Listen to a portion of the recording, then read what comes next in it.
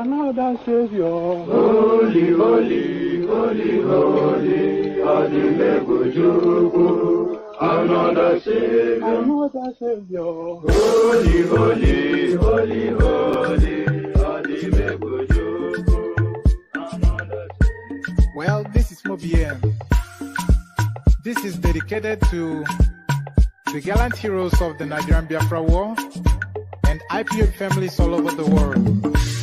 I remember the Nigerian Biafran War, in the thickness of the Biafra genocide. Hey, one man revived the vanishing hope to life. Let the great Biafran army to fight, and they were singing out, holy, holy, holy, holy, all the men will do is another Savior. They were singing out, holy, holy, holy, holy, all the men will do is another Savior. Holy, holy, holy, holy, all the men will do is another Savior. Many years after the genocide, whoa, yet another great leader has risen up now. Oh, and he's leading the Biafrans to victory. In your Madika, Yabika Kokwanam Noah. Hey, Anamekele Mazuche Mefo. Manemo, it's an honor having you on board. When I'm singing along, holy, holy, holy, holy, Nandekano, it's another Savior. Gonna sing along, holy, holy, holy, holy, Nandekano, it's another Savior. When I sing along, holy, holy, holy, holy, holy, holy, holy, it's another Savior. Getting moving right and getting moving faster now. Holy, holy, holy, holy, it's another Savior.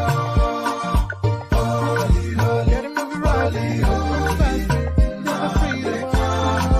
It's another Savior. Yeah, for freedom. Holy, holy, holy, holy, Nandekano, it's another Savior. Another Savior. Holy, holy, holy, holy, Adimebujuku. Another Savior. Another Savior. Holy, holy, holy, holy, Adimebujuku. Another Savior. Well, this is Mobien.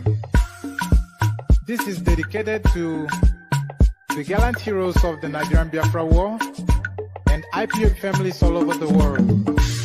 I remember the Nigerian Biafran War, in the thickness of the Biafra genocide. Hey, one man revived the vanishing hope to life.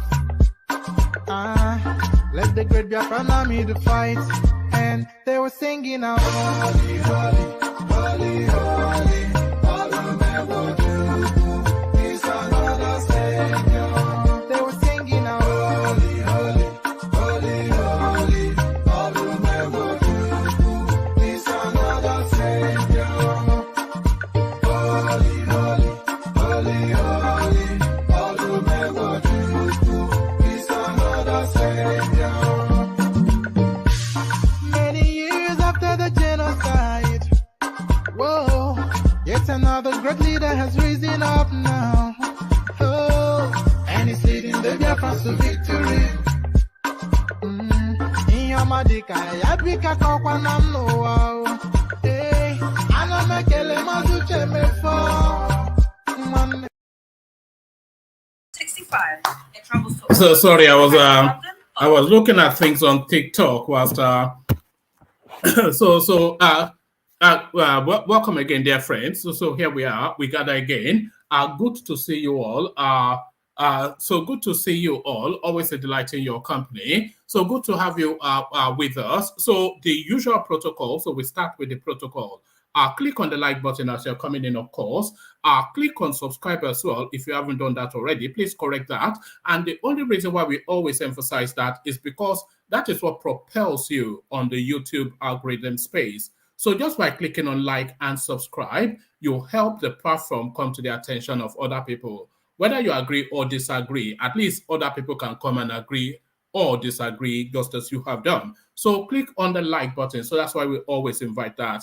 And make sure you're subscribed as well, of course. And then if you want to come join us on the screen to partake in the conversations, click on this hyperlink that says StreamYard right there. That hyperlink, it brings you into a studio space. Soon as I finish reading out the body of the talking points, I'll let you onto the screen and have a conversation with you. So that's how it works.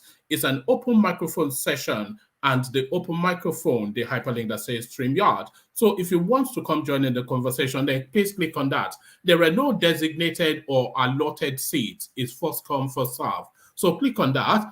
And then, of course, if you feel inclined towards tipping towards the platform, several portals, you can either use the $ at the bottom of the comment section to supercharge, or you can use the preferred format of the platform, which is the buy your host cups of coffee, which is what is showing on the screen. It's in the comment section as well. So do all those. Click on like, click on subscribe, and then at your discretion, click on the hyperlink that says StreamYard if you want to come be part of the conversation. And then if you feel inclined towards tipping towards the platform, click on the link that says buy your host cups of coffee. So there it is. Let me bring you to the headlines. Cash swap. Nigerians owe Tinubu gratitude over Abeokuta outburst. So there it is right there, and there it is right there. I'm not going to tell you who is saying this first, but I'll tell you who is saying this in a moment. But Nigerians owe Tinubu gratitude over Abeokuta outburst. So when Tinubu had that outburst in Abeokuta, a lot of people immediately latched onto that to try and leverage it as an attack against the Buhari administration, inviting them Buhari to weigh against him. But that's a misreading of the situation. Tinubu has an instinctual political calculus, which oftentimes, if not all the time, but often enough times, has always served him and has always won through. So off the back of that Abeokuta outburst, the Nigerian government has now moved quickly to move the changeover date forward by 10 days. Even 17 days, because there's an additional proviso that still grants another 7 days grace. So that's off the back of that Abeokuta outburst. So will Tinubu now get the attribution for effecting this change to the good of the Nigerian person? Certainly not. The spin, of course, will still to wait against him again. But that is the power and potency of that man. Nigerians owe gratitude. Nigerians owe Tinubu gratitude over Abeokuta outburst. So who is saying this? It is the Arewa group that is saying this, the Northerners. So these Northerners, they acknowledge, and we all saw it play out. We saw it play out then, and some of us that are tuned to political machinations, some of those that are long in the tooth in politics, we understood the signaling, and we knew where it was going to birth. And on this platform, a couple of days before the change of heart by the government, we had the anticipation that Tinubu's commentaries in Abeokuta will effect this change. And the Arewa space acknowledges it. Nigerians owe Tinubu gratitude over Abeokuta outburst. So it is the Arewa group telling us that. But then, of course, very quickly they'll spin that round to see how it weighs against him. Old Naira note, is Tinubu factor behind CBN 10-day extension? Details emerge. So details emerge. So we've not read the body of this, but almost with certainty, they would try to take the credit away from Tinubu, of course. But then, of course, if they had not had a change of heart, they would have used this outburst against him. Damned if you do, damned if you don't. Old Naira note, is Tinubu's factor behind CBN 10-day extension? A headline attributed, well, it's not attributed to anybody. Details emerge is what it rounds off with. Buhari, Keyamo reveals what Atiku plans to do few days to election to get northern votes. So Festus Keyamo, of course, this will be in the realms of speculation, but you can already imagine what Keyamo might speculate to. So it is no reach, it's no genius to conclude that Atiku will tug at the heartstrings of tribal loyalty as the final desperate throw towards this presidential race. So it's no stretch of the imagination. In fact, we all know that that's going to happen, and it's going to time it for the most impact. So it'll be within the last week to 10 days of votes being cast. It's going to tug very heavily at the heartstrings of ethnic loyalty. But is that tugging at the heartstrings of ethnic loyalty, is that going to move Kwankwaso towards him? Because if it doesn't move Kwankwaso to collapse to Atiku, then it might not serve the purpose that he hopes it will serve. So there it is. But what is Keyamo speculating? Well, you have to hang around to find out. Keyamo reveals what Atiku plans to do few days to election to get northern votes. So quite what that is, you have to hang around to find out. Oyetola versus Adeleke. Inec finally opens up on controversies over BVAS on Osun election. So the plethora of excuses is medicine after death, really. I'm not sure that there's anything that INEC can say as an aftermath after the event that would renew anybody's confidence in the system. The system is certainly fallible, and the fallibility to the point that it actually affected the swing of the popular will of people in a different direction. The overvoting in Ede and other local government areas in Osun State swung the vote in favor of where the electorate had not directed it. So that is to say that the system has a fatal flaw. Oyetola Adeleke, INEC finally opens up on controversies over BVAS on Osun election. That should be in Osun election, of course. But so there it is right there. Also, and here it is right there. Tinubu is wasting his time. Atiku remains the best option for Nigeria. This is Dogara speaking, of course. Dogara, a senior member of the APC once upon a time. He and Babachir Lawal, of course, typical of Northerners. Kwankwaso lacks capacity structure to rule Nigeria. Ex-NNPP chieftain. So tell us something we don't know. Kwankwaso just a local champion, Kano State, and no further. Northern leaders optimistic Kwankwaso will step down for Atiku. So we will explore this just to see if there's any actual meaning to it and what impact it will have. What impact would a Kwankwaso stepping down for Atiku actually have on the electoral process, with one of his own senior functionaries telling us that he lacks capacity? But is Kwankwaso's is his potency too overplayed? It's a question that we must ask. So we might or might not land on this. This was what I was going to bring you yesterday before I decided not to come online. 2023 presidency, list of influential campaigners Tinubu has lost to his rivals. So we may just make a pit stop on that, or we may not. So let me see. And then we'll land on this. Akeredolu predicts landslide victory for Tinubu. So if all factors remain the same as we're going towards now the final furlong of these elections, then certainly there's no equivocation that Tinubu is going to flog his way into that presidency. It's going to be a beating. Because Atiku is not showing anything outside of pinning his last hopes on an ethnic loyalty and ethnic familiar amongst the Northerners. So if that doesn't hold true, or if the Northerners backing Tinubu back him all the way through, then Atiku will get a beating of his life, and then that will be the presidency all done. So there it is. It's all resting on a knife edge, but we will unbundle all of it, of course, here to bring you as near enough, an understanding and an accuracy as to what will play out. So lean back, kick back, take it easy, relax into it. The usual protocol, that call's still on. The like numbers are not looking anything like healthy. So make the like numbers look healthy for the stream. And then, of course, if you're not already subscribed, please correct that as well. The hyperlink that says StreamYard invites you into the studio. So don't leave it till the last minute. When we get to a certain point in the conversation, you then feel you want to have an insertion, and yet, so that by that time, the space is already filled. So I always encourage, if you want to be on the stream, just click on early and reserve your seat. So there it is right there. So click on like, click on subscribe, click on the hyperlink that says StreamYard if you want to be frontal on the screen. Click on the link that says buy your host cups of coffee if you're feeling generously inclined towards the platform. So do all that, and as you do all that, let's take another micro break before we get into the throes of it. But first, let's make a pit stop with the K guys.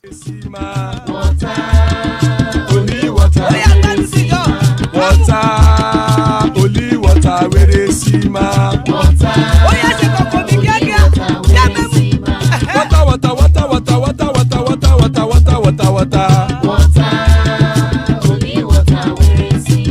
Hapa o naido.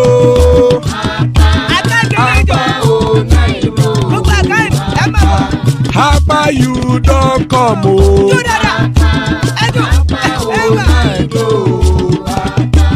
Hapa o naido.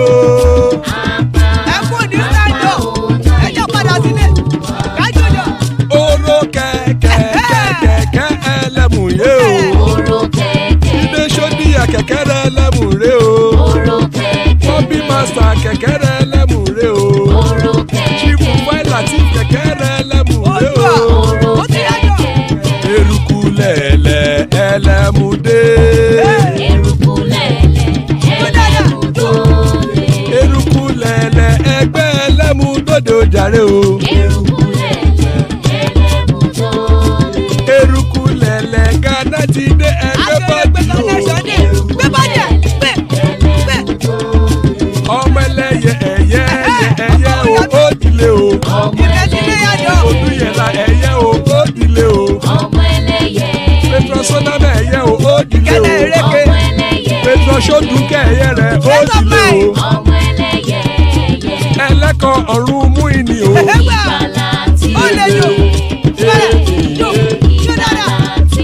Àkùkọ ọ̀run mẹ́kọ̀.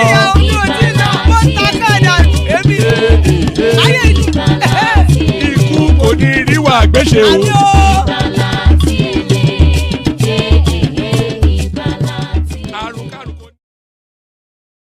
And there it is right there. Ikuko Niru Agwese, pardon me. Ikuko Niru Agwese, may death have nothing to do with us. So amen to that. So Ikuko Niru Agwese, as guys, I bring you this. Cash swap. Nigerians owe Tinubu gratitude over Abeokuta outburst, a headline attributed to the Arewa group. A northern group under the aegis of Arewa for Asiwaju has said the outburst of the presidential candidate of the ruling All Progressive Congress APC, Bola Tinubu, over the Naira swap saved Nigeria from plunging into crisis. In what it tagged the Abeokuta Declaration, the group believes it forced the federal government to extend the deadline to the 10th of February. The Arewa for Tinubu, whilst attributing the sudden 10-day extension of the Naira swap to what it called Tinubu's sagacity and courage, said it was this courage and purposeful leadership shown by the Asiwaju that compelled the government to go back on what it had earlier said was a no going back stance. It, however, said that Nigerians certainly owe Tinubu immense gratitude for stepping in and risking everything to change the obviously bad situation occasioned by the initial January the 31st deadline. In a statement by its North Central Coordinator, Aliyu Musa Pass, the group noted that whether anyone wants to believe it or not, it is the courageous sagacity displayed by Tinubu that invariably saved the Nigerian commoner from suffering the pains of the initial timeline set by the federal government for the unpopular new currency swap. And by that singular action, Tinubu also saved the nation from going up in flames as a consequence of the raging public anger that pervaded the atmosphere before the sudden 10-day extension. Tinubu, proving himself a great statesman in his now famous Abeokuta Declaration, took the bold and necessary step of alerting on the danger inherent in the new Naira policy, its timing, and the deadline. Apparently rattled the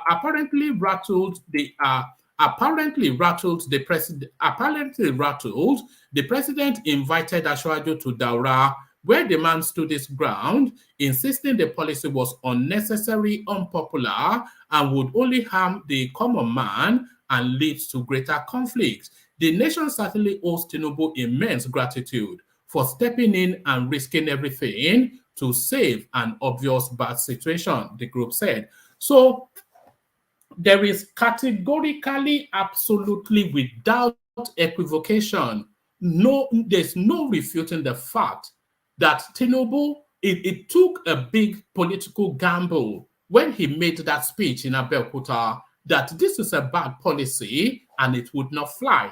So look at that. He needs Buhari's support. If Buhari doesn't back Tinubu, he doesn't win this presidency. And Buhari is quite fixated on this currency change. Tinubu took the stumps in Abeokuta and it's frontally risking everything, saying, look, my guy, this is a bad idea. Change it.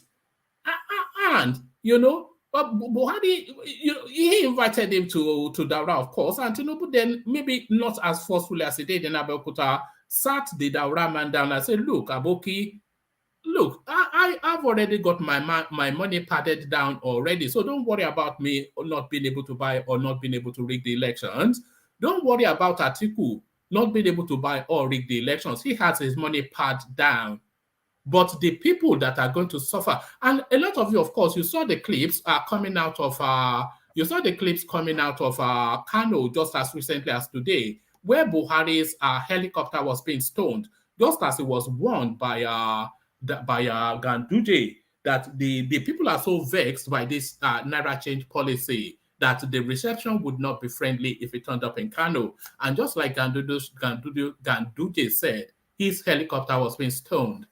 So Tinubu took it on frontally. And of course, the usual screaming banshees in the usual quarters where, brain seems to be a rare commodity, they were flapping at the wings and flipping and flopping, screeching and squealing as they always do. Look at that, this is it now. It played out again, because this guy has an instinctual political calculus for making the right move. And this is it again. So with this move now, the acknowledgement from the Arewa space that this is a pro-people move at a great political risk by this guy. And of course, everybody heard that speech, and we know that the country is vexed by that policy. And off the back of Tinubu's speech, the government moved. So how that resonates with the common man, you can continue to scream, Isande Sheikh, Bulabalu, but continue with the Bulabalu. But this guy making his way in a masterful manner,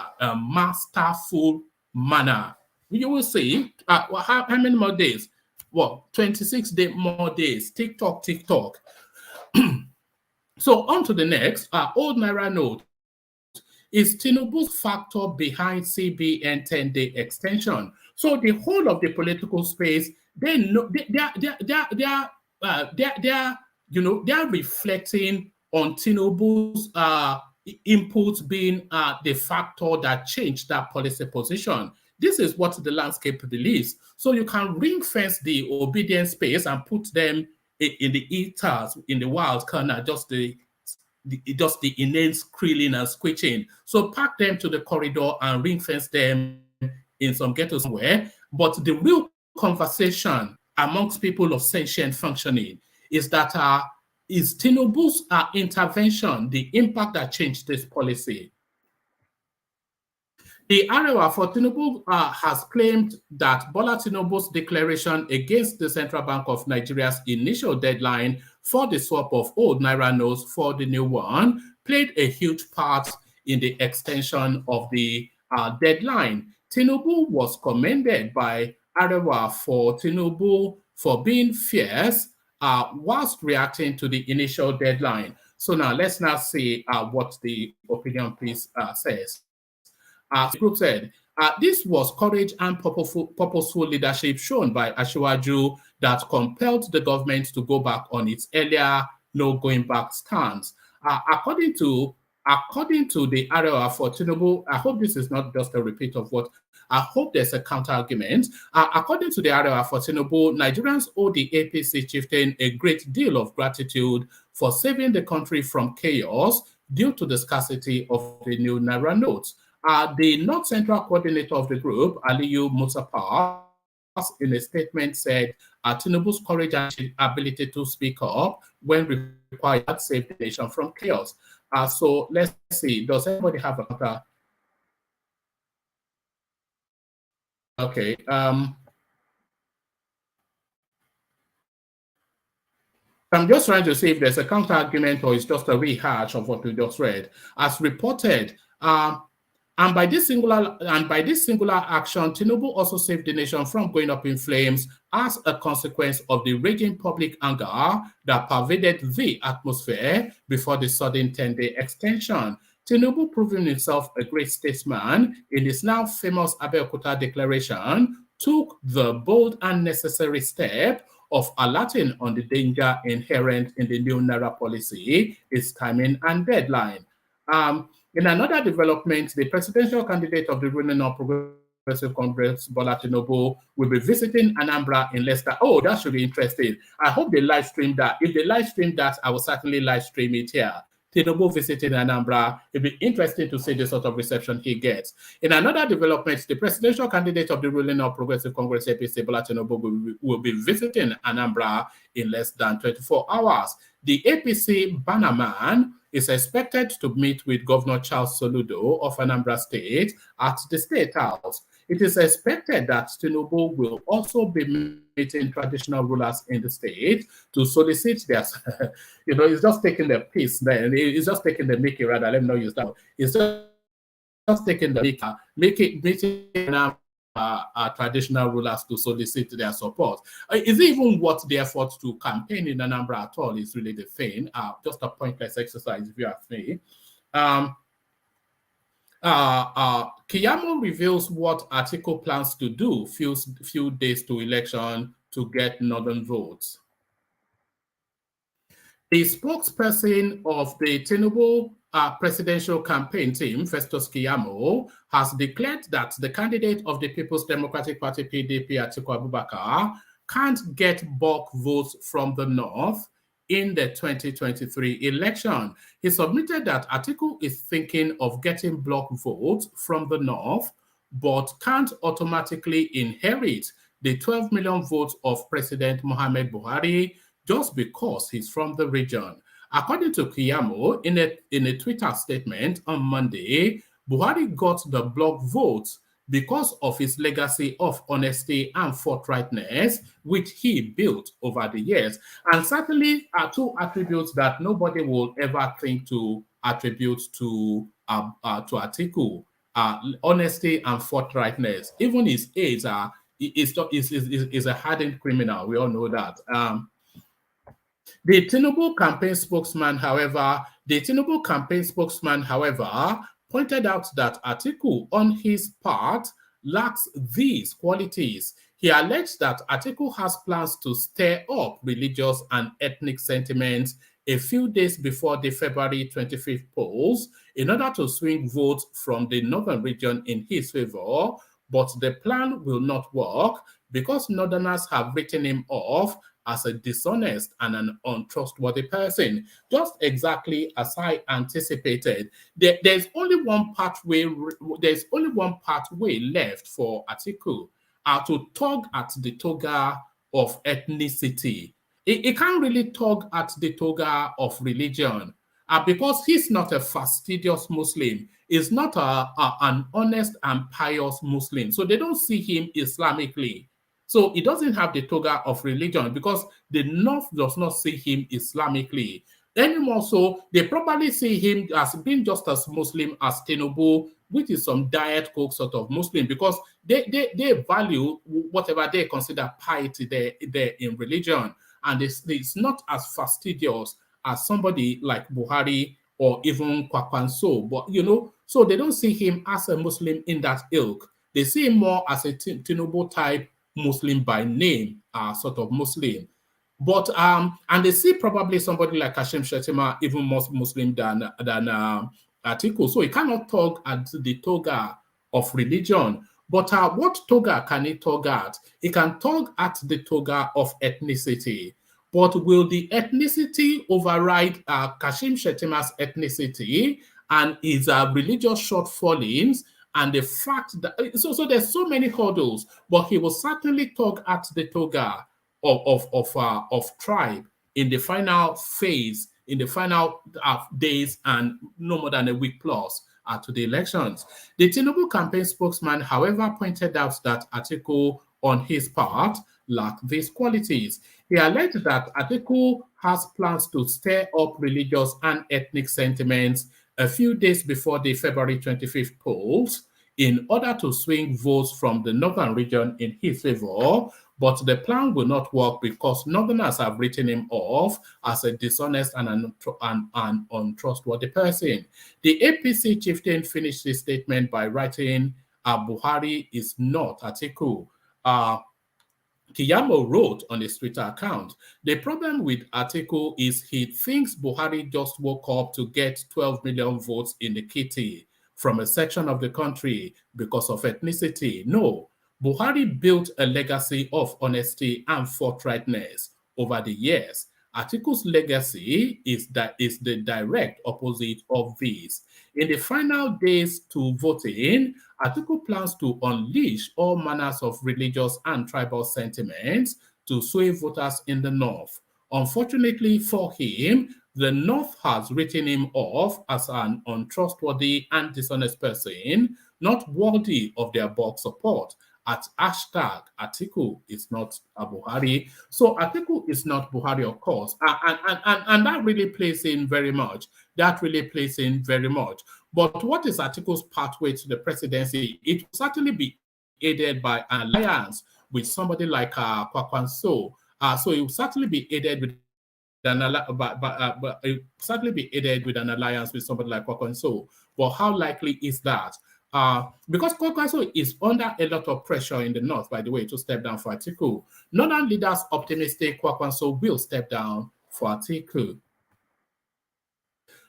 Northern leaders on Sunday said they were optimistic that Senator Rabiu Kwankwaso, the presidential candidate of the new Nigeria People's Party NNPP, will eventually step down for Atiku Abubakar, the flag bearer of the People's Democratic Party PDP. Though Kwankwaso, who has a large followership known as Kwankwansiya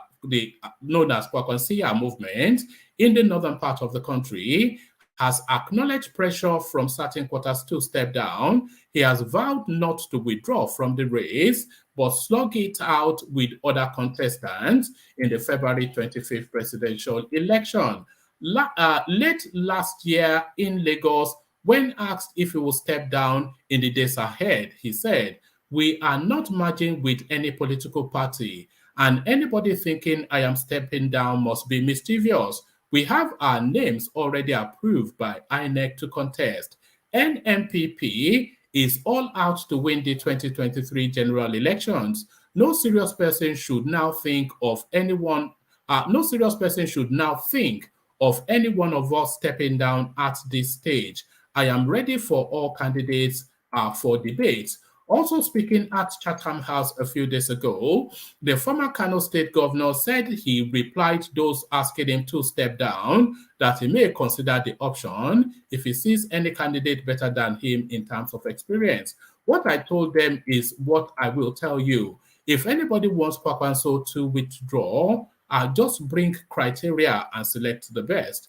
Anytime I have a better candidate, I am ready to talk to him. So that opens a window, of course. However, a leading member of the Northern Elders Forum who spoke with correspondents on Sunday said the leaders are optimistic that a partnership will be brokered between Kwankwaso and Atiku. According to him, the northern leaders have agreed that there is a need for the region to forge a common front ahead of the election, especially given the hostility and gang up against Atiku by the PDP G5 led by Yemse Wike of Rivers State. The NEF chieftain, who asks not to be named as he is not authorized to speak on the issue, said eminent retired generals, religious leaders, and traditional rulers are all talking to Kwankwaso on the need to collapse the structure for Atiku. He added that if the North can present a consensus candidate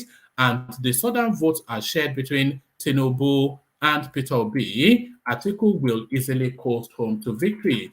Yes, I can confirm that talks are ongoing. Kwankwaso keeps insisting that he will not step down, but we are optimistic that he will listen to the voice, especially from our elder statesmen and religious fathers in the North. From what we have seen so far, the best we can do in the North is present a consensus candidate. With the popularity of Kwankwaso and Atiku in the North, we believe the presidential election will be a done deal because Atiku already commands appreciable followership in the South. Kwankwaso supporters are also in the South too. So I'm not quite sure where Kwankwaso supporters are in the South, but there it is. If we can unite the North by fielding a sole presidential candidate, then the election is as good as won. Because the Southern presidential candidates will divide the Southern votes, Atiku will also get votes in the South. Speaking with correspondents, the Atiku Abubakar Presidential Campaign Council said Atiku has promised to run a government of national unity and will partner patriotic Nigerians in the mission to rebuild the country from the ruins caused by the APC. Kola Ologbodinyo, a spokesperson of the campaign council, said Alhaji Atiku Abubakar has told Nigerians that he will run a government of national unity and that he will operate an open policy. He said if elected, every Nigerian will be carried along. So there it is right there. So it continues. A lot hinges on Kwankwaso, but the two factors that will play out significantly might not be the determinant factors in this election are moves made by Kwankwaso and Atiku Abubakar. Not Kwankwaso and Peter Obi, rather. The best move will be for them to hold steady and let everybody let the chips fall where they may. So on to the next. Oyetola versus Adeleke. Inec finally opens up on controversies over BVAS in Osun election. Following the ruling of the Osun State Governorship Election Petition Tribunal and the discrepancy that followed the biomodal voter accreditation system, the Independent National Electoral Commission, INEC, has spoken. The tribunal sacked Governor Ademola Adeleke of the People's Democratic Party, PDP, after removing overvoting and adding new votes to Gboyega Oyetola of the All Progressive Congress, APC. I wasn't aware that they added new votes to Oyetola. I thought the deduction was what it over. Oluwole Assays Uzi, a former director of voter education and publicity of INEC. Let's see. Have I skipped a paragraph?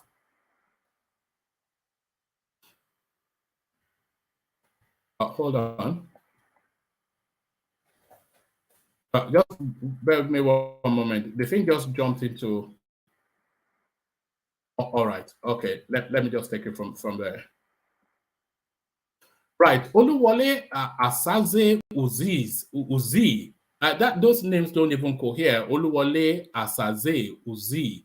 A former director of voter education and publicity of INEC, disclosed this on Monday, January the 30th, while speaking on Channels Television's Sunrise Daily. According to him, the discrepancy should not have come up in the 2023 governorship election in Osun State.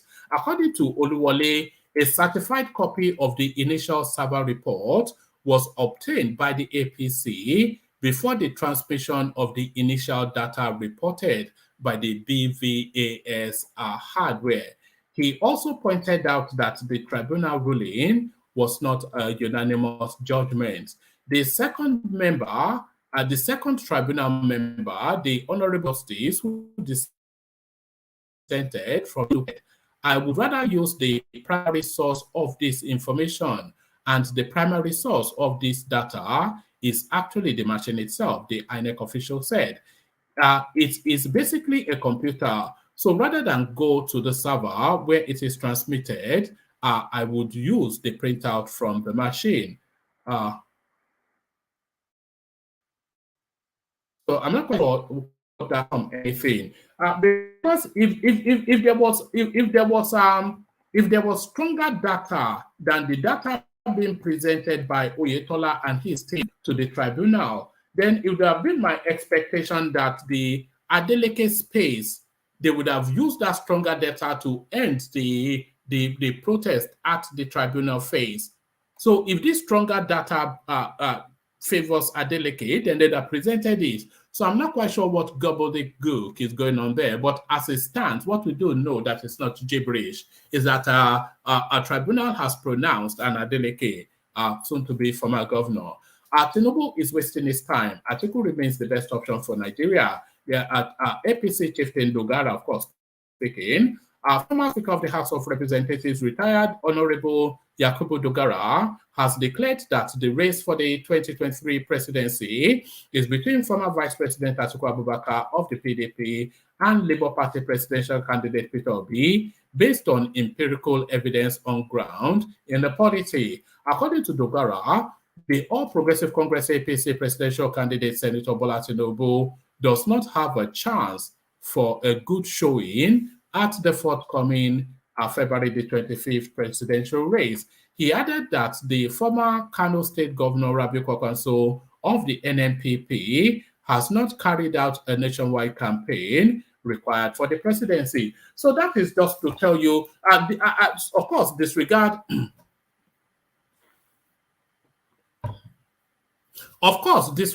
the first half of what he just said, but the second half of what he has said, that Kwankwaso has not carried out, and I've not really seen. I think he made a pit stop in Lagos, and that's about how far he stepped out of his comfort zone. So I've not quite seen any indication that Kwankwaso is campaigning for anything other than for a special purpose vehicle that he can sell for influence. Speaking for that, the former senator said amongst the first two candidates mentioned above, Atiku remains the best presidential option for the nation, judging from experience, performance, and social relations he has established over the years.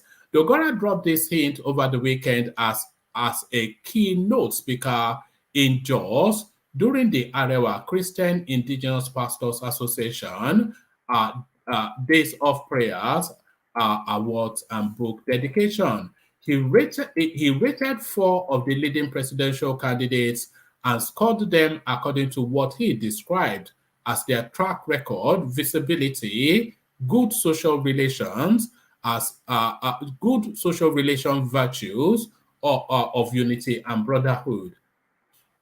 Concerning Atiku, he said, God forbid that we should imagine that he is perfect, but we cannot deny that he is by far the most experienced, and that what he has done for the Northern Church has not known parallel in Nigeria's history.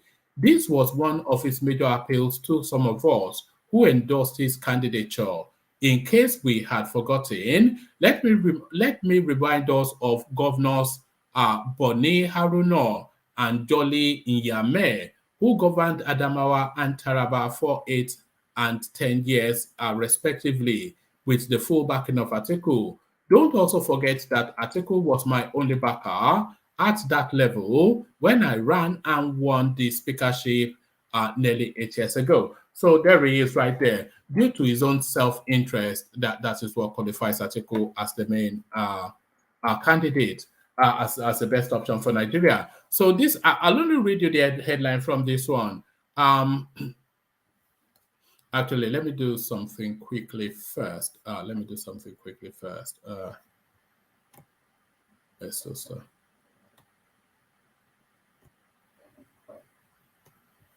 hold on. I downloaded a clip of Buhari's helicopter being stoned in Kano. So I'll just play you a little bit of that, but I won't play you too much of it because, of course, it may well flout YouTube rules. Kwankwaso lacks capacity structure to rule Nigeria. So this is a man that has not even campaigned anywhere outside of his comfort zone. So we just leave that as given. List of influential campaigners Tinubu has lost to his rivals. So who are they? Some instances of carpet crossing the APC has witnessed in recent times have been carried out by politicians who used to be the backbone of his presidential campaign. Correspondents have listed and highlighted at least 3 of these former APC chieftains who would have added more vigor and might to the ruling party's campaign council at the national level if they had remained. So who are they? Abdul Mumin Jibrin. Abdul Mumin Jibrin, the former Director General of Bola Tinubu Support Group, in May 2022 confirmed that he has resigned from the APC and later went ahead to join the new Nigeria People's Party, NNPP. So that is for reasons, that's for local reasons of local politics from Kano. And there were extenuating circumstances that led to that. In a lengthy piece posted on his verified Facebook page, Jibrin said he dumps the APC to take the needed measure to ensure that I survive an onslaught by a vengeful man who abuses the privileges of his distinguished office to frustrate my career and the careers of many. He also said he would no longer be involved with the presidential campaign of Tinubu because he has moved to NNPP. So that's for reasons peculiar to him. The former House of Representatives member did not name the vengeful man who triggered his exit. There are strong suggestions that he was referring to Abdullahi Ganduje, the governor of Kano State. So there it is. So the next name of influence, they will say, to leave Tinubu's space to his heavy loss. Beatrice Nkwada, NKWUDA,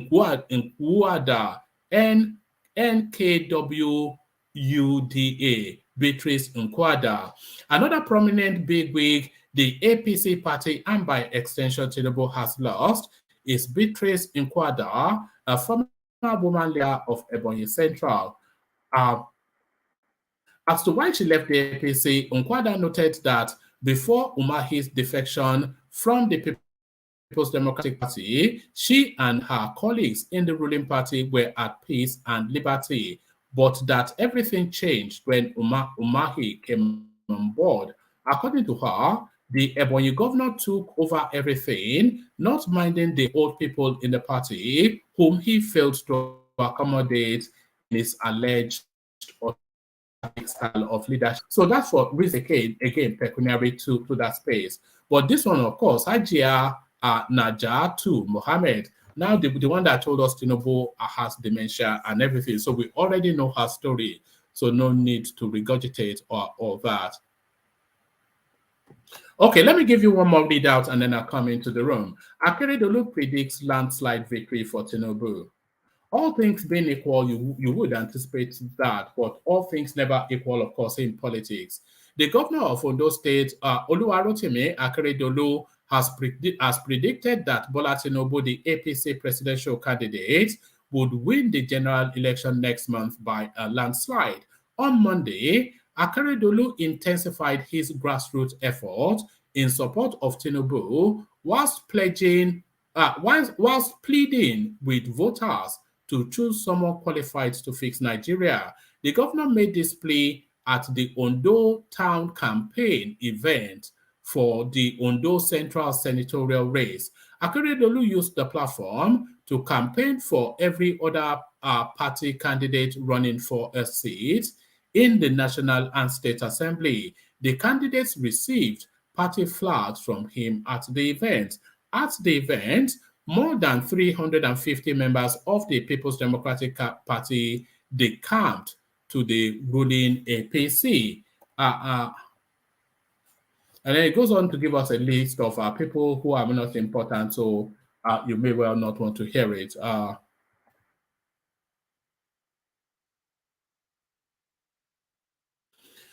Okay, let me skip to this paragraph.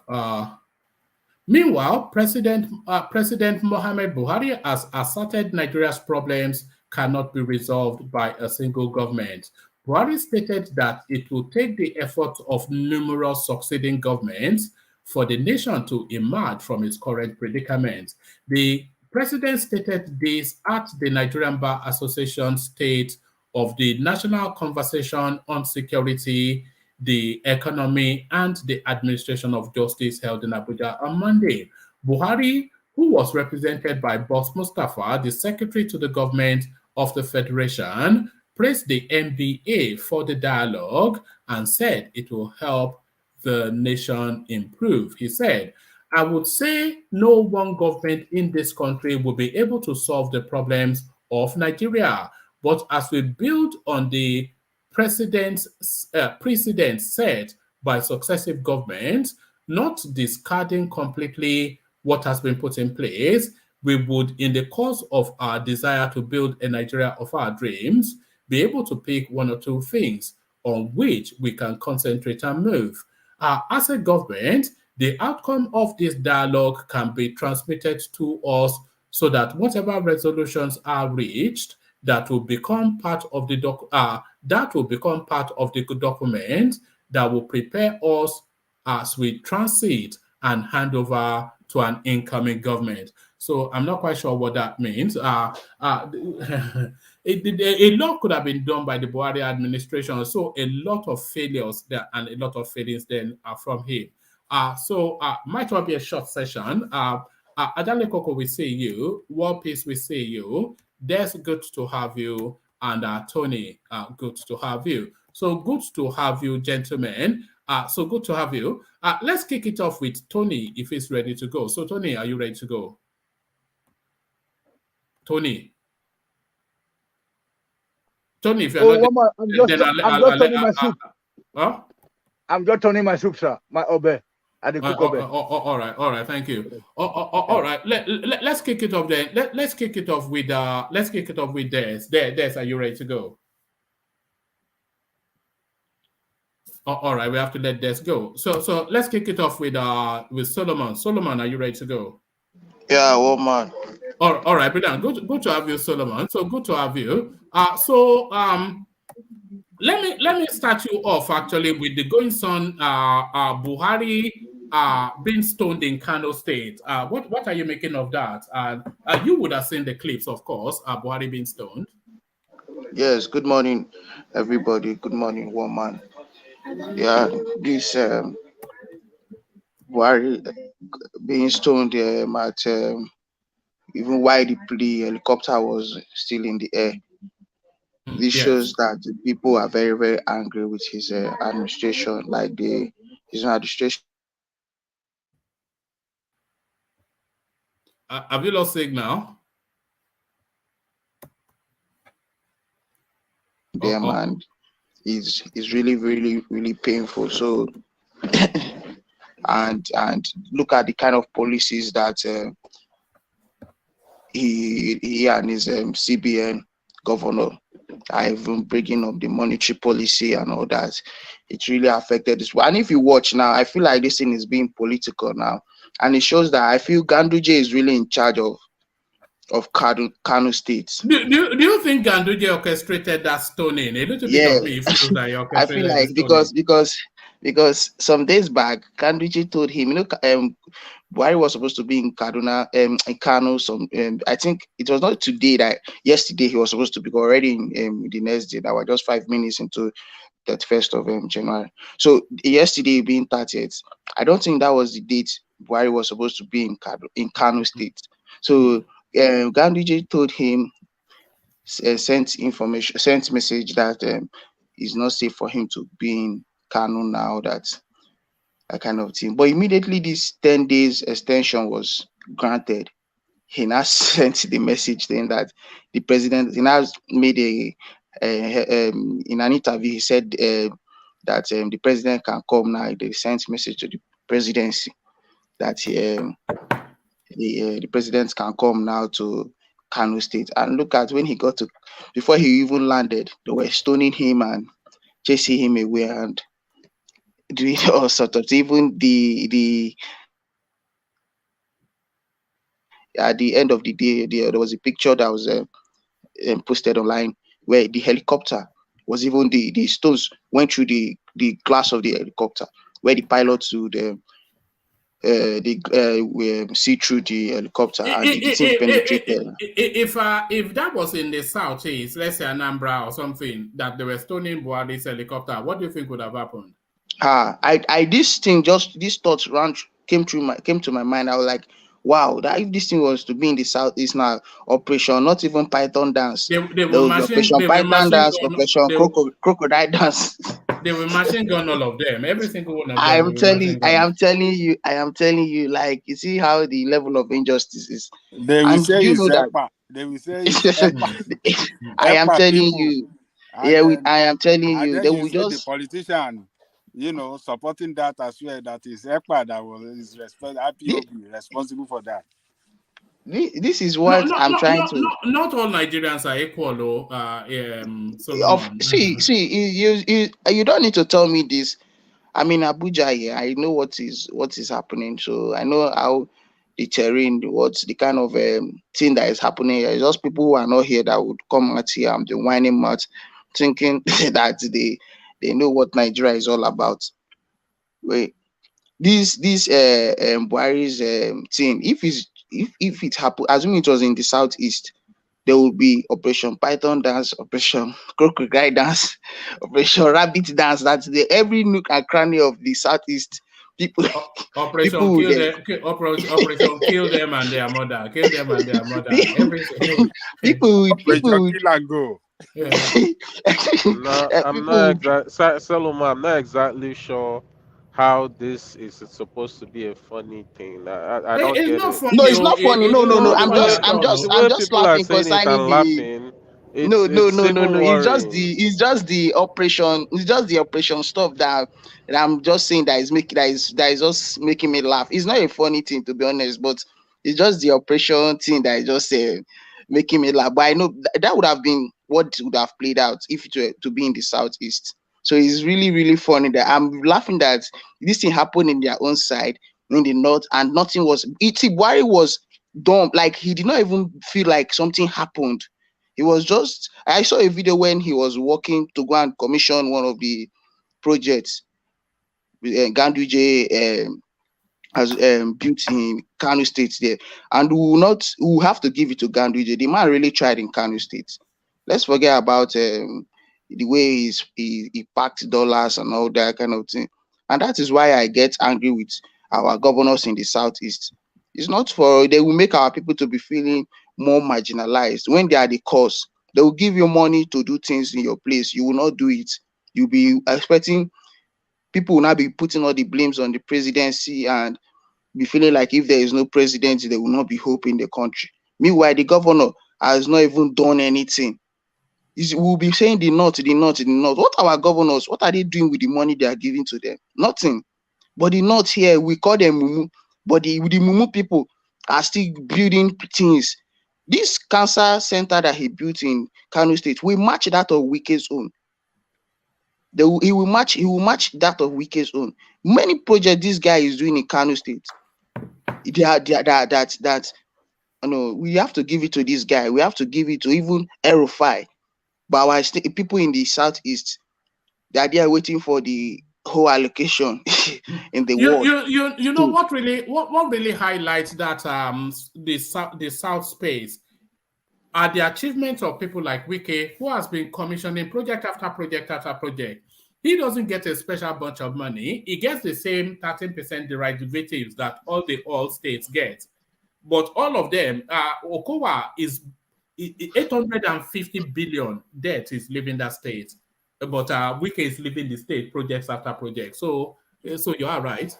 Yeah, so but I don't even want to talk about Okowa because Okowa is in the south. I'm talking about my southeast, where I come from, and my governors, our people. What we just look, we tend to our fighting for Igbo presidency when our own governors has not even done our places, our place well, our geographical location. The place is just messed up.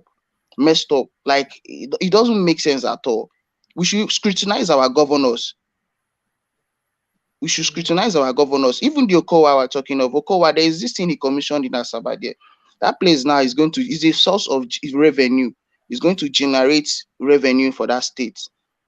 Like an amusement, it comprises of an amusement park, a cinema, as in is a location and where you can go for outing. Is that not the sort of white elephant project that Donald Duke did in his state back in those days? As soon as he left office, the place was taken over by rodents. No. This in Delta State is not like that. In Delta State, please, all these kind of places, they don't just die out like that. The way they run them is something that is continuous. Even when he hands over power to any other person, the place will still keep on booming and still functioning properly. Even more. Please, can I interject Solomon a little bit? Yes, I can. Carry on, but be consistent with the conversation. Yes. On that area of continuity, which woman was trying to tell you, there's not like continuity. Can you show us a project that was implemented by Ibori, Udwaga, and then a big continuous? If you can mention anyone to me, I would. No, you should have known that. You should have known that. What woman is telling me that? They are most things Ibori commissioned in Delta State are like schools. Those roads, all those, you don't see those. Go to Sapele Market, go to Wari, you see it's looking like bullshit. Look at Benin City. I mean, nothing is happening in that area. Okowa still did roads. I'm not trying to defend him. They are not using, hold on. All these Southern governors, wait. All these Southern governors, as one man rightly said, they are not using the money. Look at those states, just 5 million people. Look at the amount of hundreds of billions of dollars, that they have received. Nothing is happening there. People are just being stupid. You know, maybe not too much of gogoro when they drink. He's not. It's not. I don't see like too much gogoro. It's just out of greed. It's level of greediness. These people are more greedy than the North. Look at the North. The guys are trying. They are trying. You need to give them. I sent you video now. I sent you some videos. You didn't see some of the videos I sent you. Yeah, you see the Kano is looking better than Abuja and Lagos, my friend. Kano, I can't believe this Mondi city that I used to know. I can't become my friend Lieutenant Damu from there. Oh my God, I went there.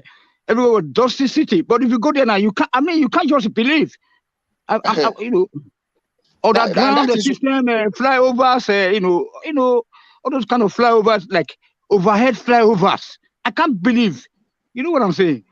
Yeah. The one thing we have to add is that the Buhari administration has been unfairly biased towards the North. So all of the, I won't say all, of course, but majority of their developmental projects have been in the North.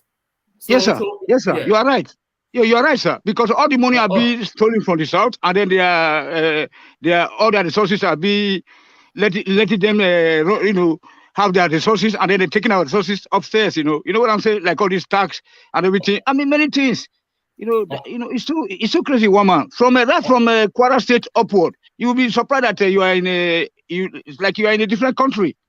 Of course. All right, back to you, Solomon.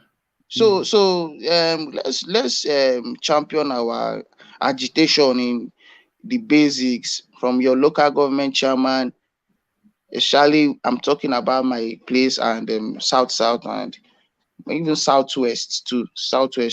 In fact, the full south. Let's champion our from the local government to the states to the house of even states as house of assembly, house of rep, our representatives and our senators and our governors. You're not talking about presidency and all that. Look at, so if we can do this thing ahead, then development we will put in people that are competent. It's not just putting president, because if you still give president, if somebody enters there now, like Obi enters there now, and you have governors, Obi can't impeach any governor.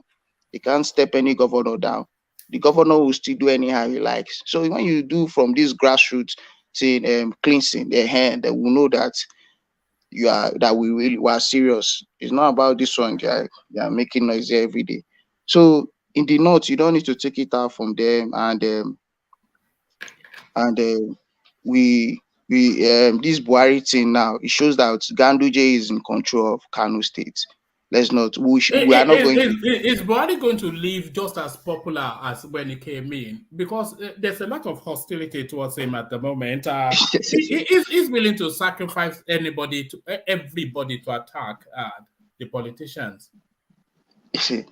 Yeah, the man is he really felt. There's this thing we say in broken, he felt my hand. He felt the northern people's, as in the Nigerian people's hand, then more of his northern people's hand, for them to stone him out, to try to stone him out, that stuff he came for. It shows that he's not going to be any popular. It's just, if he wants to be popular, it's for hardship, and it's not for good home, it's not for good reputation.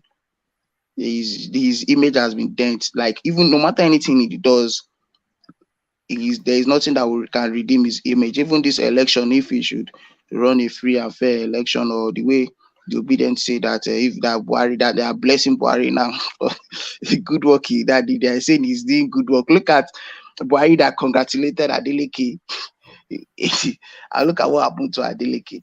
So Buhari is stepping down with, he will not be known for anything. For me, he will not be known for anything good other than hardship and terror. Yeah. So, but Ganduje is in charge of Kano State. To be honest with you. Ganduje, right. Like, if you see the things, the moves that he made in these few days of Buhari coming there, you know that this guy and these people. If you say Ganduje is in charge of Kano State, and people are telling us that Kwankwaso owns Kano State, so how do you see it playing out at the presidential election? Ganduje's influence versus Kwankwaso. See, look at. Do you know one of the things Buhari inaugurated there was the Emir stuff. Emir Council something.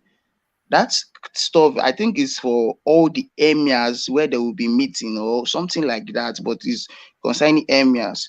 See, and you know the emirs are very powerful in this place. The emirs are one of the peoples that calls the shots in the north. So you can't take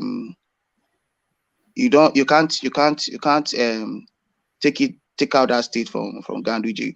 Even people supporting Kwankwaso, most guys I've seen that support Kwankwaso, so they say they know that Kwankwaso will not win, but they just want to support him because of how good he has been to them. But they know he will not win, and and I believe that they might even change their mind.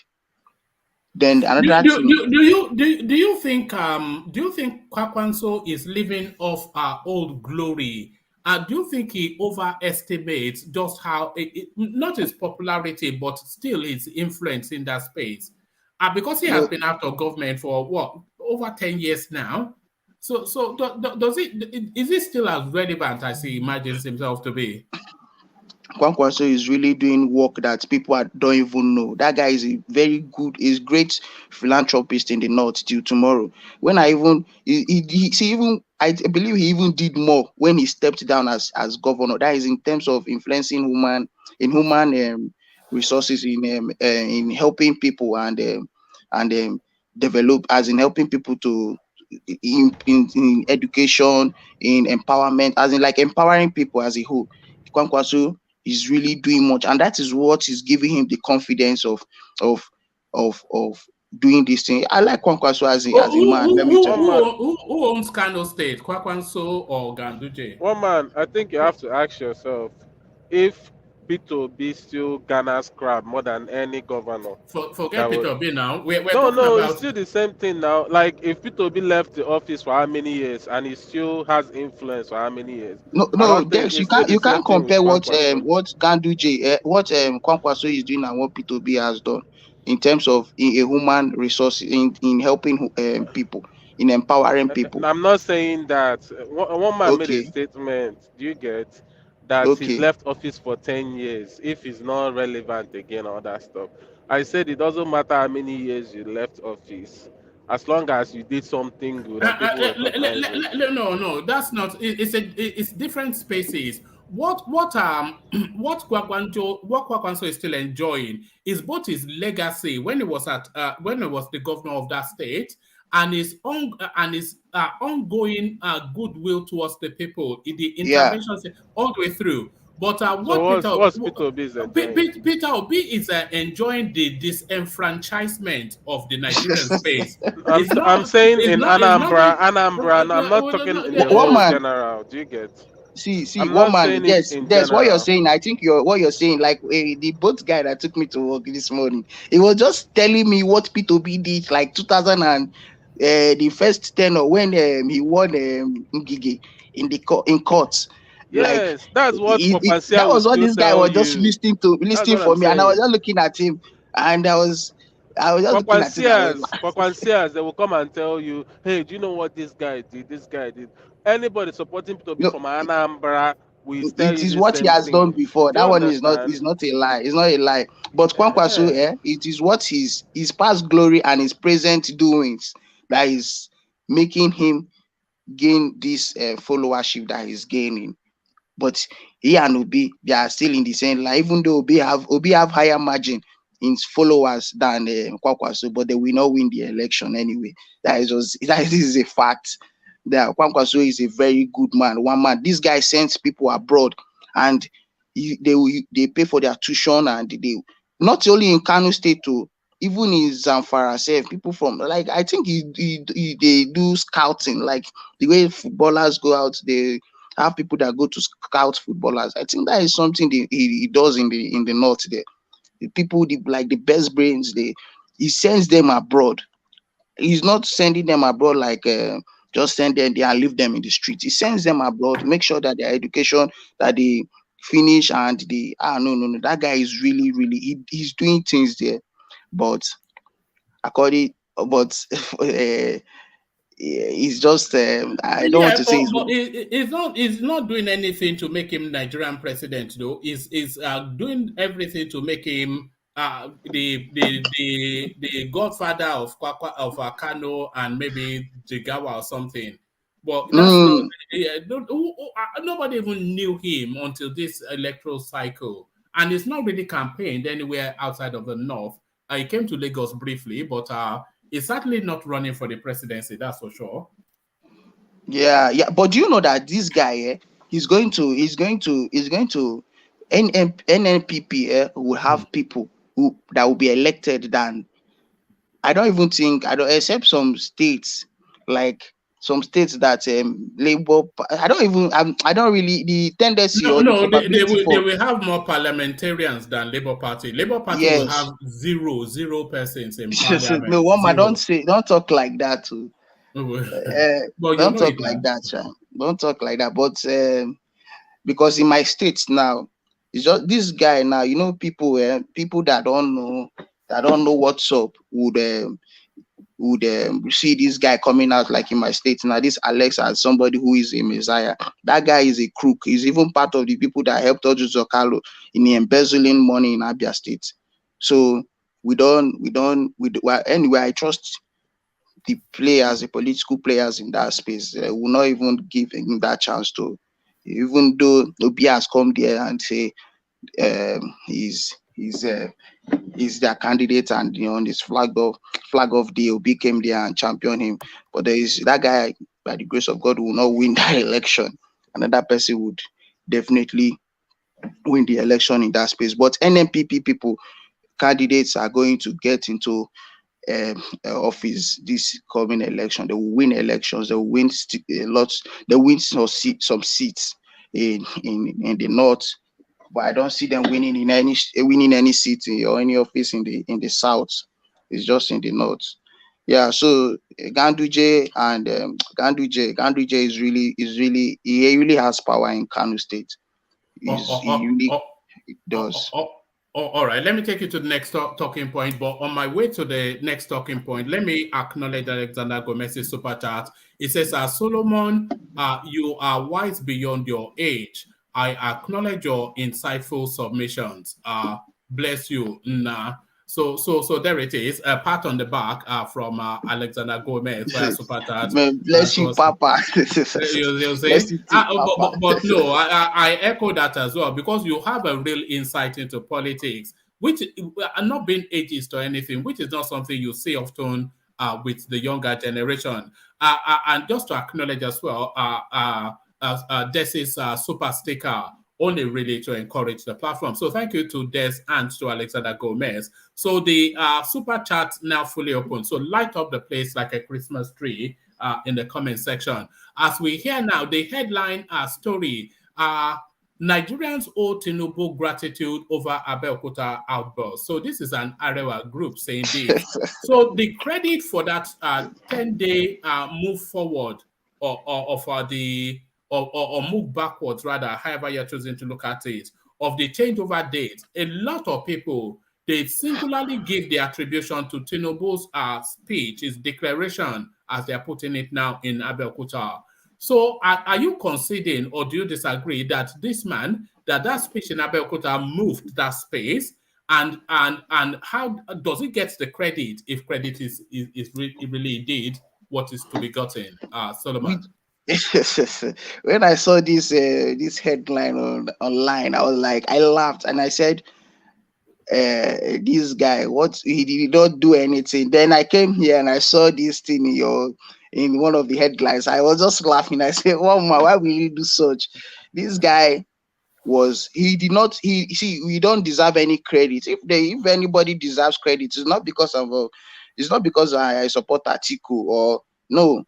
It's Atiku that would take this credit, because this guy he was not even saying the way the phrase, the way he made that statement that day. He was not talking for the common people in Nigeria. He was talking like the way he talked the day of before the primaries, that like somebody who is being pained, like somebody that they've done something that is paining him, that is already angry, that is already that is about to be denied his something he feels is his right. So he was like in form of complaining. So this guy doesn't deserve any credit concerning the extension of this. But the extension came shortly after his intervention. No. You see the article. You see the content of each person's. Kwankwaso did, Atiku did, and Tinubu. No, it was Tinubu that initiated that space. No, Tinubu was playing politics. One man, Tinubu was playing. Okay, listen to Buhari a day before, or 2 days before Tinubu made that infamous speech, or famous speech. Now, so this change of currency, I think there will be people a lot of money, but time has been given from October to December, 3 months.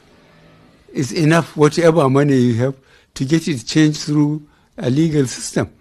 So I don't know why people are complaining about it. So despite the complaint, there's no going back on the policy? No, there's no going back. There's no going back. My aim is to make sure that Nigerians believe that we respect them as an administration. So Nigerians should vote for whoever they like from whichever party. Nobody will be allowed to mobilize resources and thugs to intimidate people in any constituency. That's what I want to go down into Nigerian history for. Oh, okay, so that was Buhari. That was a day before Tinubu's intervention, and shortly after, hold on, shortly after Tinubu's intervention, Buhari did a 360. He came on national television and told us that the space is not for moving. You could hear the determination in that voice, and then Tinubu stepped him down, and then he moved it forward. Oh man, I wish you can play the three. If people are here, that time will permit that you play the three candidates I can't play you Atiku's one, unfortunately, because I played it the last time, and then they copyrighted me. It's copyrighting even his political speech now, Atiku. Unbelievable. The guy is corrupt. He is corrupt. Every pore of his being is corrupt. Oh man, I'm now fighting copyright on a political speech by a politician. The only people that you can convince on this, I don't know what to call it. It's probably people with like maybe 40 IQ or 50. All right. No. In fact, I'm going to show you even. So don't. One man is trying to twist this to Tinubu. Tinubu is not the credit. Do you have a screen there? Let me show you something. Yeah. Okay, so this is the back end of the platform. As you can see, copyright right there. Can you see? And that's Atiku copyrighting me just for So the guy is a gangster to the core. Every politician in Nigeria is a mafia in his or her own way. Even Obi is a mafia, but he tends to just be a gentle guy. But he still have the mafia in him is still there. You understand? You can't. It's just somebody who just has to be gentle, just like Atiku. That's why he calls Atiku his boss, because all these things. In all this kind of irritation. So you're not conceding the credit there. You are saying other people came out, but Tinubu came out first, and then it's not about the first and then they followed this lead. No, it's not about Tinubu. It's not about Tinubu. Tinubu was just crying. He was saying that this is like I said the other day, like a hurdle. Like he was just crying. Like even if they do this, that he was just talking out of pain. But Atiku came out to just talk like a human being. Yes, like somebody is not even after. He was not just playing politics there. Even though all those things are like things that like they are built up, they're supposed to come out and do, but no, they did not do. Solomon, they did not. If you have always been this truthful, me and you not gonna get a problem, No. You said no. Say I did truthful. You know that one. Say I know the. My own is always. I always say the truth, and I can't come and sugarcoat anything here. I always say the truth. So Tinubu did not. Don't give the credit to Tinubu. He did not do anything there. He was crying out of pain. The political space is giving the credit to Tinubu, though. So which political space, one man? I just read it out to you now. Even the Arewa groups, they are giving the credit to Tinubu for his masterful intervention. Well, Arewa, that because they know that you don't need to. You don't trust these people. I don't know why you just come and trust them, and you don't trust what they say. They are going to say anything just to look like everywhere is good, but deep down they know the game they are playing. So don't did you see where they okay, I think you read something here that they are pushing Kwankwaso to step down for Atiku. Yes, I don't know. It's under real pressure. So you don't need to come and say that the Arewa, with the Arewa, I did not see the northern people there that are still pushing this guy to step down. So they will just talk so that it will be like they've talked. That's credit. Tinubu doesn't deserve it. Do you see it happening? Kwankwaso said stepping down for Atiku. And if he steps down for Atiku, do you think it will impact the politics in any significant way? No, yeah, because of his reputation, his political reputation or political image not to be dent, he would they will always play a backdoor politics. They'll have a way of doing this thing to play a backdoor politics. At the end of the day, you see somebody like Kwankwaso having like 5,000 votes. Maybe he was supposed to have like 1 million votes, but because of backdoor politics, he will end up having, okay, let me just say 50,000 votes. Do you understand? So that is how it will play out later, because if he backs out now, it will not tell good of him. It will not tell good of him at all. It will not. If he even backs out, you think he will secretly back Atiku? That is if he agrees to listen to what the northern the Arewa or the northern forum is telling him. That is the game they will play. You don't need to. I don't see. People should, one thing Nigerians should understand. They don't need to. There is always a backdoor meeting or backroom meeting. There is always a meeting back at the back. You should not believe what you see in the front. Always, yes, this is how Nigeria is made. Even in schools, if you know anybody has been involved in SUG stuff in schools, they even just like this presidents, Nigeria don't spoil rich, even school.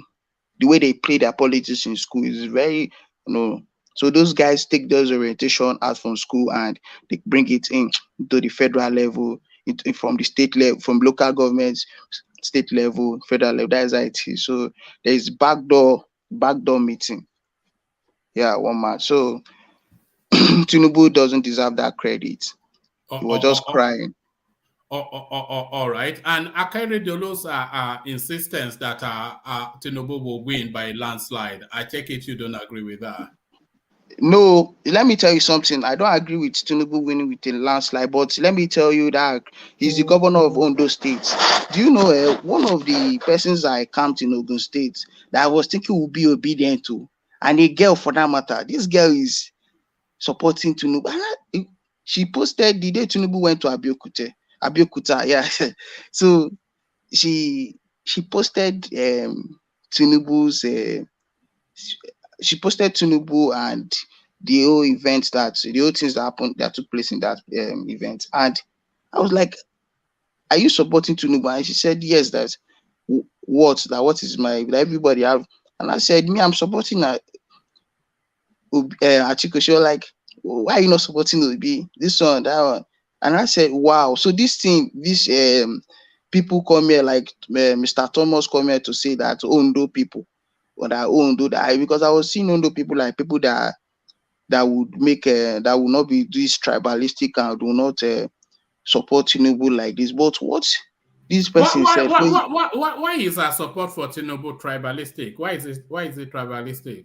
Well, man, it's tribalistic now. She even said itself, like, but just that, she feels that Tinubu is the person that knows the way, and he can do what the way they feel Nigeria, you can make Nigeria better the way they feel and all that, and it's their own. So they actually have to support him, or that is why she will support him, and they like what he has been doing. So I was like, so this thing is really true that Ondo. So if this governor comes out to say that Tinubu wins landslide, he's deceiving himself anyway, but you will not take it out from him, because he knows the assurance he has gotten from his people and the kind of thing he's seeing is in his space. So you will not take it out. You will not take it out from this guy. He's just talking. He's just talking. Everybody can talk this period and say that this one will win, this one will not win. Even me say I'm supporting Atiku. I believe that he's going to win, but I know the race. You believe or you hope? You believe or you hope? It's not just hope. I'm not just hoping, because like I told you, the backdoor meeting. It's not just hoping. I believe he's going to win this election, one man. I believe.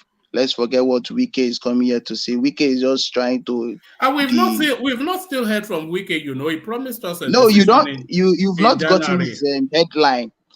You've not gotten his headline. Every day I see headlines of him making different speech, saying different. The only thing we're waiting to hear from. He told us that in January he will tell us who is endorsing. So the only thing we want to hear now is, I'm endorsing Peter Obi, I'm endorsing Tinubu, I'm endorsing Kwankwaso. Then he will come out and say it now. How will he come out and say it? How will he come out and say it? He can't come out and say it. These things are backdoor things. We should not be behaving like it's like what they said here now. For somebody with 40% IQ or so that would come out and be expecting these guys to come out and say this is politics and this is Nigeria. I got a question for Solomon, Oga Woman. Yeah, go on. Yeah, Solomon. Sir. Do you understand that the presidency have to come to the south if we have to exist as one country? No, don't laugh. I'm 2 times. Okay, you are just 24 years old. Okay, almost 2 times like your age. So do you know that we are trying to fight for you? And probably my daughter, who is just a little bit above 18. No, why are you laughing now? That's why you see. I mean, you are try to understand that. You can't do that now, Tony. If Solomon believes that Atiku will be the best for Nigeria, it's entitled to that. So Solomon is very educated and very tuned into politics, so it's entitled. But it's in our direction, sir, because now it is all about regional something right now. Because if Tinubu is coming in, he's coming to help to dissolve the system so that the system can function well. And then, so what I'm expecting Solomon to be saying is like Obi and Tinubu try to walk underground, like our brother would say here, undergroundly. You see one man. Hold on. Let one man speak now. I was going to say, what if Solomon believes that the best person for Nigeria now is Atiku? What if that is what he believes? Not what Atiku or his spokespeople have been saying. No. Don't. My question: what if Solomon believes that the best person for Nigeria at this moment is Atiku? What if he believes that? Okay. I think So what will make me to believe that probably that Solomon's half parent is a Northerner? That's all, sir. I don't know about that. Leave that to one side and carry on, Solomon. But no, everybody is entitled to their political view. So you can present a counter argument, but their right to hold a political view, you cannot question that. Oh man, Mr. Tony. See, if I have attained certain level, I would not even if when I attain certain level by the grace of God, I will be a politician. Do you understand? And when I become a politician, I would be in a party.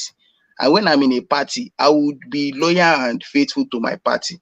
So you will not expect me when we do things. It's not like I'm going to be in the party, not to play the kind of thing what is his name? Wike did. See, I'm a big supporter of. When in 2019, when Obi and Atiku came out, I really loved that combination. I really loved the combination. Like I was really, really happy for that combination. But they lost the election, and let me not lie to you. I was expecting. Can you hear me? Yes, carry on. I was expecting that same ticket this time around, but it happened that it did not happen. Yeah, like they did not pay Solomon, again. I wanted to ask you, why didn't you expect Tinubu to run as a running mate for Obi? Since are you joking? They are in different party now. No. I mean, when he was in PDP, would it be okay for you? No, Tinubu was never in PDP. If Tinubu Atiku. Why? If Atiku was running mate to Obi, would it be okay for you? If it would be okay for me because the party has it will be okay for me. because that's a ludicrous thing to say. But though. no, I'm just answering him in all fairness. But it's something that is not possible. That cannot be possible. I think he's an alpha politician. Obi is a beta or BETA politician. It's a junior politician now. So I'm not saying it that it's gonna happen. I'm just like hypothetically. Do you get? All right. Can I say something? No, Dex. Let me tell you. I just answered that question in all fairness and in honesty. Let me tell you, if it's something I know is something that could never be happen, that can never be possible for Obi to be the president. Atiku will not be the vice. It's not possible. But assuming the party brought out that the pairing like that, the combination like that, I will support them. So one thing we, especially in our south, in this our south, one thing we the way we do things, we do things anyhow, and we are too selfish in the south. If our people in the south there were really serious about getting this presidency, they would champion Obi, or they must find a way, no matter how it is, to make sure that Obi gets that ticket. But they did not do it. And okay, now, and we are a political party. We want our party to win. Our party brings out a candidate. You not expect me to come and start supporting another party. It's not possible. So let's not just say that me, why am I? No, you will not understand, sir. You will not understand. But assuming Obi was in PDP today, I'll still be good. I really like Obi, to be honest with you. I really like Obi. All right. Was there anything else that caught your eye in the news cycle before I move on to the next one? What even? I saw many headlines. I think the main headline was the stoning of the main headline was this Buhari stoning and all that, even, and the picture that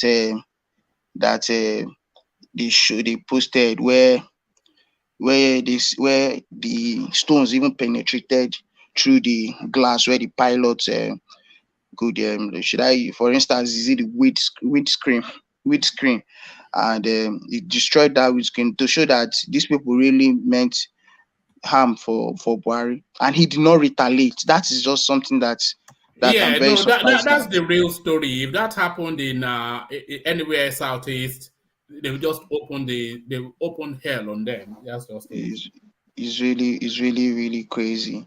So let's that's just all. Thank you, man. All right, brilliant. Thank you for opening the session. So that's Solomon, of course, now and Eze trying to reclaim his Igbo roots that people like this are trying to steal away from him.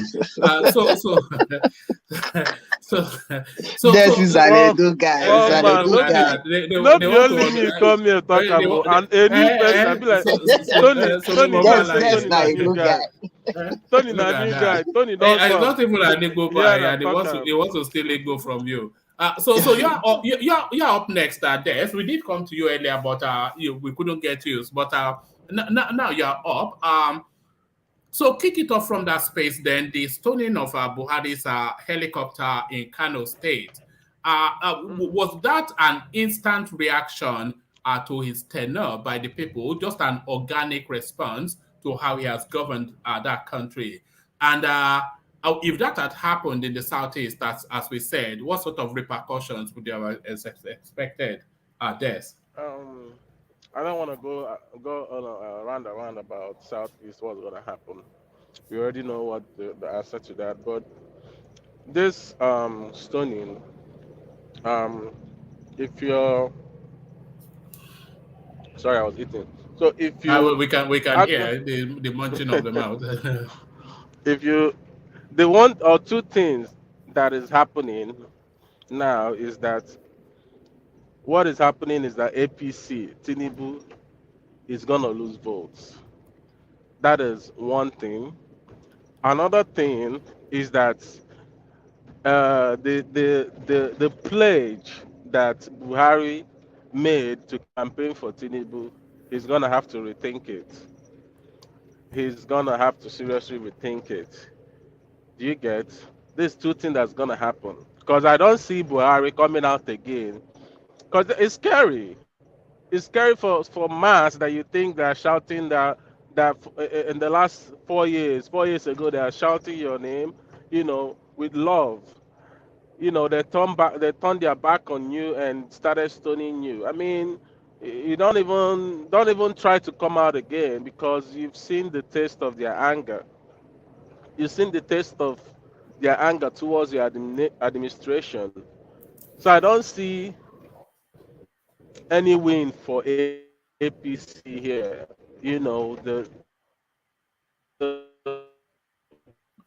Yeah, you're breaking off, Des. No, you're breaking off, man. Still breaking up? Yeah. Can you go to another? All right, thank you. All right, so I'll go on next to Tony, but on my way to Tony, let me acknowledge the Buy the Coffee by Ayo, who as soon as the session starts, often instances, if not always, does that, if I always does that. So let's acknowledge that. So Ayo, as always, he does it again. So there's Ayo right there, regular as clockwork, just as soon as the session starts, he does that. So thank you, Ayo, for that. He holds that space steady. But for Ayo, we will not be able to claim 100% on that space anymore. So thank you, Ayo. Can you hear me properly now? Well, we can hear you better now. So carry on. Okay, yeah. So Omar, I was saying that it shows that all those crowd that you saw in the APC campaign, I mean, most of them are not going to vote for APC. You've seen the anger. You've seen the anger that people. It's just not. People think it's just Kanu. It's not just. This is happening everywhere around Nigeria. So that's why I said I don't really see a chance for Tinubu in this. I can't even. I've searched and I'm like, how is he gonna convince people? How? Even the Buhari now is still reminding them with all this whole fiasco about the fuel and the monetary policy. He's still reminding them, just so you know, my tenure has been bad, so you won't forget. I've fucked your life up. I've messed your life up. Mind the language. I changed that. America, we always about F word. Yeah. So I've messed your life up. Don't forget it. Still trying to remind him that. So I don't see any win for APC in this. For him neglecting, I don't see him killing his own people or whatever. No matter what they do, he's still gonna, any reaction, they're probably gonna storm Aso Rock. Northerners, Muslims are really, really aggressive when it comes to all those kind of stuff. You can't just, do anything and feel like you have power. They will show you that, their Allah told them any oppressor should be killed anyway. So they'll just go down to Aso Rock and show you what their Allah said. But if it's gonna happen if that kind of stuff happens in North Southeast, I don't know what would happen in Buhari's tenure. To be honest with you, Buhari is not. Well, I don't know. I don't know. To be honest, I don't know. We have seen a lot of cases that we already know that Buhari is not even the one controlling all this stuff. Buhari is just like I'll call him a statue that's, whenever something happens, they come and tell him he doesn't really do nothing. I won't be surprised that even the Nnamdi Kalu space is not even him in control. I'm just telling you what I feel. He's not such a man that I feel that has this violent nature in him. He's not. You don't think Buhari has the violent nature in him? I don't think so. He doesn't seem like that kind of person. in my own opinion. Or, he doesn't seem like that kind of person. You want to join those obedience that, sorry to interject, that are not praising Buhari for. No, I'm not praising Buhari for anything. Ever since, No, he's saying that that is not the real Buhari that we used to know, because Buhari was a good man. No, please. You've noticed we don't do that thing anymore here, Tony. So this is not. That's Buhari is violent too. That's for those things now. You know what he told Jonathan in 2015, that if this election he doesn't win it, that Nigeria will be ungovernable for him. A man that can make that kind of utterance, you know that this guy is a violent person.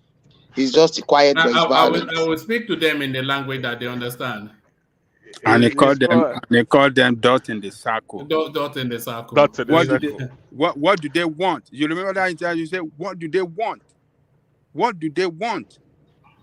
We will teach them in the language that they understand. In fact, Buhari is all about violence, nothing else. He's a violent man. What do they want? You watch his body language when he was saying, what do they want? What do they want? We will teach them the language they understand.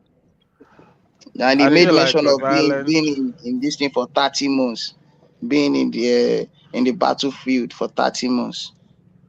I feel like maybe he used to be violent anyway. But it's not. That's the word I would use. All right. Because a violent man wouldn't take that from nobody, whether it's Muslim or Christian. I don't think a violent man would take that. I think he would probably retaliate, So I think maybe I feel like he's just tired. He looks like a tired person. He just wants to finish and go. That's what I would say. Not that he's not violent. I would say I feel like he's just tired and he just needs to, finish and go and rest. That's what I would say. I don't think Buhari of old would take that. He would probably do something irrational. He sent Operation Python Dance to the east, and he sent this troop during the air sands that went to Lagos to massacre young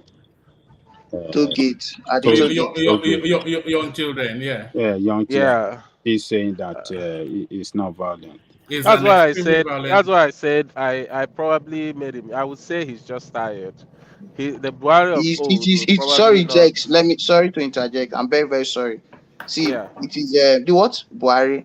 The attitude or character you see that he exhibited right yesterday of you claiming that feeling his calm. It was ethnic sentiment. He's just sympathizing, like he feels there is people, he can't do anything to them. Let's just be honest. That is just the truth of the matter. So we don't need to twist it or say, yeah. Anyway, I can't say. It might be right. I'm not in his brain, so I don't know what to say about it. Des, who do you think will be the beneficiary of this backlash that you are anticipating against the APC? Who do you think will be the beneficiary at the presidential space? I mean, anything against APC, I've said it so many times. Anything against APC, people benefiting is gonna be other parties, which is Labour and PDP. It's just as simple as that. There can only be one president now, so who will benefit from the backlash? Who would benefit? I don't know. I mean, two of them are benefiting, so depending on the person that plays this game very well. I don't know who's gonna be president next. If there is going to be a backlash, that backlash, if it's a nationwide backlash, that backlash in the north will not reach to Peter Obi. And in the south, the PDP already has strong footing just because of their antecedents. So if there is this backlash against the APC, which Tinubu then gets the fallout of, the only beneficiary will be Atiku Abubakar. I don't think so, man. I don't know why you seem to neglect. It doesn't matter what you think. Those are the facts of it.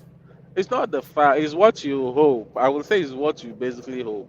It's not what I hope now. I asked you who the beneficiary will be, and you couldn't come up with that. One man. Two people can be beneficiary to something. There can only be one president, and whoever becomes the president outside of Tinubu is the beneficiary of that backlash.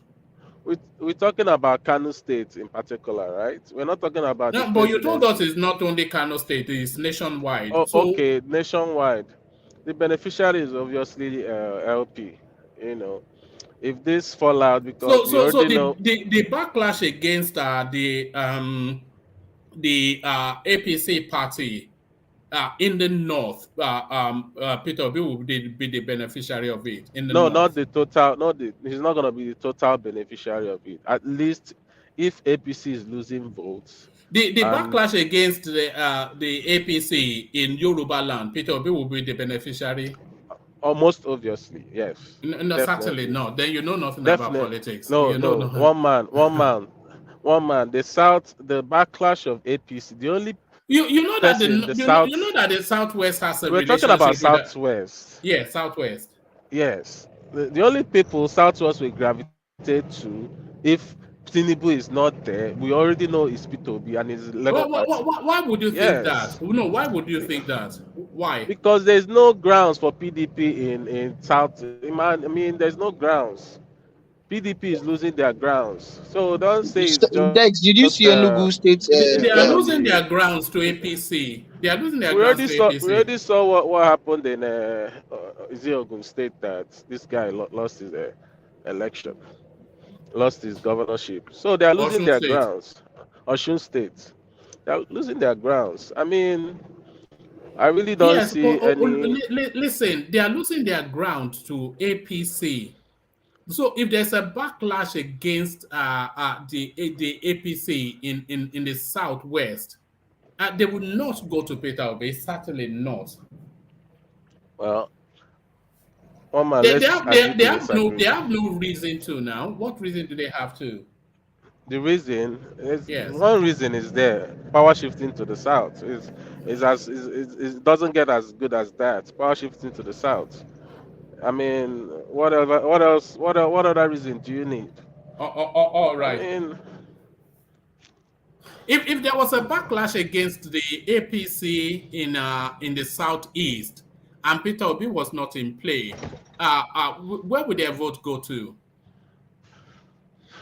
to be honest, I don't know. If P2B was if this political system, if I'm being Yeah. honest, if P2B wasn't or if a southeasterner wasn't in play, I Yeah. would tell you the only thing that would be in play is Biafra. That would be the only thing that would be Well, in so play. they will not give their vote to the southwest, but you They expect the won't. southwest to give their votes to them. No, one man, I'm telling you because I know this is what's gonna happen. All The only right. reason why this is dying, the Biafra died down, is P2B, and that's why I said if it's this political system and any southeasterner is not on board, what will happen is Biafra, as in, it's gonna escalate so bad that I don't. I mean, we would have been talking another thing now. They'll be back to Biafra by March. We all know that. So Yes, we'll be talking another thing. We'll be talking about the election and talking about Biafra. That's what you we'll be know, talking about now. So that's why I yes. said I don't think Southeast anybody will be really beneficiary of, if a Southeasterner is not running. It's just gonna be there. To be honest, it's just gonna be there. Oh, Um, oh, oh, oh, yeah, oh, oh, oh. people won't even vote, even if they persuade people to vote. I don't see, I don't see more than 20% of the whole Southeasterners voting. That's what I would say. I don't see it.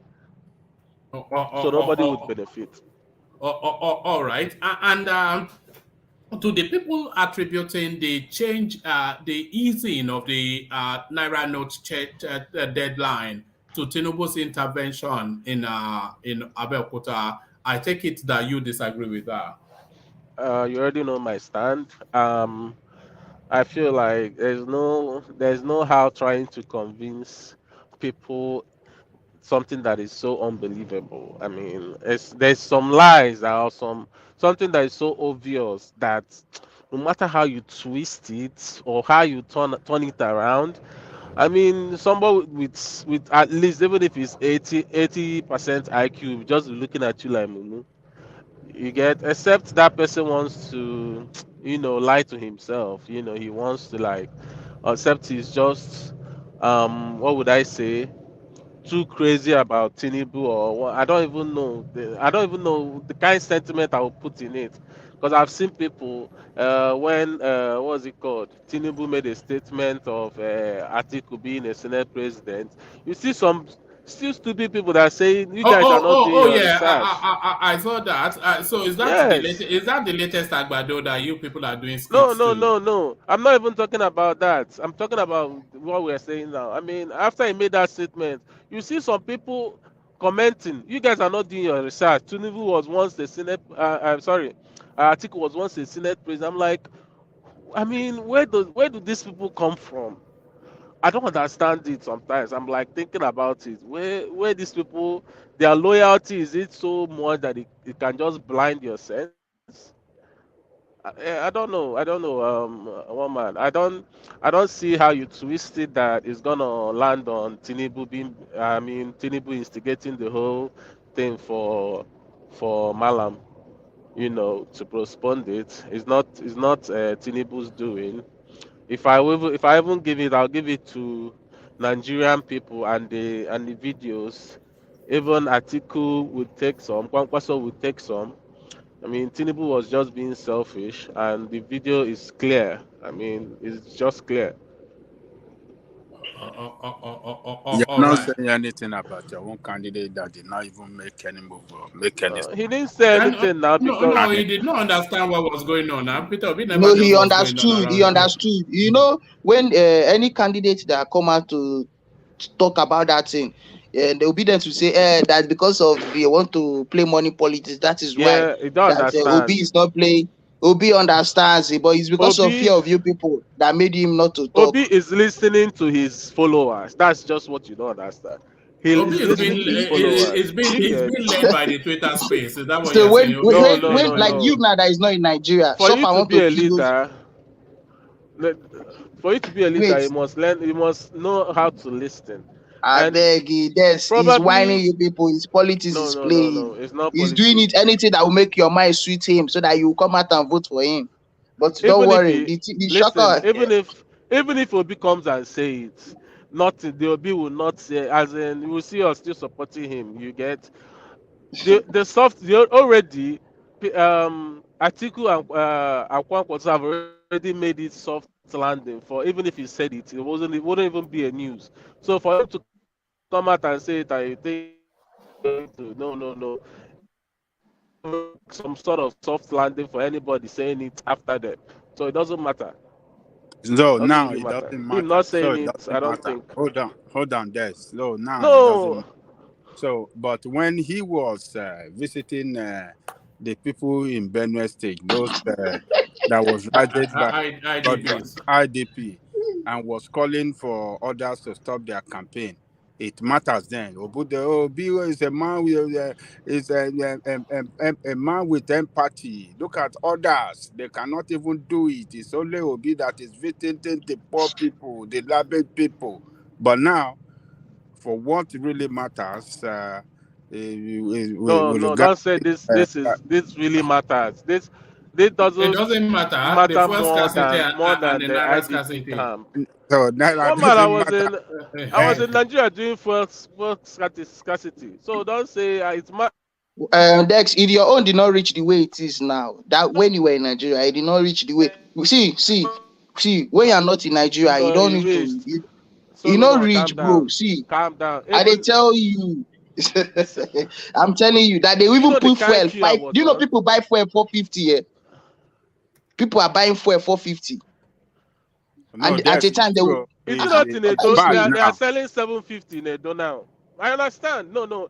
I So understand that it's what are you scarce. saying? This thing You get. is a pressing need. Like is something that is pressing. Is something that is disturbing the people. He's supposed to say something. Let's don't come and just give it No, to no, and no. say that this one. I'm This is not something he's saying supposed. he's, Even he's the not. Naira He's thing. right. I told you for 3 days, people could not even me. I could not be. Other people too were experiencing it. What that guy was saying I was listening to when you guys yesterday section, when I listened to it, when one guy was saying that his mother took money to bank and 100,000 to bank and he wanted 20,000 in new notes. They won't give her anything.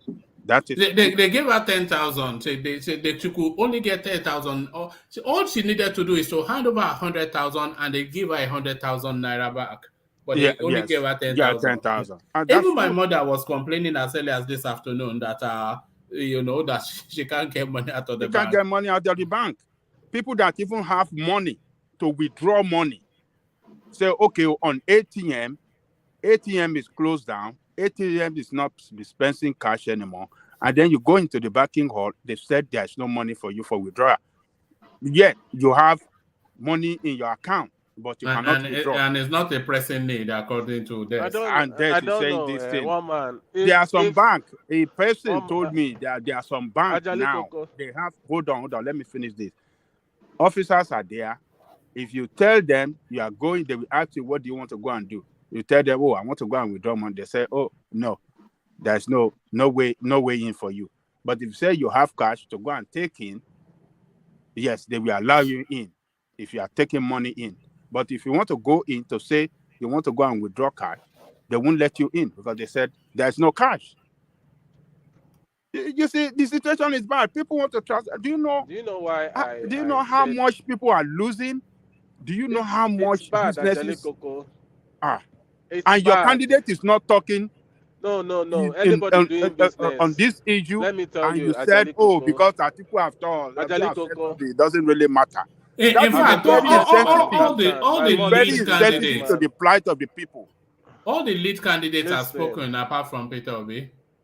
Listen, I'm a businessman. In fact, almost all my family is business. So if you say people are losing money, I'll tell you one thing, that if a businessman, a correct businessman, has an account, right, and someone coming to buy something from him, it's not that desperate. I mean, when you can transfer money and do transactional business, and how much is this? Let me transfer. You transfer something. Or when you want to go and buy something in the market person have accounts. It's not, maybe money is faster, yeah, but it's not like it's gonna stop you from doing what you want to do. Let's say you want to go and buy groceries in the supermarket. You go there, you carry your ATM, you swipe, and you pay for something. And but that's not how the everyday Nigerian transacts. What is this guy talking about? I'm saying, hold on. The everyday Nigerian transacts in physical cash. That's how talking as if you are. Look, in Kano, they have. Hold on. In Kano, they have 44 local government. Do you know how many local government they have banking operation? They have in only 27. What are you talking about? I don't understand what you mean. Are you talking about the rural areas now? I am saying... What we're saying to you essentially is that people need to be able to access the money. And even as early as a couple of days ago, Jafar was telling us that markets in Kano, all major markets in Kano were shutting down because they would not take the old Naira notes and the new ones are not in circulation. So that's, of course, the precursor to the stoning of Buhari. So for you to dismiss out of hand that it's not impacting on people, maybe you don't have the temperature. I didn't say it wasn't impacting on people. I mean, with the way Solomon was basically saying it about Abuja, I don't think... What are you talking about? He lives there. He's telling you what is happening. See, Dex, I'm telling you something. The only place you can even withdraw money is maybe you go to central area. Like in this place here, Sahad, this shopping mall. Solomon, it's only their ATM because of the caliber of people that makes use of it. And this is a more pressing issue than going to IDP camp and using children as props, Solomon, so why has Peter Obi not come when you go to ATM, Solomon, when you go to ATM to withdraw money, I don't know how much you want to withdraw. What do you want to use it for? It's a very simple question. Whatever money is used for. I went to the mall to buy foodstuffs. Okay. I went to the mall to buy foodstuffs. It's just the same thing. Now let me say something now. I mean, you want to tell somebody on how to use his money, how to... What are you saying now? Wait, what are you saying? Try to get me first. Ajali Koko, try to get me first. He wants to withdraw money to go to the mall and buy something. Yeah. And I'm saying, no, look, leave it that's alone, what he man. just said. He can withdraw cash. Hold on, Ajale Koko, because I know where it's going. He wants to say he can transact electronically. Electronically, It's very simple. No, but listen and pay attention. The average Nigerian doesn't have that facilitation, and the trading habit of Nigerians is in cash. And what the structure of Nigeria facilitates for mainly is in cash. The electronic transactioning is not, it doesn't have the level of incision that supports the financial space of Nigeria. A good 80% of Nigeria's transactions are in cash. Oh man, do you know that even now you don't even need network? All right, just leave it alone. You don't get it. Okay, can you leave it alone? You don't get it, and you're just irritating people. Woman, can I just talk to this guy? No. I will see to the topic. Very easy. No, I want to move the topic on because it's somewhat irritating the tone that this guy is taking. But let me take you to Akeredolu saying, why can you even say such a thing that cash is not necessary for transacting? I never said it's not necessary. Sometimes I never said it's not necessary. That's what irritates people with that to be narrative. I didn't say you never seem to get anything. I don't say it's not necessary, one man. I said the way Solomon is making it to seem.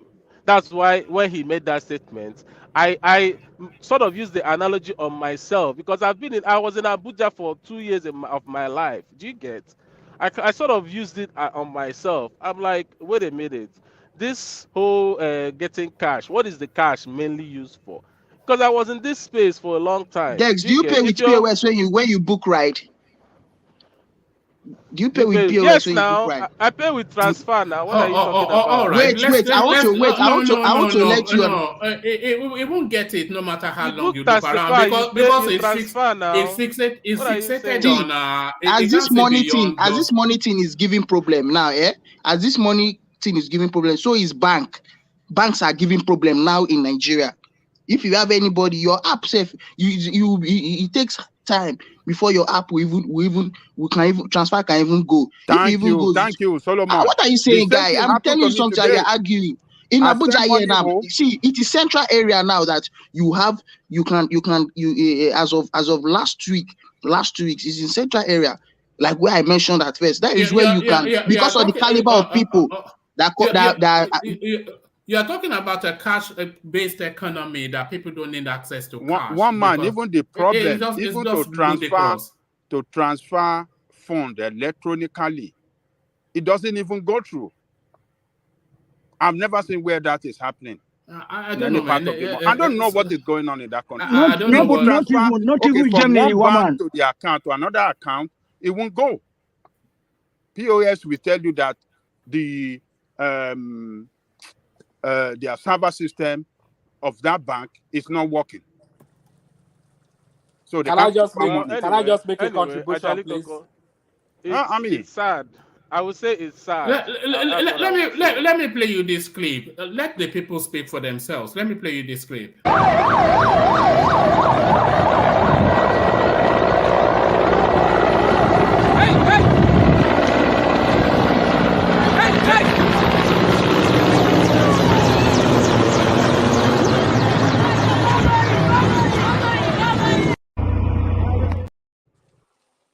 That's what the people think of what you just said, but there it is. It's beyond ludicrous. In a cash-based economy, people don't need access to cash. I never said that. That's what they're saying now. They can go and use POS and electronic. You're twisting word. One man, please, can I ask one question? Why has Peter Obi not had the courage?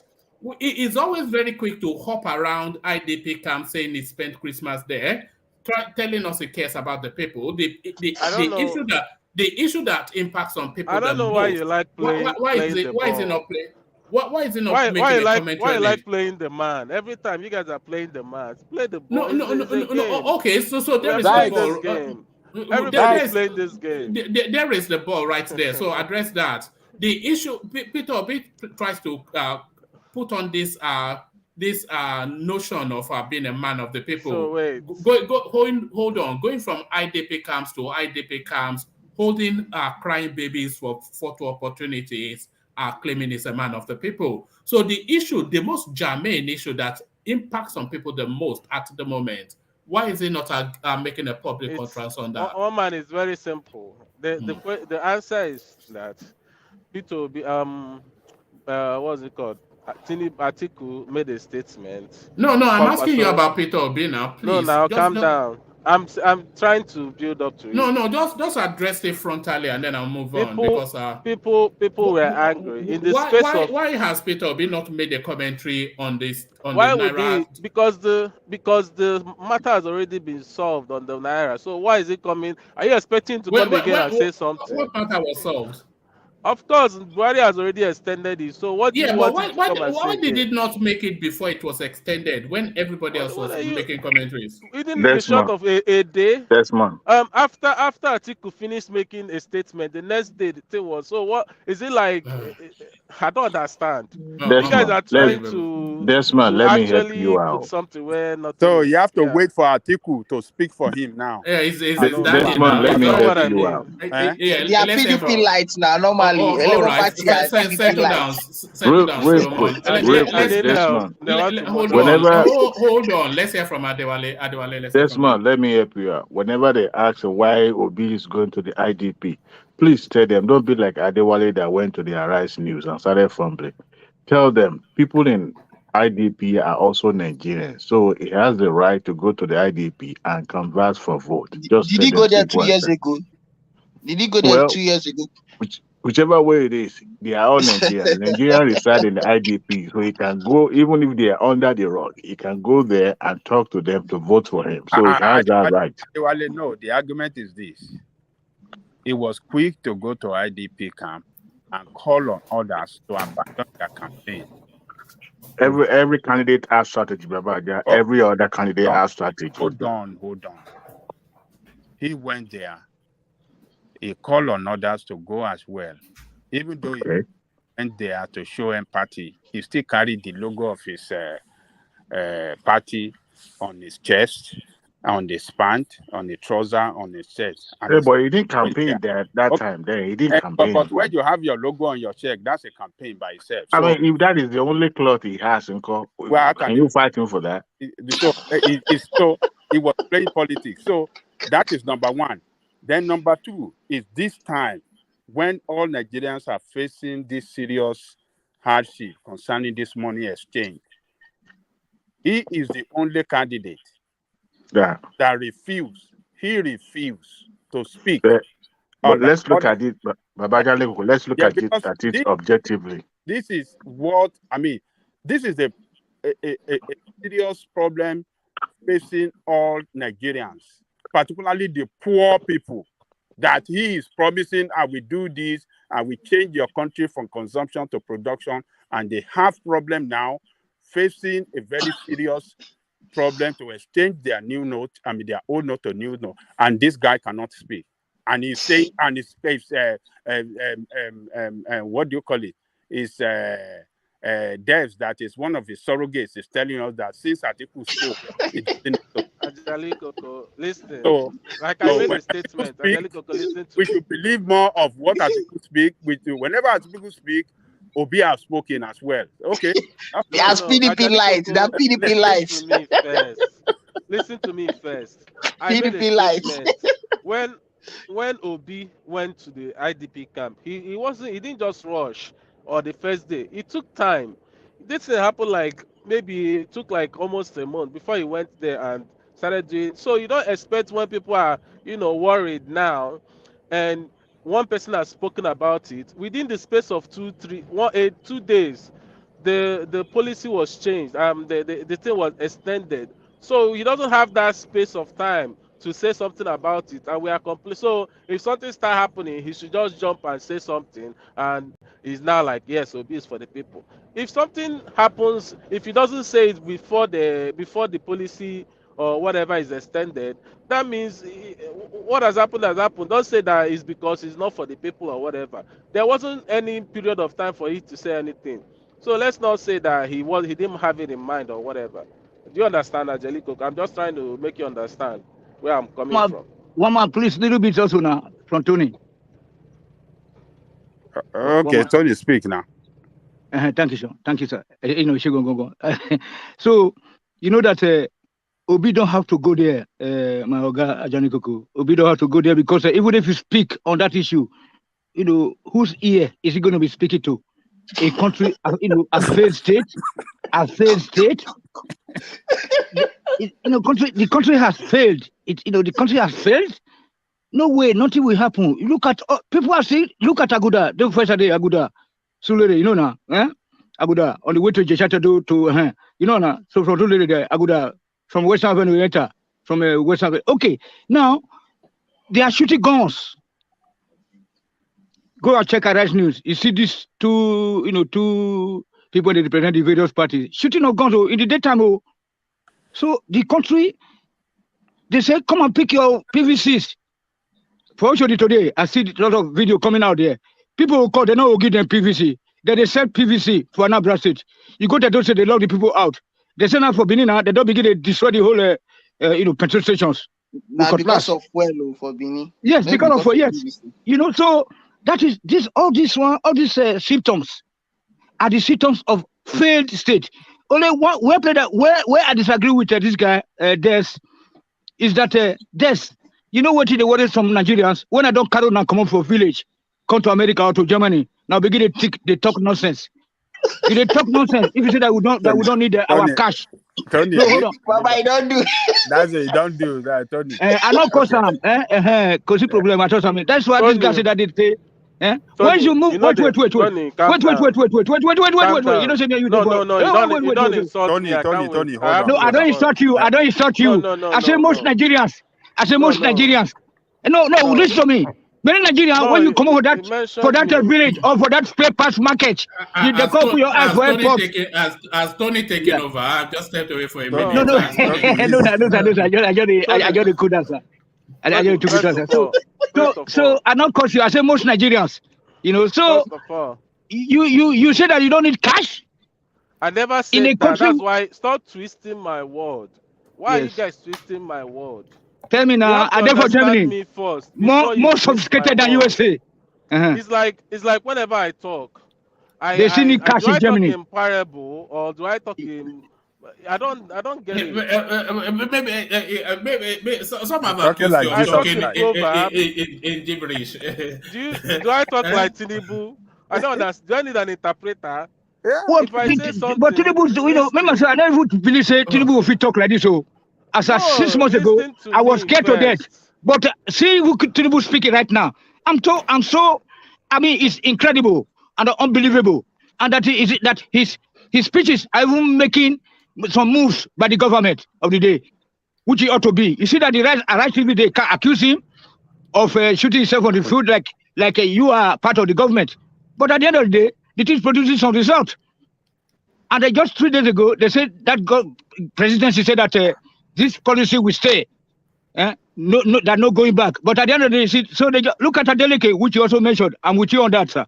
You know, why should they wait? Why should they wait until 6 months after declaring somebody a governor? You just all of a sudden, you know what I'm saying? So that's why we say that the country is too big. All right, thank you, Tony. Thank you, sir. All right, thank you. So give us your comment. Yeah.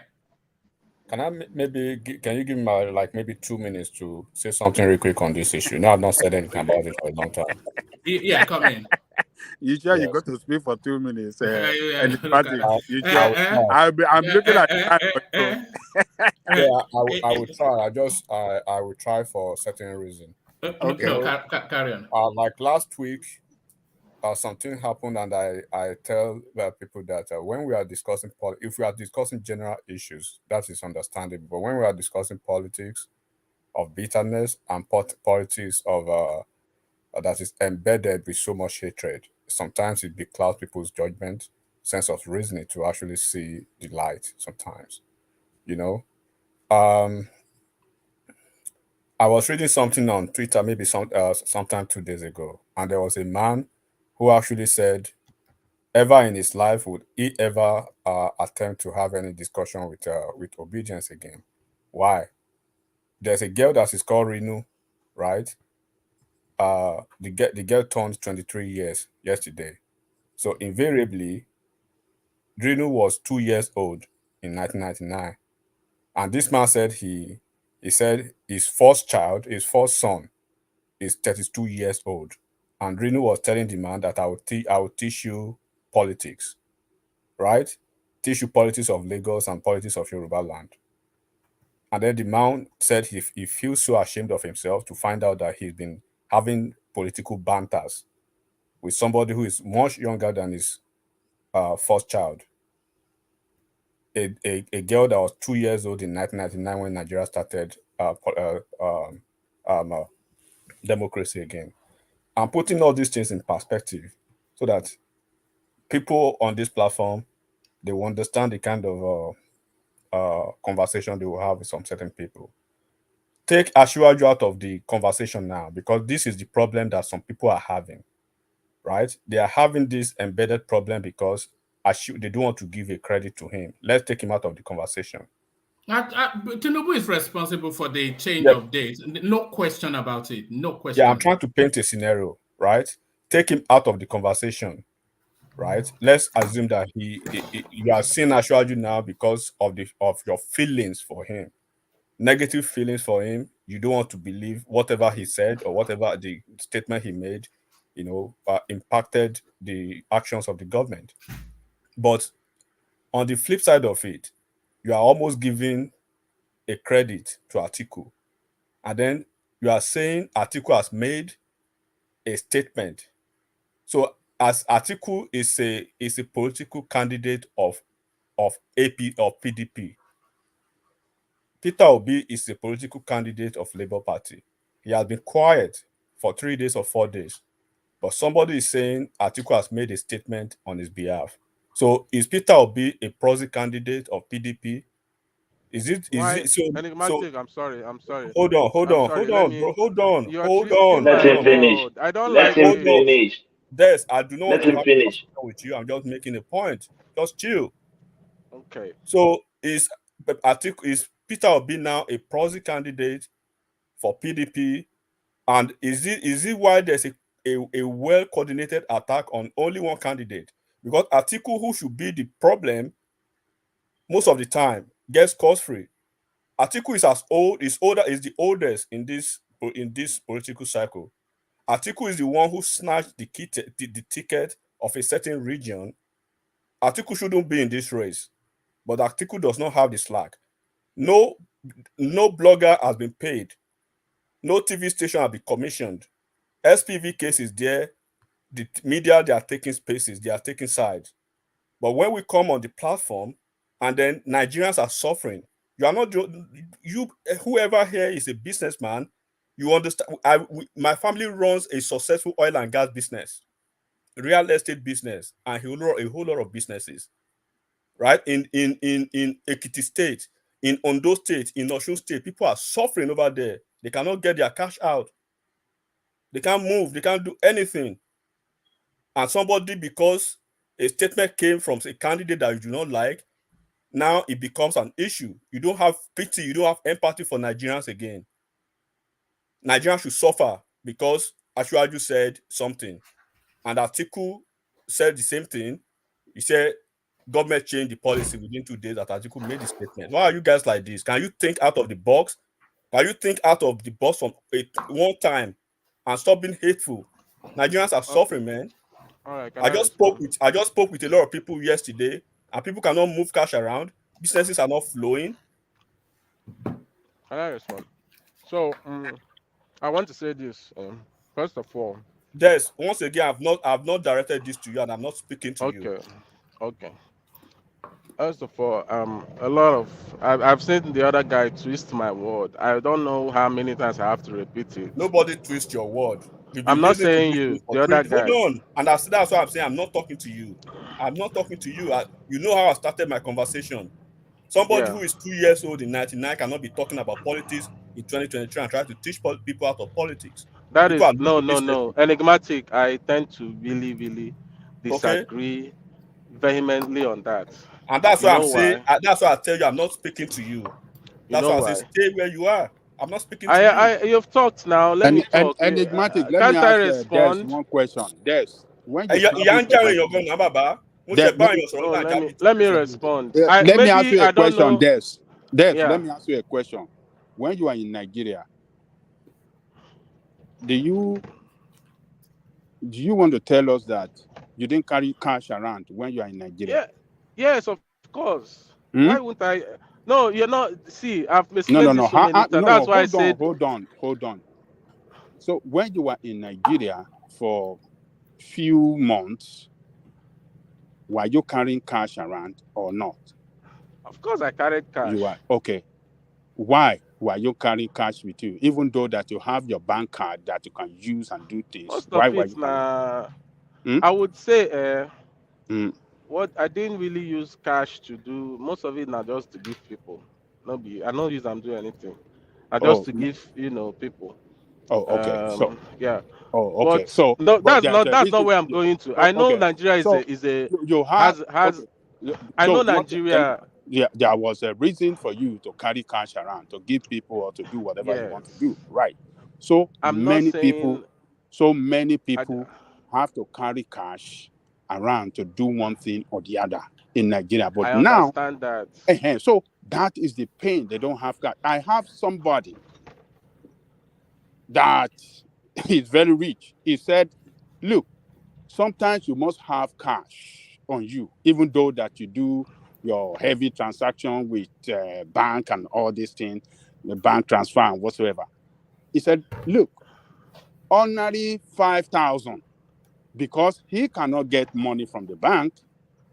No money, you can't get cash from the ATM. You can't get from the bank. He went to POS to say, okay, just give me 10,000 Naira.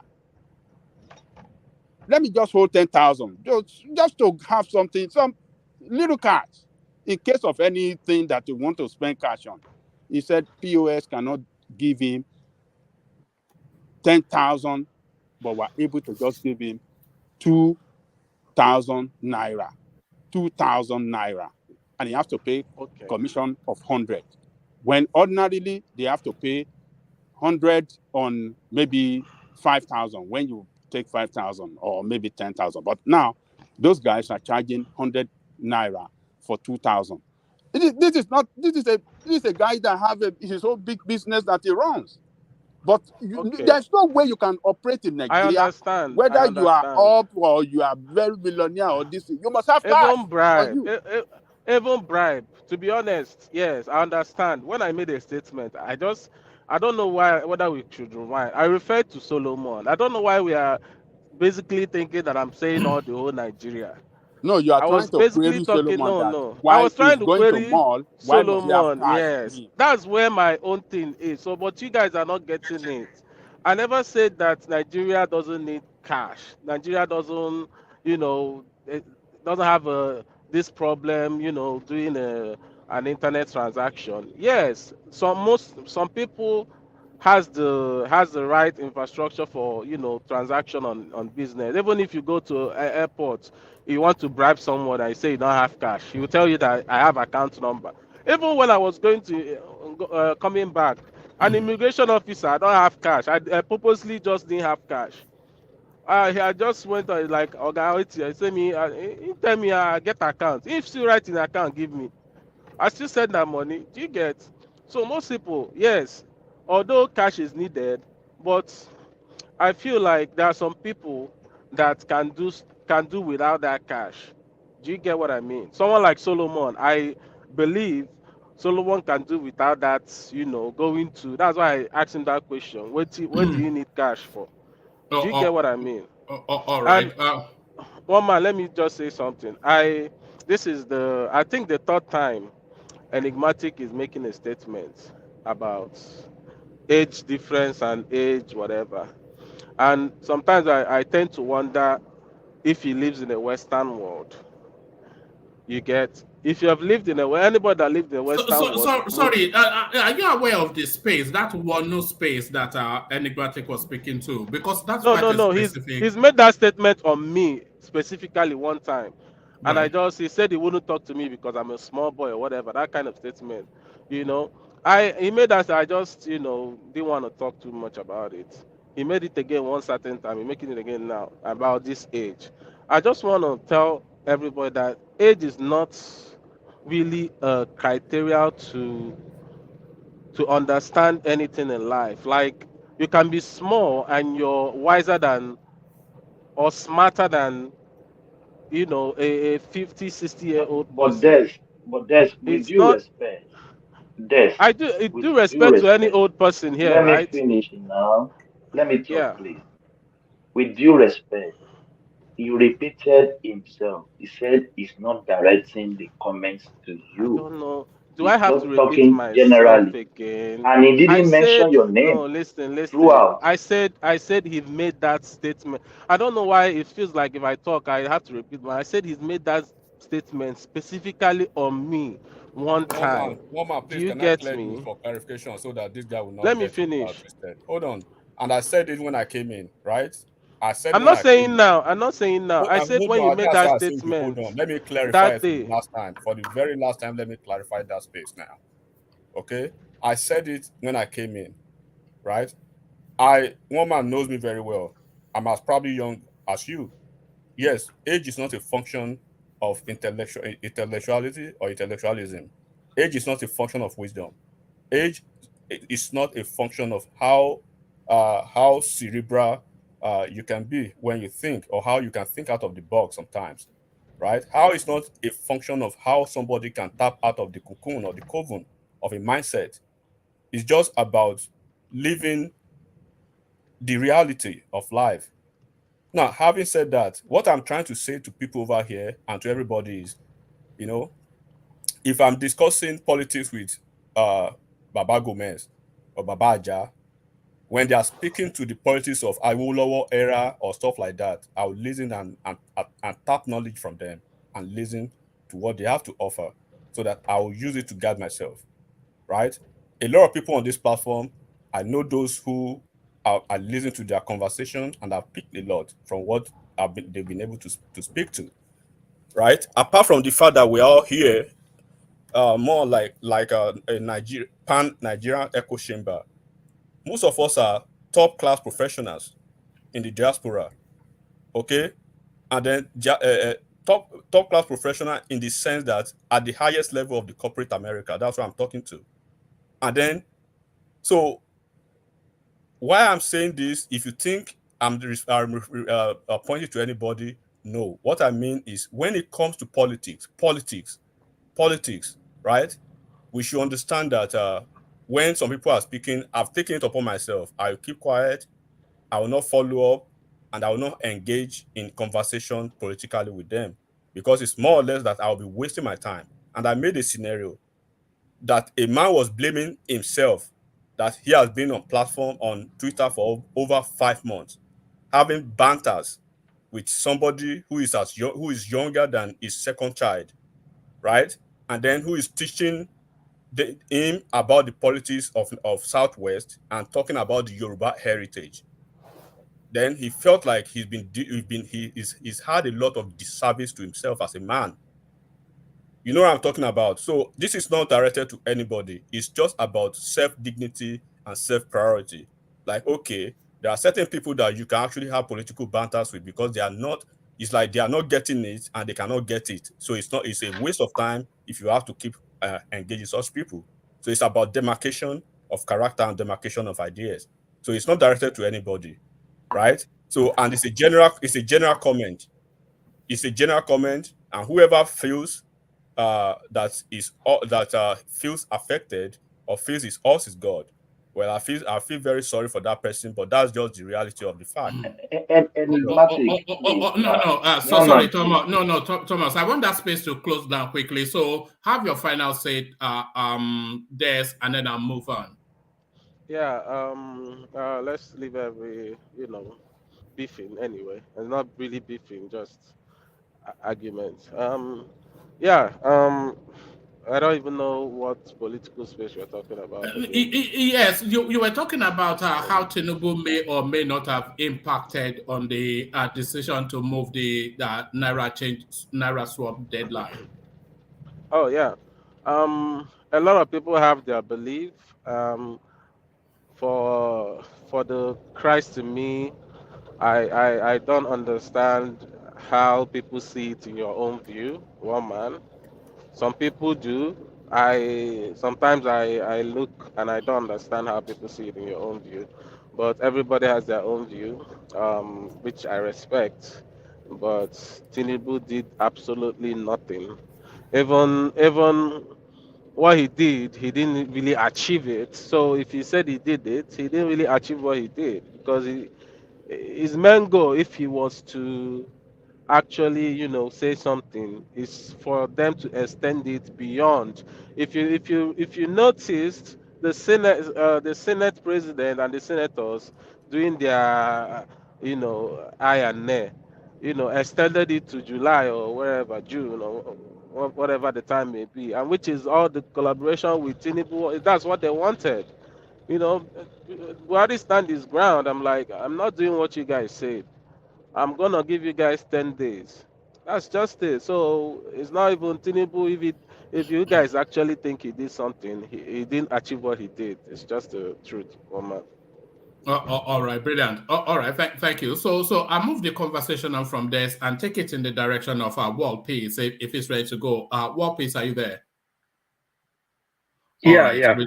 I'm here. All right. I'm here. All right, brilliant. So let me take you to a new space. Let me take you to the Kwankwaso space. So Kwankwaso under a lot of pressure to collapse his structure for Atiku Abubakar.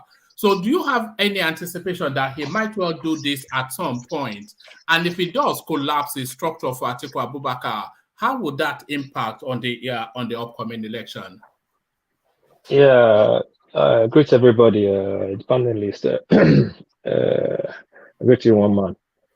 Yeah, that of Kwankwaso, I think is it's only the new politicians will be thinking how he's gonna do it. I saw something here. Me, I say something here. Two political structure party have collapsed their structure in December. One is not if, it's when, and the other one is not when, it's how. Kwankwaso have collapsed since December. Is when he's going to announce it. We know we got this information in December, authentic information with facts and proof, but not what will come to this platform and say, or even though you say it. Okay, so how come that is not known in the political space if he's done that? Because it's underground deal. So you say. Hold on, yeah.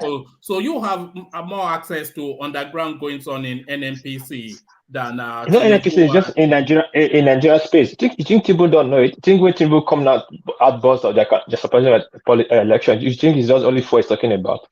He's talking about so many other things, But if you say it, you look ridiculous, Even though they don't come out openly to the camp. And at the end of the day, the election, you see the election goes and the person you just expect to win, come and win. Let's say AK Atiku will win, and you see a lot of vote come from the north. What does that signal? That they gave their vote to their own person. There's so many things going on the ground. Let me say this. It's a pity that some information I have, I sometimes feel sad for the South. Because this young man in the South, Bola Asuaju Tinubu, is fighting with one hand tied and one leg hold, because he's fighting with one hand tied, not one leg hold down from some people in the South, because they not keep playing us every time when it comes to this political space. But we seem not to see that. We seem to start giving draft and whatever. But Kwankwaso, the campaign, the collapsing structure is not a new thing. It's not a surprising thing. It will happen, but they want to bring that element of shock, of surprise to us that will shake that political space and will make other people pull up from their position camp to come and join them. Kwankwaso is not really campaigning that much. And I've said it before. Atiku is very quiet. It's not a good signal for us. We're supposed to be worried about it. You're not too quiet. It's a very big worry for us to be worried about. But we seem just to write them on. No, you're not in the Atiku is not in the space. It's practically over and not. But every day we keep saying APC members at the campaign. The other day, a bought chairman at the camp, but though he was from the southeast, so probably it's not in news. It was a bought chairman, one of the top hierarchy officer. Just to add, people are decamping from across the aisle. I know. Back and forth. I know. So I know. I know. Hold on, Solomon. Just as early as yesterday, I did a piece on a whole wave of Kwankwaso the campaigns to APC. So people are decamping to Labour as well. It's just back and forth. So it's usually there's nothing new there. Yes, I know.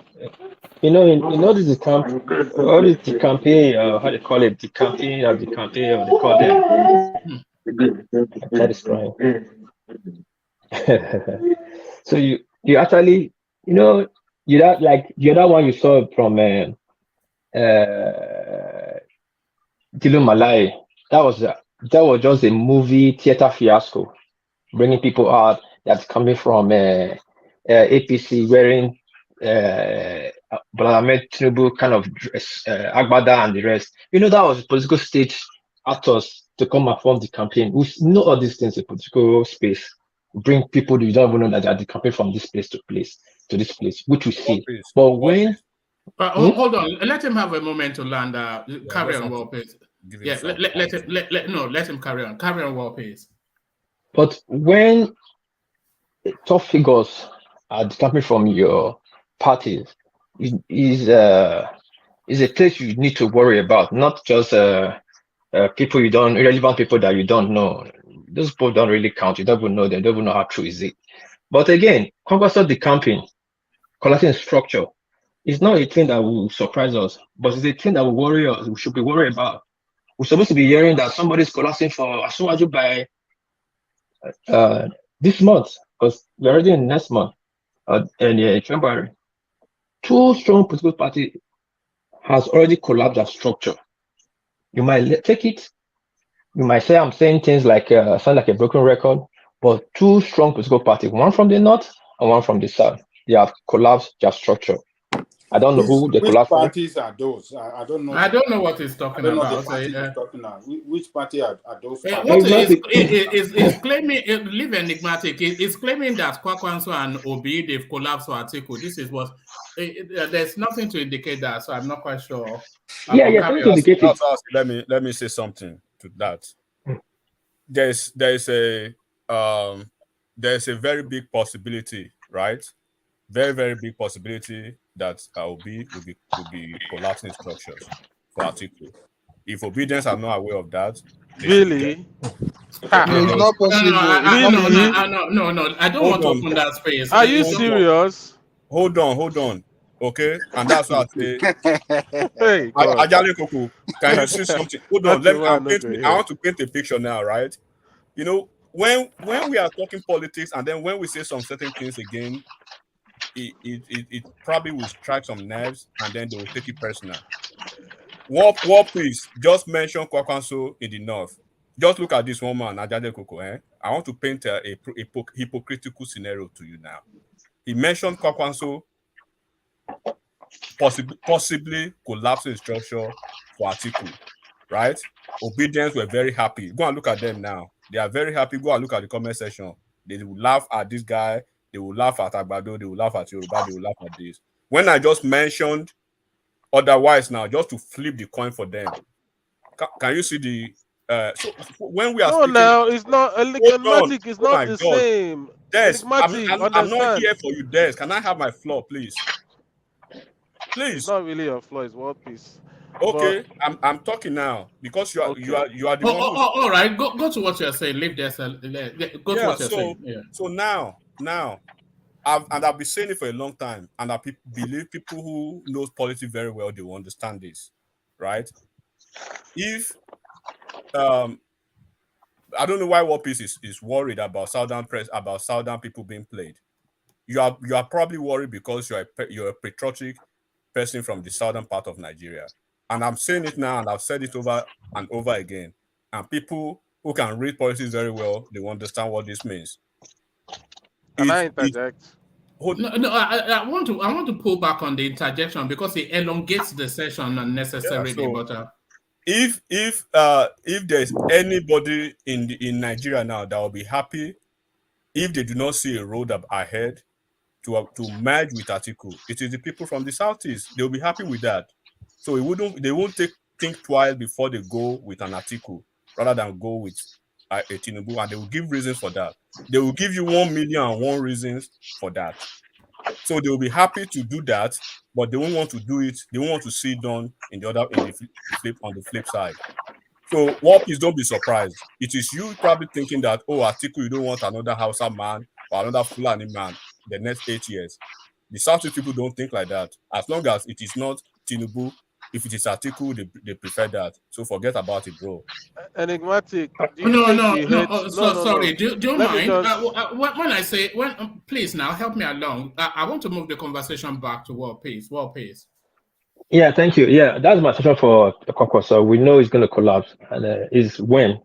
So I won't be surprised if it collapses structure, because these northern people are really the cabal. They are really want the power to stay in the north. It's about regional politics right now. It has moved from party politics now regional politics. So they are really pushing it so that the power stays in the north. That's my submission for Kwankwaso, one man. All right, brilliant. One piece. Are you going to find work for Galadima? Galadima will be fine. Yeah, all not on he will be fine. Where is he going? Where do you think he's going to go? No, he will be fine. Not take off their own. They will take off him. If you watch that man interview, you would think that he is the one contesting for the election. He's just a politician. Galadima is just a politician talking. He's selling his candidates. Yeah, but there are some interviews. So, there are some interviews that he will go for, and they will ask him certain questions. This guy will be very diplomatic in answering those questions. He knows that what he's saying is rubbish, but he will say it to just make it look good. So that was even where I knew that these people are just selling this party. They are not even serious about. They know they are not going anywhere, but they want to just wind their mouth and play their politics. So Galadima is not. You don't have to care about him. He will be taken care of. Baba Adewale, there's something we the South always miss.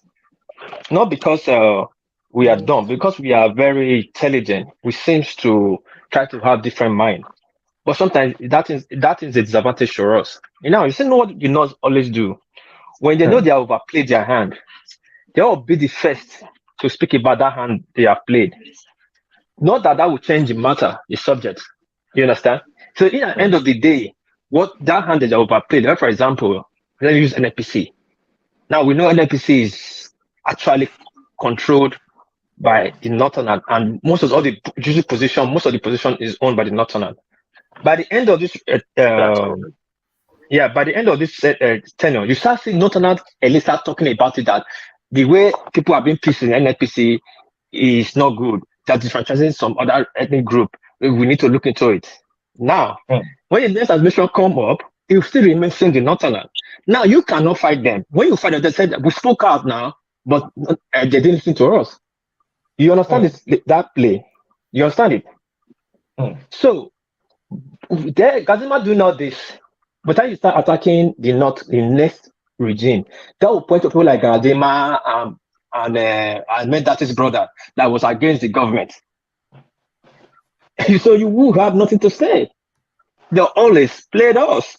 But because we are smart, we'll always see something that is not right. We'll come out and tell you it's not right. We'll come out the front row and fight our own. But they never fight their own, not until the end that they want to do to profit them. That's my submission.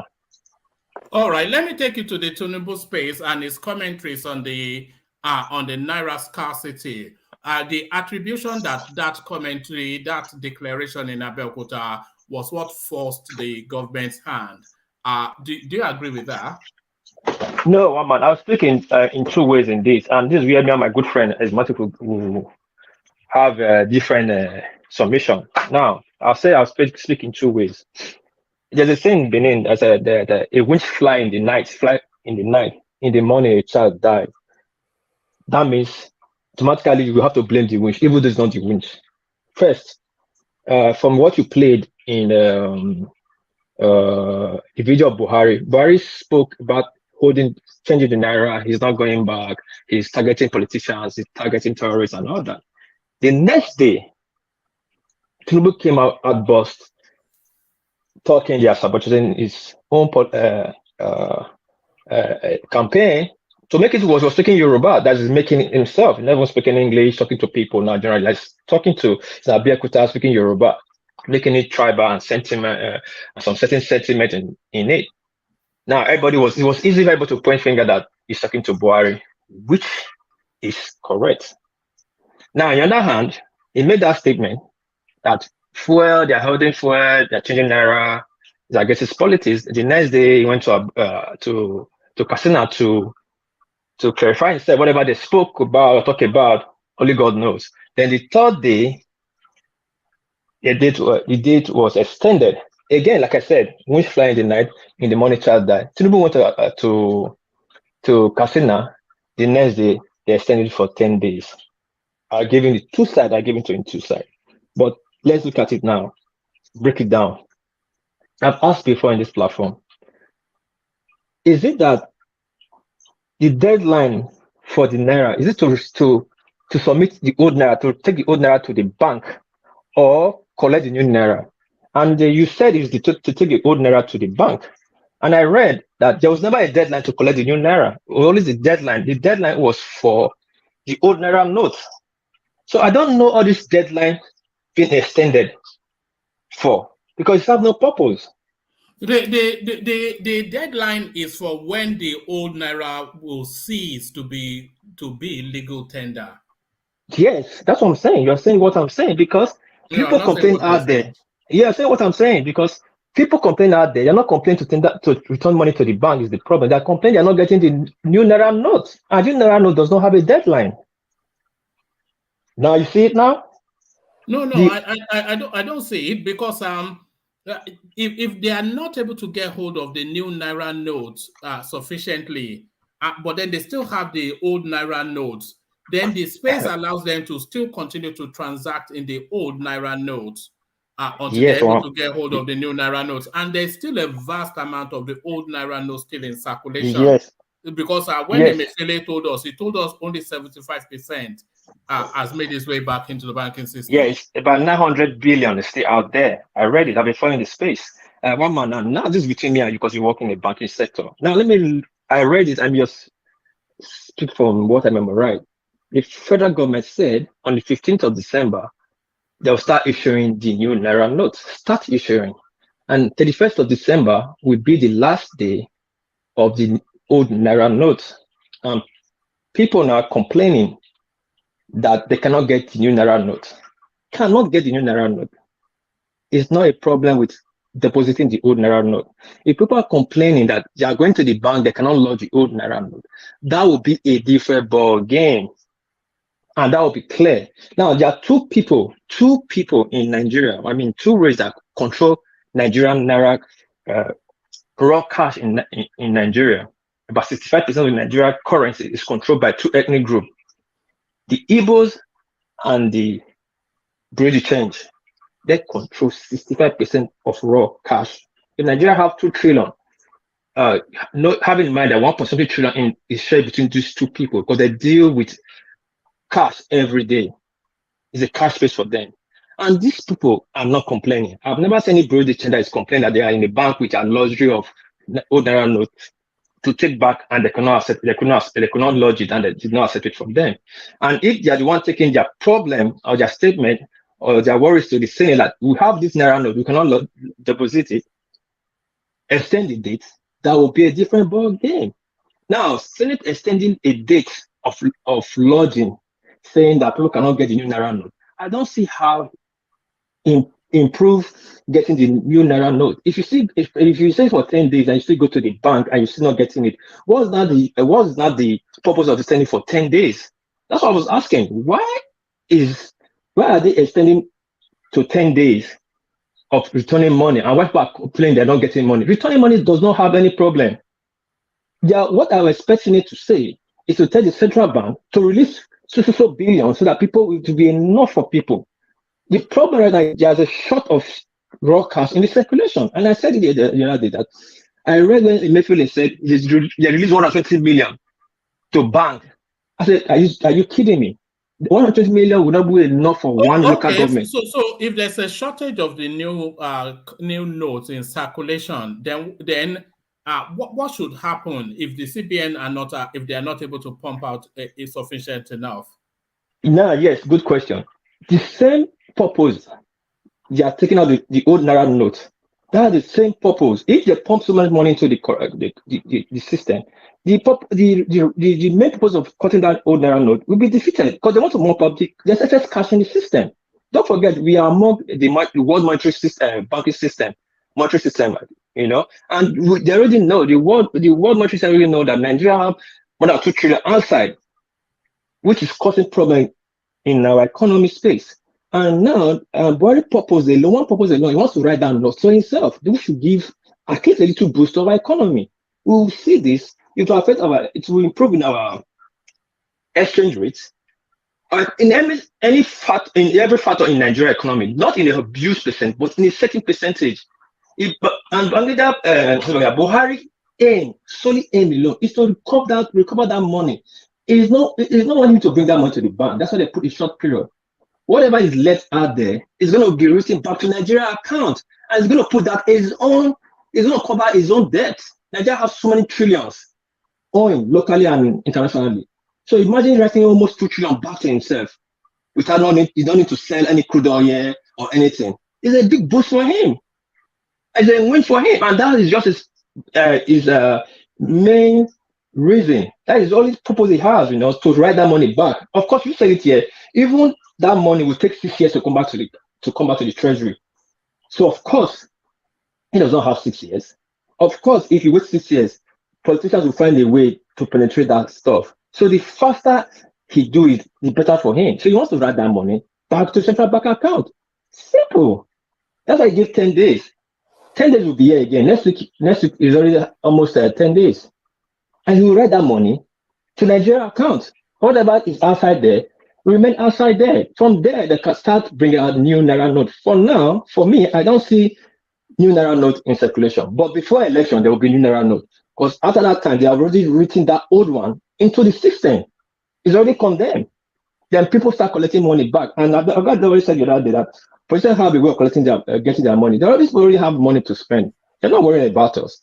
But they are going to bring that old one into the bank. So they are using that guise of they're not getting money to push extension. That's why I said it does not add up. It does not add up. Adding extension for 10 days and you're not telling the central bank to release more money. It does not make sense. It's not connecting one man. I don't know. Maybe I'm talking from a different word. All right. So let me take you to another talking point. Kiyamo, he's saying that that the only strategy left for Atiku is to launch at the ethnic and religious sentiments in the north in the final phases of the elections. So do you agree with that? What Festus Keyamo said? Say it again, please. Festus Keyamo was saying that the only strategy left open to Atiku Abubakar is for him to use ethnicity and religion in the last couple of weeks to the elections, because he's so far behind already that seems to be the only portal left for him. So he's going to go aggressively on the narrative of ethnicity and religion in northern Nigeria. Yes, that's what's already playing out, man. It's like it's weird that it's not saying it. That's what's really playing out in the north. Yeah, they started using the ethnic card. They started pulling it. If you can listen to some imams, they started pulling that Nigeria saying Malam. Nigeria must be ruled by a Muslim. They already started it. Forget Stony Buhari washing his feet in Kasina and by responding. He does not want to offend those people. They all know the game they are playing. The game is bigger than Buhari, and that's certainly what they're going to do. The North is not for that. They are notorious for that. That they'll always play the ethnic politics, and that's where it's going to now. Like I said earlier on, that this politics they didn't play it. They didn't play it against Goodluck Jonathan in 2011. They played it because you think they didn't play. They played it very well because when Jonathan won in 2011, it was a Saturn turn. So to favor them, they played what really favored them. And when Abiola won? Yes, when Abiola won, it was a different ball game. That was a different era of politics. And they still played it. They didn't give it to Abiola. Even though they came out, it's not the same then that still moved. They were still the majority that moved against him. That they should not give him the power. It wasn't the majority that moved against him. It was the military that moved against him. I'm saying, I said the majority in the military that moved against him. They are still the more of the northerners. Though they have, they said there was some other southern, middle belt and all that, but the majority of them were the northerners. So they always play the card that favored them. That's how I see it, though. Depend how they played, but they're playing it. Of course, there are people who are tired of what's going on in the North, but those people don't really have the voice.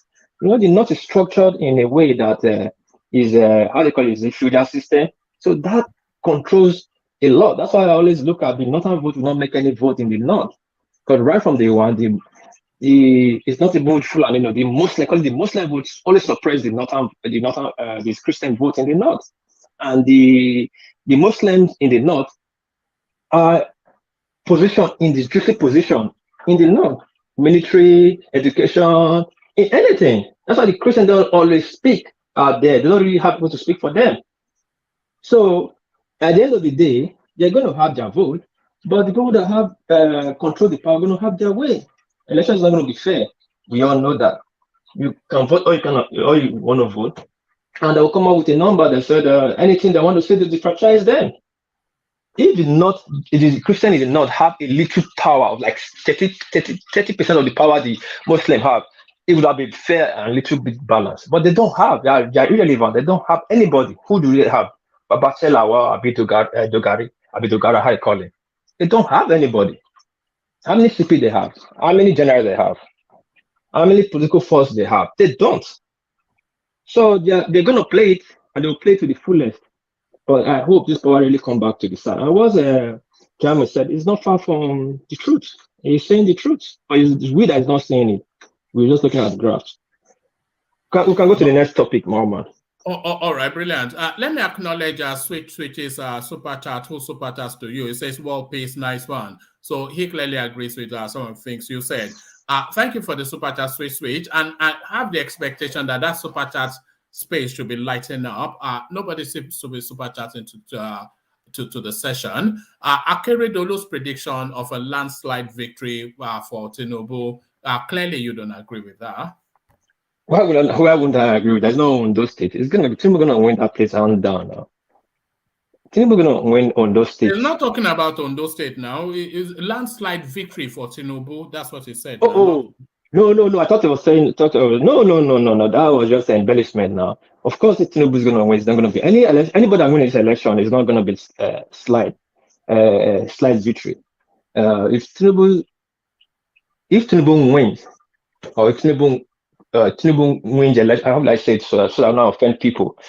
If Tinubu, let's say, assume Tinubu wins this election, it's not going to be a grand slide, a landslide victory. It's going to be a margin.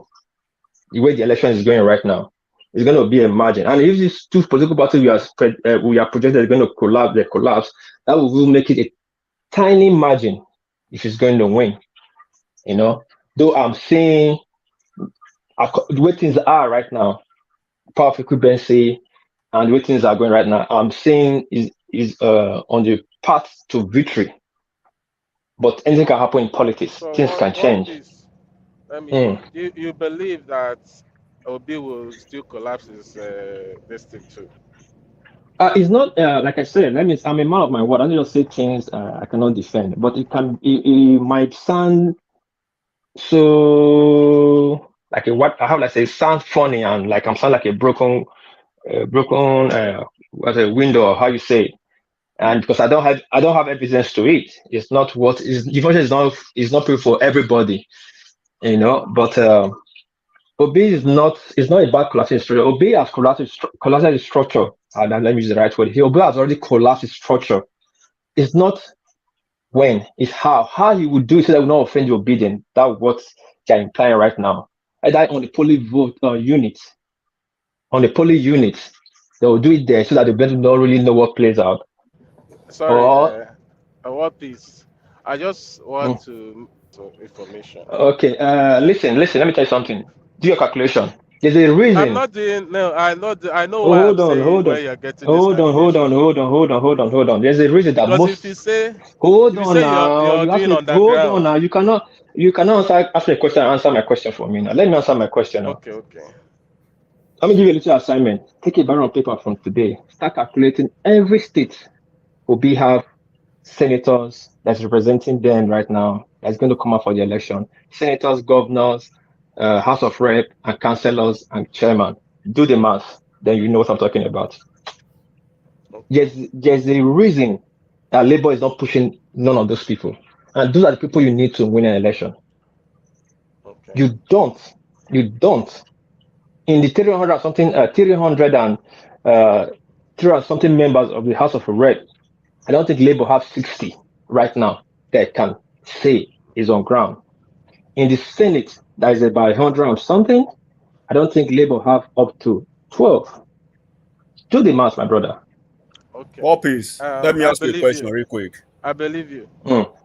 Okay, the don't question believe me. Question to you is, what is the rationale that is making people, right, believe easily with an ideological strand of hook, line, and sinker that Kwankwaso will collapse the structure for Atiku, and on the other hand, they are finding it difficult that Obi will collapse the structure for Atiku. Why are they believing one? My brother, it's very simple. If I want to answer you, I'm asking what piece. For me, it's very simple. I don't know Kwankwaso. I don't know what Kwankwaso is doing. But what I can tell you is what I know. Yeah, but I'm what asking I what know piece for now. a fact. What I know for a fact. I mean, I'm 100%. Yeah, sure I know you are of obedient. This. I understand. It's not about being obedient. I'm not just an obedient. War Peace. I'm asking War Peace. So calm down. War Peace, can you give me? I'll answer you. Please let my brother have his say. Then I'll come back to you. Let's have that insertion. Have it quickly and then respond. Then War Peace and then I'll move it on. So okay. Yeah. One man. I don't know. Everybody have their own belief, but for me, I would say what I'm certain of. Because I know people. That's just what I would say. So if you come and say everybody knows people, One Piece knows people, and everybody knows people. Okay, if you come and say you're underground, that you know what's happening underground. Me, I'm on the air. I'm not even underground. I'm on the air. So what piece? I don't know where you're getting your information from. To be honest with you, I don't know. But wherever it is, please, you have to share with me on the chat. Let me know, please. Okay, thank you. Guys, metric. I bet that English use for me just now. This is money be this my sorry. Yuka, what's my symptom again? HGS. What? Say it again. HGSD. Let me take on the platform. I have HGSD. Sometimes my tongue is faster than my word, or my word is faster than my tongue. I was diagnosed of it. But we that have this, we tend to be very smart in our way. Sometimes be very, I would say, goofy. So it affects me. That's why sometimes I don't like reading. Anyway, but what I like. You cannot take it from me. What I know, I know. If I have my HGSD, as my wife is saying it just now, I cannot really pronounce some words. It affects my pronunciation. Not that I don't know what to say, but I can't really put it through. Anyway, Esmatic, please use that language. Break it down. That question has been break it down on a layman perspective, so I answer you properly so that you understand what I'm trying to say. Pragmatic. Okay, Maoga. So what I said is okay, what is that thing, right? Let me put it that way. What is that thing that will make people believe, by a wand of just like that? Just when you say it, okay, this is how it's gonna be, and they take it like that. Okay, yes, this is it. That Kwankwaso, right, we possibly collapse his structure for Atiku. But when you say the same thing, that Obi will possibly collapse his structure for Atiku, they don't want to take it with the same energy. You understand what I'm saying? I understand. Yes. No, the obedient, most of the obedient are like, they're like my brother Des, who are the offshoot of Biafra. I'll tell you this straight to his face. That's why I ask him. I've asked Des some certain questions. Sometimes he think I'm asking a wild assertion, but if he's very intelligent and smart, he would have sit down and go think it twice when I ask him. Hold on. Hello? Can you guys hear me? Yes, we can hear you. Are you with us? Yeah, or somebody's on the phone? calling me. That's why I'm trying to decline the person's call. Yeah, no, I'm with you. Somebody's calling me, so I'm trying to decline the person's call. So it's affecting my Bluetooth. Just hold on. Just give me a second. Let me reset my Bluetooth. All right, but Can the you guys hear one me thing, now? yeah, we can. I'm hearing you. I'm hearing you guys. Yeah. I know. I'm just trying to. Yeah. Carry on, please. Yeah. Yeah. Okay. Let me speak through without the Bluetooth first. So, the other day, if you could remember, and I asked you, what was that situation before now? Were you IPOP, Biafra, or Igbo Nation? And you said, you're kind of low key Biafra. And I didn't say anything more than that. And the other day, I asked you, Peter B you were in secondary school during Peter B tenure, but Peter B's route it was going from 2006 to like 2013, and you said yes, and I didn't say anything more and just laughed. But it's good for you to equip yourself with information, which I respect. Age is a number, but when you are saying things, please try to make reference from where you get your information. You're saying that from what you've understood or what you studied. Don't say like when you're in position on that information you were on ground, it happened in your time. Clearly, it will offend some people like me, So, obedient are very emotional people. Most of them are the offshoot of Biafra, no referendum, Kanu. Now move to the obedient space, believing they can kill two birds with one stone. Voting Peter Obi, from there they will get Biafra. So whenever you say anything about Peter Obi, they seem to react with emotion. They don't sit down and do the mathematics and sit down and think, why things really, really like this? They seem to just react with their emotion. No, it cannot be like that. It must be like this.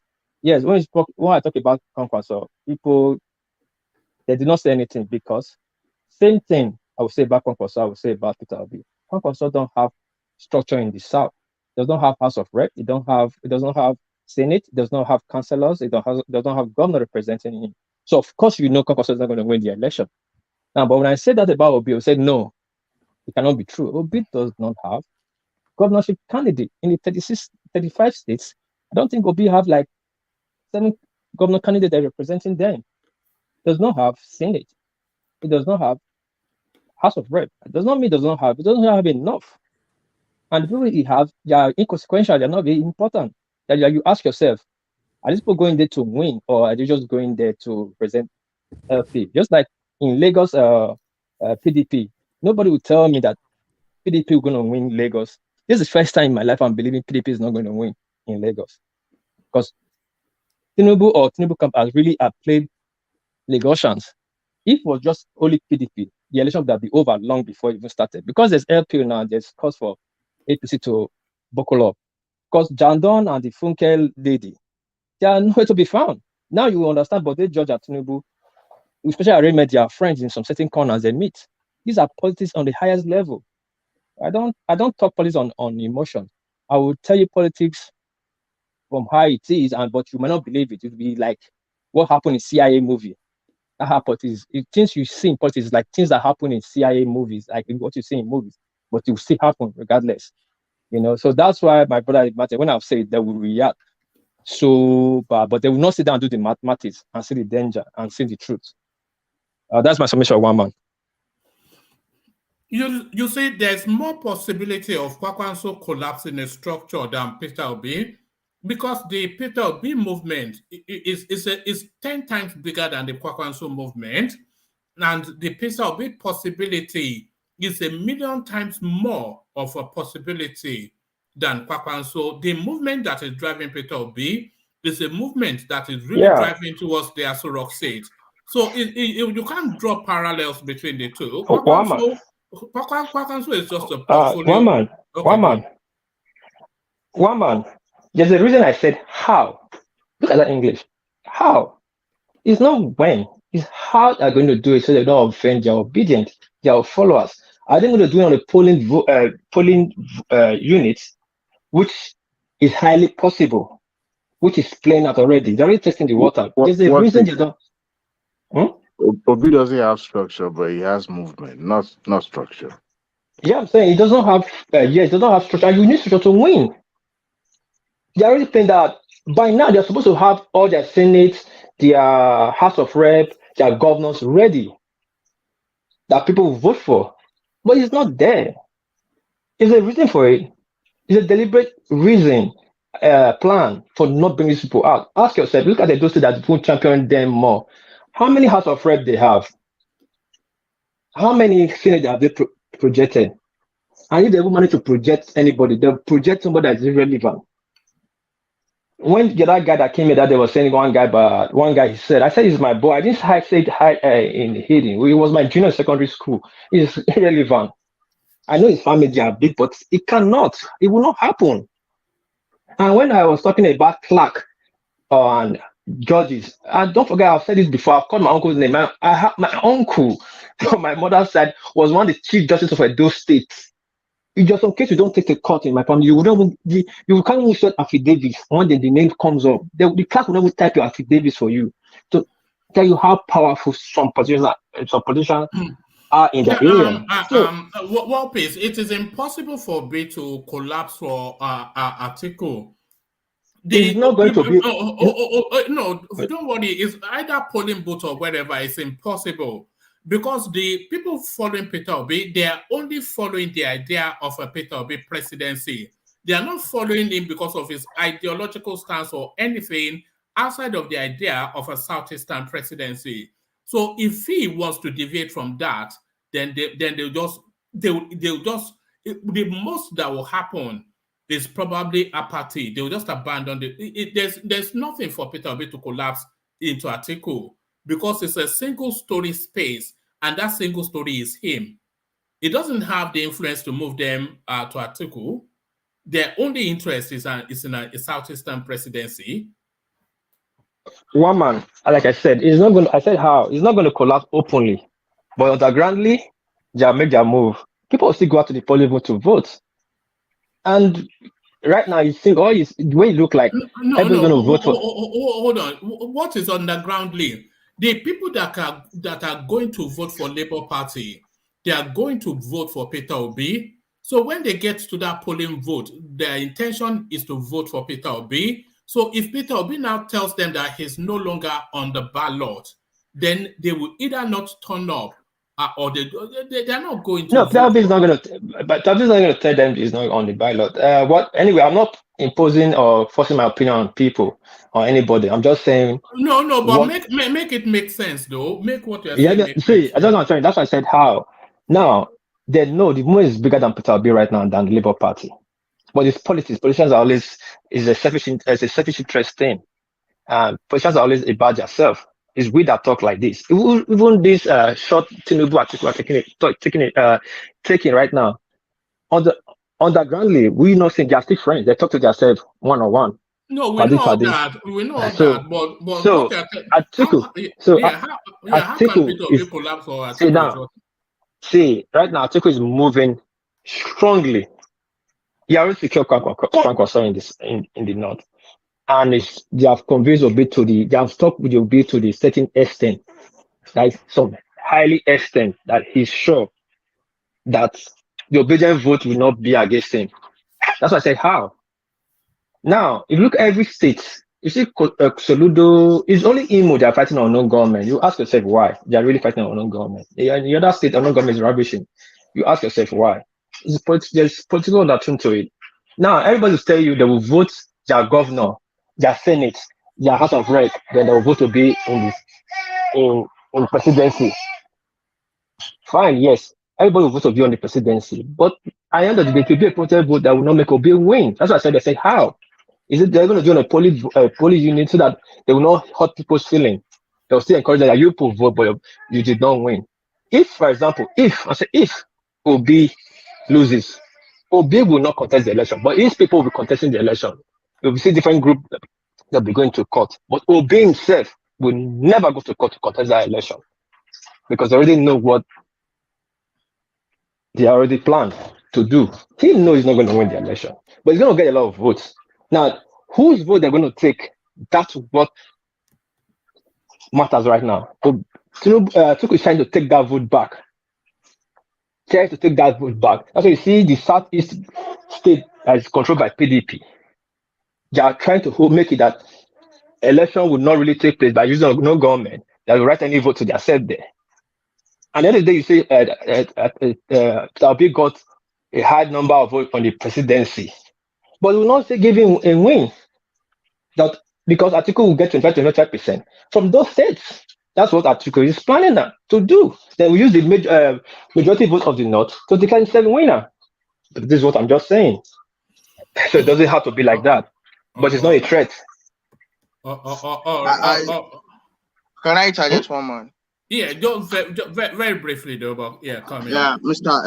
Workpiece, I don't agree with what you just said now. And for let me let you know something. This unknown government, yeah, is a political stuff. Like it's definitely, or it might be that it's sponsored by political people, gladiators, but of which we don't know. And I am not sure, to be honest with you, it's PDP that is sponsoring these people. And another thing again, I don't see Obi cannot step down. Let me tell you the truth. Even backdoor meeting, front door meeting, Obi is not going to go that route with in this election. Obi is coming out. He has the confidence that he's going to win, of which we know he's not going to win. But he's not in contact with anybody. And I'm not saying he's going to step down. I said how.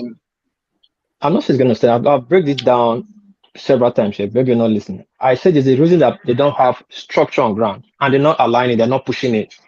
If Obi is planning to have political force to reckon with in the next 4 years, is now to start planning their structure, bringing people, even though they are not that popular, but they'll make sure they have their required numbers in the Senate, in the House Assembly, the governors, in every discussion they will have it. Even though they go there and lose, that's how you start building them. But they don't have. Obi is just Obi. If Obi leaves Labour Party, his movement will move with him to any other party he goes to. And he has successfully built that. Your obedience will move with him. Anywhere he goes to now, they move with him. The obedience will not go with him. They will. Let me tell you something about disobedience. Let me let you know something about disobedience. If Obi cannot even make that mistake and say he wants to go to anywhere. Because if he just do it, yes. If Obi should try it and say he wants to go to anywhere, yeah, he has embarrassed, he has disgraced, and he has placed himself in somewhere that you know how in IPOB's for platform where they call people a fulefu, Obi will be a fulefu forever. In both the Hausa people supporting him will call him a fulefu. The Benin people, they will all call him a fulefu. So he will not make that mistake. He's standing firm. He's standing firm to go into this election, even though he will not win. What do you think that makes Labour Party popular? Is it Obi or the party? It is Obi that made the party popular. Hold on. when Obi was leaving PDP, were people not echoing for him to leave PDP and go to a different party? Yes or no? Yes, they did. Who were the people? It was not the number of obedience. It was even more of some like, it was not the number of obedience that that are supporting him now, that were shouting for him to leave PDP. It was just few supporters that were in PDP there, and that were for him. Okay, it's okay anyway. Like I said, I'm not imposing my emotion, my opinion on you. He has blocked himself to the corner, straight up. So there are certain things you will hear. If you say it, you make it look stupid until it happens. No, anyway, the only person that can do this kind of thing you just said now, is Kwankwaso, and he's under probability. But there's every tendency that Kwankwaso would definitely do this thing, but not Obi. Let me tell you something. You also understand this election is a emotional election and a tribal election. Yes. The stakes are high, very high. And these people is about their personal interest. They want to be relevant for the next 8 years. Regardless who is on who's going to be the president. These people will still play a role in that government. They will still be involved in that government. I said the person that just makes himself the black sheep. You understand? Yeah. If these people are going to collapse their structure, it's not the way you and I will see it. The political way of seeing things is different from where the normal people are seeing things. Yeah, but not this will be. Hold on now. Hold on. Don't see the gorilla will say he will not vouch for the son he put at the back. I mean, that is on his back. He can only vouch for the child that is in his stomach. Don't vouch for anybody, my brother. Yeah, but do you know why? Obi might not. Okay. Hold on. Obi might not collapse openly, but if action to really take that vote you are looking for from the other parties is not playing out the way you think it's playing out, and that automatically, indirectly means collapsing. It says 6 million ways to poof a rat. I don't use that word. Even with what you are saying, it doesn't still align. The obedience movement, they are moving very aggressively to secure every single vote. We even saw it in Alaba market, where they were telling people that they could not come into the market without their PVC. And the Ohanese are pressuring the southeastern governors to declare a public holiday to mobilize for PVCs. So that is to tell you that obedience space, they're going to vote. Hold on, please. Can you hold on, please? That is to tell you that obedience space, they are mobilizing to vote en masse in record numbers for Peter Obi. And that mass voting for Peter Obi takes away from the PDP, because the obedience space was traditionally PDP space. So unless Peter Obi comes out of the race and says, I'll go with Atiku, then there's nothing that lends anything to what you're saying. A special example is what happened in 2019. People voted massively against Buhari in 2019. Yet he still won. In short, that mass vote actually gave Buhari the excuse of declaring himself a winner. That is what they just want us to do. Do you think obedient movement, the way it is now, is just 20 days to election? Do you see any threat again from these politicians again? The two major people, do you see any threat from Atiku camp or Tinubu camp that the obedience is a threat now? It's no longer a threat to them. That's the space they want them to really be. They want them to go out there and vote massively for Obi. That vote will be written for whoever going to take the election, either APC or PDP. They want you to vote. If you don't vote, that's a problem. If you're sitting at home, that's a problem. You cannot write a vote that is not there. If, for example, like every Nigerian sits at home, there's only 100,000 people that vote. You cannot go and write 13 million votes. But if every Nigerian go out there and vote, like 100 million people go there and vote, yes, the vote can be rewritten. You went there, I went out. So how can you not tell me your crowd is more than my crowd? That's just what they want. Obi is voting without structure, and people are voting with structure. And you are telling me these people want PVC.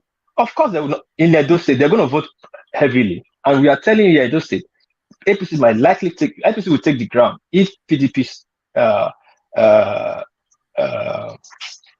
fraction decide where to go to. I think we're just saying it because we like APC. I don't like APC. Most Edo people don't like APC because Tony Kabaka. But the election will go their way because they have their structure on ground. The vote that will come out from Labour in Benin is going to be protest vote, which we all know the queue will be that long, but APC line will be that long too. It's only PDP who are not sure the line will be that long for now. At the end of the day, they will write the vote to themselves. It's not going to be fair. We are saying what happened in Osun. It's not going to be fair election. They all know this. You are the one looking at it. It's going to be fair. It's going to be magic number, or it's going to be their vote will be written like what they're doing in CNN. I'm not looking at anything that is going to be fair. Can you mute yourself, please, Solomon? I'm not looking at anything that is going to be fair or unfair. I'm just trying to see the logic to whatever it is you're saying. Yeah, the logic that is going to play out is not my logic, but this is what is always happen when people turn out to vote really massively. That's where the politicians write the vote to themselves. It's easy right for them to write the vote to themselves or do whatever they're going to do to themselves. If Obi come out, I'm not saying it's a bad thing. People will come out and vote, but without that structure, they cannot secure that vote. Either there will be this problem, this BVAS like double voting, or there must be something that to discount the vote. And I said here, at the end of the day, even though if Obi loses, he will not by himself challenge the vote. It will going to be the Obi that will be creating cultural group to be challenging the vote. Obi himself will not challenge the vote because he knows what he already bargained for. So that's just my submission. But before I move on, that of Tinubu space and what piece? Huh? I can hear you. So if Tinubu wins, you say Obi will not challenge, or if Atiku wins, which one he won't challenge? He won't challenge anyone. Himself. I said Obi himself will not challenge. Does not mean Labour Party or other group will not challenge. Other people can challenge, but he himself as an aspirant will not challenge. I mean, what does that mean? If Labour Party challenge on behalf of what? On behalf of who? On their party candidate. When they are challenging on behalf of their parties, Obi, they can't do that without Obi approval now. No, in those states, it was like 4 boys that took a person to court. Izeyamu himself, the aspirant, the party APC himself, that's 2. Then other political parties. You understand? The first one I give Obaseki victory. Before Obaseki case could go on, court declare Izeyamu non grata, meaning he was not qualified to go run in that election. That first of all gave me super victory that took him all through the rest victory he got. If the main person is not contesting, the rest people appeal. The not that doesn't cases does not hold water. They hold water, but it's not really powerful enough. If the main person is on the ballot, on the court challenging it, or the party is challenging it, other parties challenging it, they give that person a bigger stand. You understand? Oyotola now is the one that went to court. It was Oyotola against Adeleke. He went to court. The APC will go through a different case. Then probably AD will go. You understand? There is no way a party will challenge. There's nothing that coheres in anything you're saying. There is no way a party will challenge election results without the legal. Sorry, one at a time. Yeah, one at a time. Yeah. There is no way a party will challenge electoral result without the candidate consent. It's never possible because the candidate is the person on the as the flag bearer of the party. They cannot do it without his consent. It's never happened. When Jonathan came out and said, I accepted the result, I congratulate and congratulated Buhari, that was end of the matter. The party cannot take it up from there. But when you candidate, even your candidate doesn't speak, and the party speak that we are challenging, that is the Labour Party has the money to prosecute. They have money. Look at people that are flying helicopter and jet around. Who told you they don't have money? But they're not going to give shit now. They have money. You see Obi flying private jets. everywhere. It's people like this them that are contributing. Look at that. You don't have how many million debt, bro? Sorry, I really wanted to say something. I wanted to say something. I wanted to let them say something. Hold on, what piece? Adewale wanted to come in, so Adewale have that interjection and then round up the space at what piece. Thank you, Woma. Yeah. It is that the money that is gone to campaign is different from litigation. People have money for campaign. When it comes to it's 50-50. It's like gambling. You don't know where the direction the judiciary is going to go. So the money that is flowing in now is for campaign. Now, when it goes to, let's say he challenged the outcome of the election, the donor probably won't know what is going to happen. That's why I said, do you think it's going to have that the luxury of people bringing in money for him to prosecute the election in the court? So that doesn't necessarily mean that he's going to like what he said. I don't think he will be interested in going back, except if they have a very solid evidence. Wait, how much? Sorry, sorry, Des, but I want to keep it tight. So yeah, round out that space. War piece. I think what Desmond is trying to say is that how much will it cost to? You see the number of SANs and the lawyers and assistant and the legal representative that were involved. Sorry, if I mute you, don't unmute yourself. For just a gubernatorial election, not to talk about a presidential election, which is going to, cover a lot of ground. So it's going to be super expensive. That's the reason why I said, do you think you will have the financial muscle to say you want to go for litigation after the election is already concluded? Okay, let me answer you. First of all, lawyers can be very voluntarily. There's nothing. He doesn't need money. He doesn't need money. That's we all know this is Labour Party. You are from a different planet. No, I've been holding myself back from saying it. But you're from a different planet. We all know. In Nigeria, we all know that. Traveling from one place to the other is so expensive. It can be voluntarily. That's what I know. Of course. We all know Nnamdi Kanu's space. Who is paying for his lawyers? You guys are not getting this, to be honest. Dex is banking on that old man that has years. What is that his name? And Fal's father. That the people Dex and Falano. Yeah, Falano. Falano will take a big fat check from you. Don't worry, a big fat check. That's what Dex. Those are who Dex is banking on.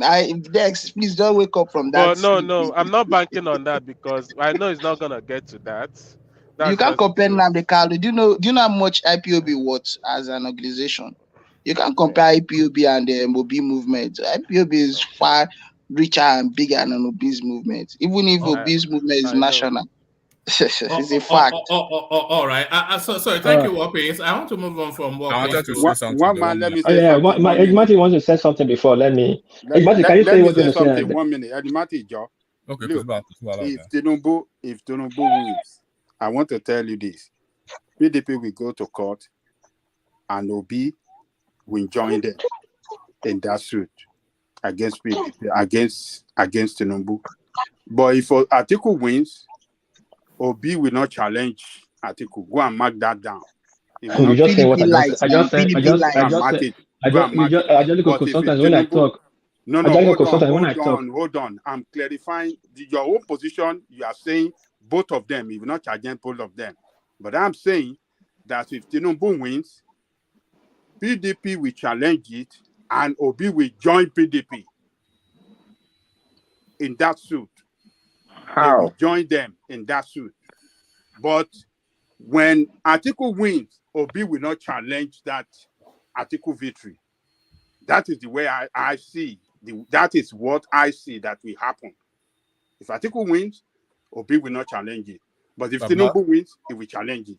I think the issue, if Atiku wins, right, Tinubu, let's assume APC and Tinubu will challenge it. OB will not join that suit with Tinubu. But in the other way around, he will join the suit That's right. That's right. Against Tinubu. You got it right, Yeah. Yes. That's it's just the way it is. And I hope everybody will understand when we are shouting we want Southern president, we should know that people at a point of inflection, they know where they will still go. So people should reason carefully. And then on this legal litigation issue, on what ground we will let's I know this is hypothetical, right? The way you guys are breaking the situation. On what ground will Obi be challenging who is declared the winner? Let's assume Tinubu is declared winner. Obi will come a distant third. On what ground will he be challenging the suit? On what ground? You are distant third. The person who's they hope who's the strategy now. They hope who's the strategy. One man. You know I'm the only obedient. So you have to be allowing me to respond. No, you interject every single sentence everybody says. So I mean, we only have, just mute yourself. I'm speaking to legal issues, and I'm not speaking to. So I don't know why. I believe there are some PDP on the platform, right? So when we mention PDP, when we are having conversation, the conversation will definitely. We are speaking about 3 political parties. Labour Party is one of them. If you want to relate to Atiku people, you say articulated. Those people call. They want to relate to the APC folks. They call them Batified or Agbado, right, or Bulaba. And then when you want to relate to the obedience, to the Peter Obi people, you call them obedient. You don't have to. They don't have to come on a defensive every time. We are just giving analysis. So what I'm saying is, if this guy comes distant third, the person they'll be looking up to challenge, to file a litigation will be somebody like Atiku, and then on the contrary, to no legal professional. Right, in Nigeria as of today, we take an electioneering litigation on a pro bono basis. If you know what it costs to file this election suit and to prosecute it to completion up to Supreme Court, you understand that that son did not go to school because of you for your own interest to become a president. No. So it costs a lot of money. Ordinary gubernatorial election is running up to 3 billion naira, 4 billion naira. You're talking of presidential. So except probably, we don't know, like we say, people could be thinking out of somewhere that we don't understand. But the fact and the reality is that politics has its rules, and there are facts and figures, right? Just like a projection of business policy, you know what you go through, and this is what is going to happen. We are speaking of how many days to the election now? 25 days or 23 days. There are no more innuendos in this situation. It is a two-way race now. So it's not about people liking or no liking now. It's a reality. It's a fact. Period. Enigmatic, my brother. Yes, sir. In anticipation, anticipation of all these litigations, and also considering the fact that it is not like that in other countries, why can't we just stop this election, the whole processes? All right, no, leave that as rhetorical. Enigmatic. One man, sorry. Let me just round up. Enigmatic, I believe just round it off in a very short because I want to move it on. Yeah. Enigmatic, can you hear me? Yeah, I can hear you. Carry on. I want him to answer me before. Anyway, I believe only he got where I was coming from. Not like I was imposing my opinion on anybody. Not like I was saying this is what's going to happen. This is the fact of what's going to happen. But this is what is going on the ground, which is a threat to the South. I'm speaking for the South. I know the opinion on the floor. Don't be too emotional, too fast to attack me. I did not come here today to praise one person, to attack another person, another to attack another person, to praise another person. You see, today I am not here to talk about what Tinubu did or not do. That's not my business. And I'm just telling you people, this is the danger on ground. Sit up, sit tight, and let's make sure this power comes to the South. That's just my stake here. Thank you, one man. All right, brilliant. Thank you, Wapi. So let's take the conversation on from Wapi to Thomas, who hopefully is still there. Thomas, are you still there? Yes, please.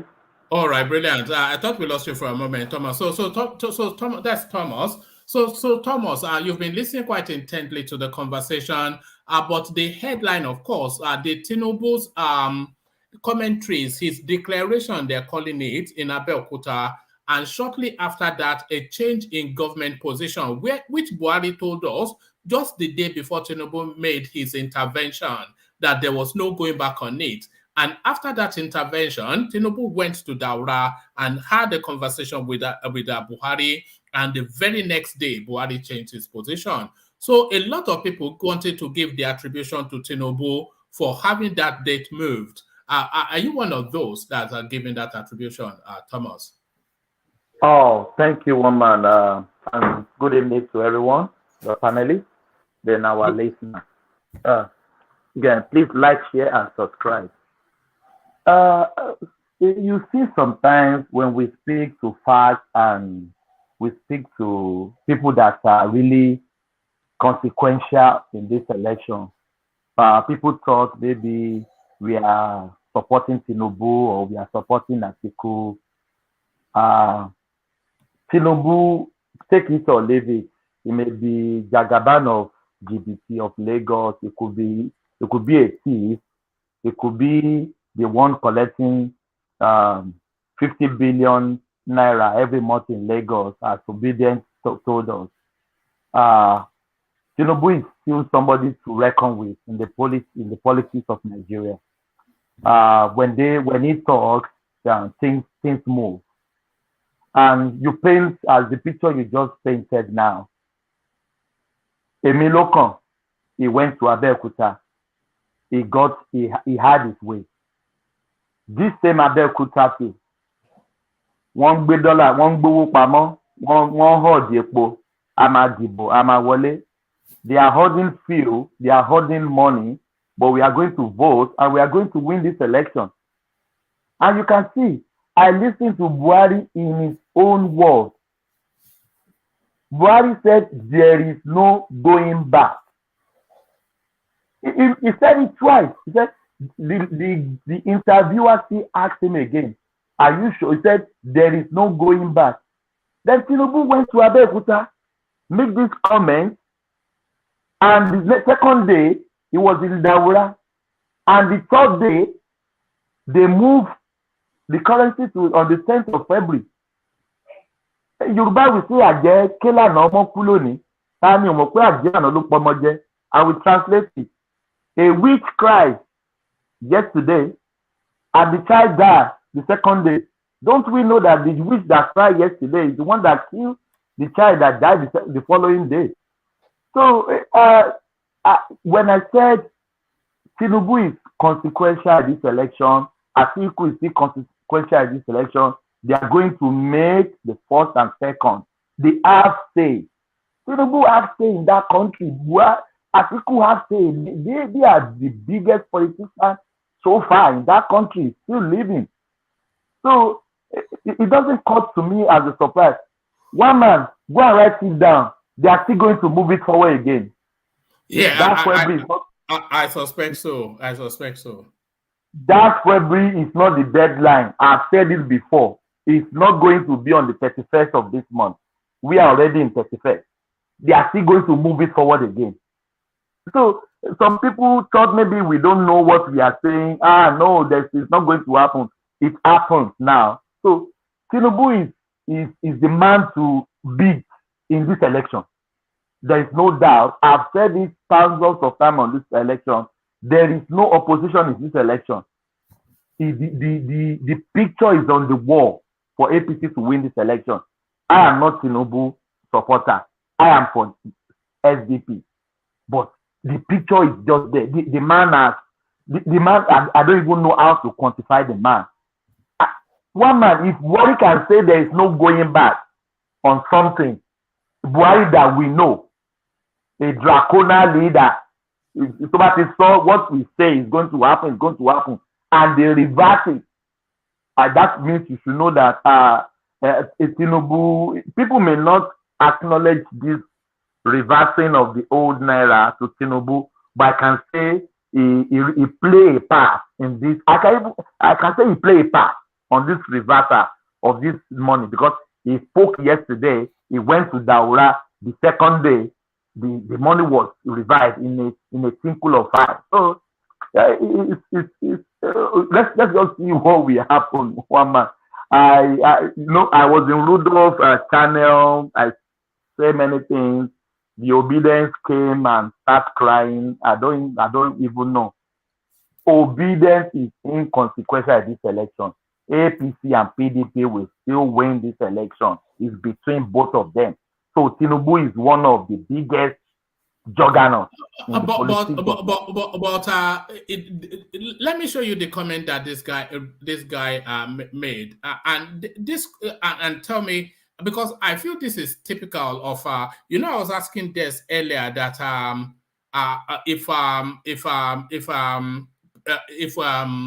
Tinubu was not in play, who did they think the Southwest would vote for? And he said Peter Obi, of course. And I was saying to him that, look, you cannot make that assumption. There's no reason to imagine that the Southwest will vote for Peter Obi. But then look at the comment that this guy is making. Ike Ben Jr. He says, instead of power going to the Southwest, it is better it remains in the North. So how typical do you think that view is? Wow. One man, I just analyze something with some few minutes. Like, let's say you gave me 30 minutes and you say it's not coherent. Now you are saying what I'm saying. What's that? Well, you see what this guy wrote here now. And I told you is how they're going to do it. That people... Sorry. Let Thomas just carry on. We'll take that on. It's just, I'm trying to push hard for the time today, so we don't get into those 7-8 hours. So that's why I'm being a bit strict today. But carry on, Thomas. It's right there on your screen. That means I don't want to sound a little bit tribal here. Let me just keep my comments on that. I don't want to offend people, but it's just right there. Is that typical though? Is that not what we've always known? One man, the Southeasterner will oppose a Southwest president come day, come shine. They would rather go back to the North. And we said we are one. We want the presidency to come to the South. Does it correlate? Sometimes sometimes there's some things I want to say, I will just keep to myself that does this make sense? And people have made this but we have to say that's not the enlightened Southeastern view, by the way, because the enlightened Southeastern view is a global view, but at a certain level, which the mass that's at a certain level. That's not the enlightened Southeastern view, but it's a popular view. Sorry, Thomas. It has always been like that, woman. 1950s, 1960s, 1979, 1983. It has always been like that, woman. That's why I would always say on this channel that as it was in the beginning, so shall it be at the end. You can see that War Peace has been struggling to point his or to drive his point home. You know that now I'm also very happy that when Thomas and the War Peace also said that when the witch cried last night and Peking died today, say that witch night killer. So it means that you see the Edo people, the Edo area with the Yoruba area, and the same people, the same mother, the same father. It at Nahoro, Awolowo, Okotiebo, and then other side Azikwe, Osadebe, and Amadu Bello, so it has always been like that, and it will always be like that. Thank you, sir. One man, what is this fixation on the South? Baba Thomas, if you don't mind. No worries. Yeah, come in, my brother. I'm trying to advise one man, if you really want to know the true position of people, post out a question for people to vote on if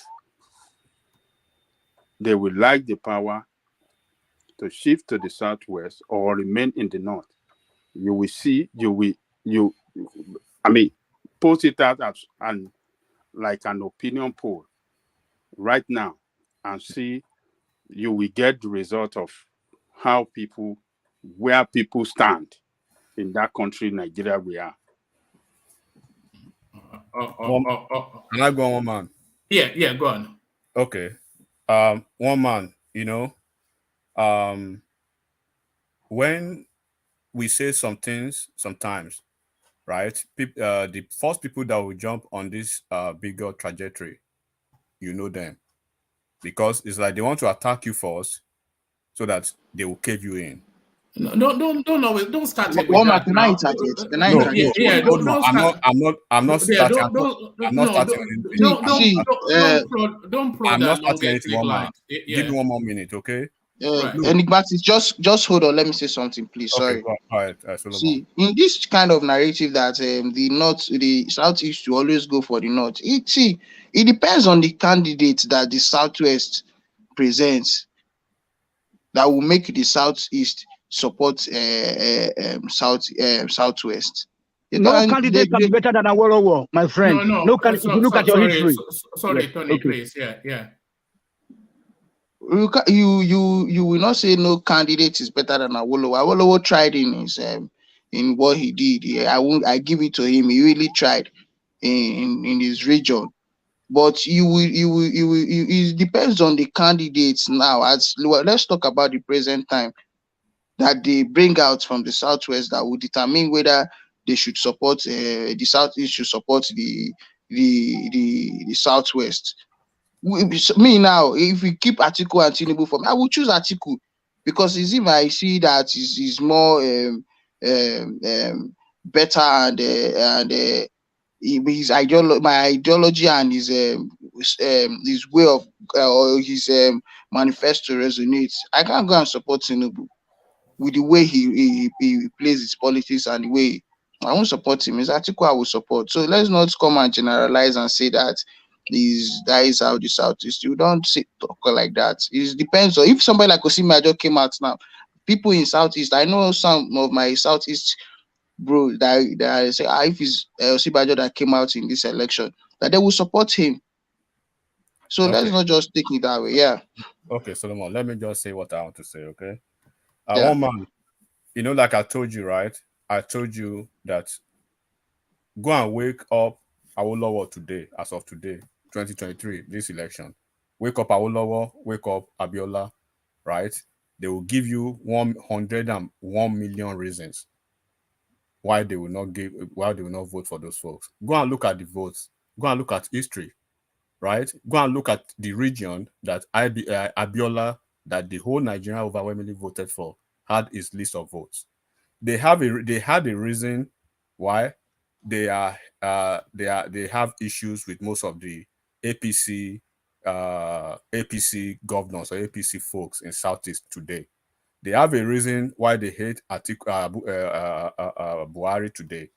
But regardless of what Buhari they consider he's done to them for 8 years, now this statement that you've just seen now is just the mindset of almost all of them.